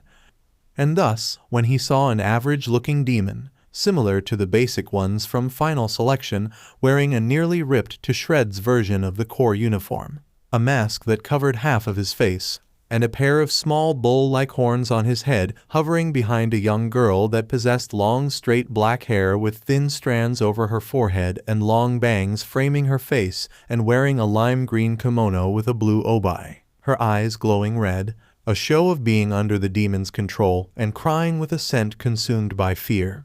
Well, the signature Kamado family kindness that Tanjiro seemed to inherit was turned to ash in an instant against this demon. Trigger warning end. What the demon barely had time to register that Tanjiro was there and was a slayer before the Kamado charged forward, pushing the controlled girl protectively behind him while SWNGNG forward his demon blade as BLD red-colored fire covered the sharp bone edges of the demon blade. Moon-breathing first form, dark moon, evening palace, Tanjiro declared with a cold anger that could freeze over hell 1,000 times over, causing the demon to drop the red Haori in his hand, performing a singular horizontal slash following a crescent shape, many crescent moons following the attack itself. But the most prominent was that as the blade slash was halfway complete, a single fire blast in the shape of a crescent moon shot forward and burned straight through the demon's neck. Ahoj, what the hell is this? The demon screeched, taking Tanjiro by surprise as the demon's headless body collapsed, while the fire that was on the body and severed head began to crawl up and burn him. How is he still alive after? These demon blades can't kill demons themselves. The Kamado began to question, before stopping as he realized why this incredibly valuable tool didn't do the trick. The reason why Nichiren blades, unlike any other weapon, had the power to kill a demon via decapitation was because, as Yahaba-san said, the material passively absorbed and stored sunlight. Without that, if a demon was decapitated by anything else, it would do nothing in terms of killing the demon off, and since the demon blade wasn't made from materials that absorbed and stored sunlight, instead having the same strengths and weaknesses as a demon, that meant it fell into that exact same category. But this does give me an opportunity. Tanjiro realized as he had the demon blade shift its form again so that it would crawl back up his arm and take the appearance of the armband. And with that, by the time the demon forced themselves to move past their seizure attack enough to reattach their head to their body, he was kicked into a wall and was forced to stare with wide and terrified eyes as the Kamado pointed his Nichiren blade at their throat. You are going to answer a few questions for me. If you do so, I'll make your death swift, even if you don't deserve it. The young slayer demanded of the demon, even making an offer for a quick death that he truly meant, despite his hate for this vile being, who may have been just as bad as a human. After all, while Kokushibo had explained that demons could become drastically different from their human self, there was still bits of their old life in there, as admitted to by the moon Hashira himself and Nezuko being a clear example. I haven't done anything wrong. I just made use of those girls, like I was supposed. The demon began to yell, but was forced to shut up when the moon-breathing user slashed at his opponent, almost taking the monster's jaw clean off while giving a cold and furious expression. Those women are living beings, with their own wills, hopes, dreams, and desires. Being turned into brainless statues and puppets for your use should have never happened. Especially when you have gone as far as to RPE them and take away their significant others, stripping them of things they will never be able to regain, and you didn't bat an eye until death is so close to you now. And your scent alone tells one vile story, even if I never saw what you have done with my own eyes. The Slayer declared, and he didn't need anything from this demon to prove the words that he spoke were true. Now, tell me about Kaguya Yubayashiki, Tanjiro demanded, creating a silence within the room as the demon stared at the young teen with wide eyes, and then he began to sweat and tremble, his scent become coated in so much primal fear, It overwhelmed the scent of sec and death from this being. I shall save you, young one. Unbeknownst to Tanjiro, the demand of knowledge caused the demon he was fighting to regain his memories as a human. Or rather, he now remembered the night he became a demon. By giving you my BLD, you shall become one of my children. As a result, you will gain a powerful body that normal humans could only dream of, and your wounds shall heal.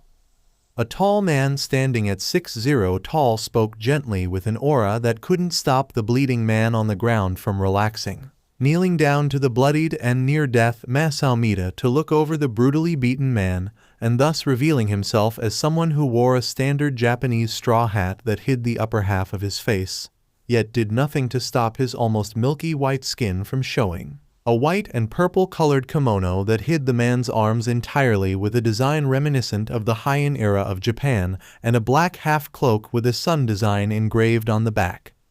But in exchange, my child, you must never tell anyone about me or attack any of your siblings in a vile manner.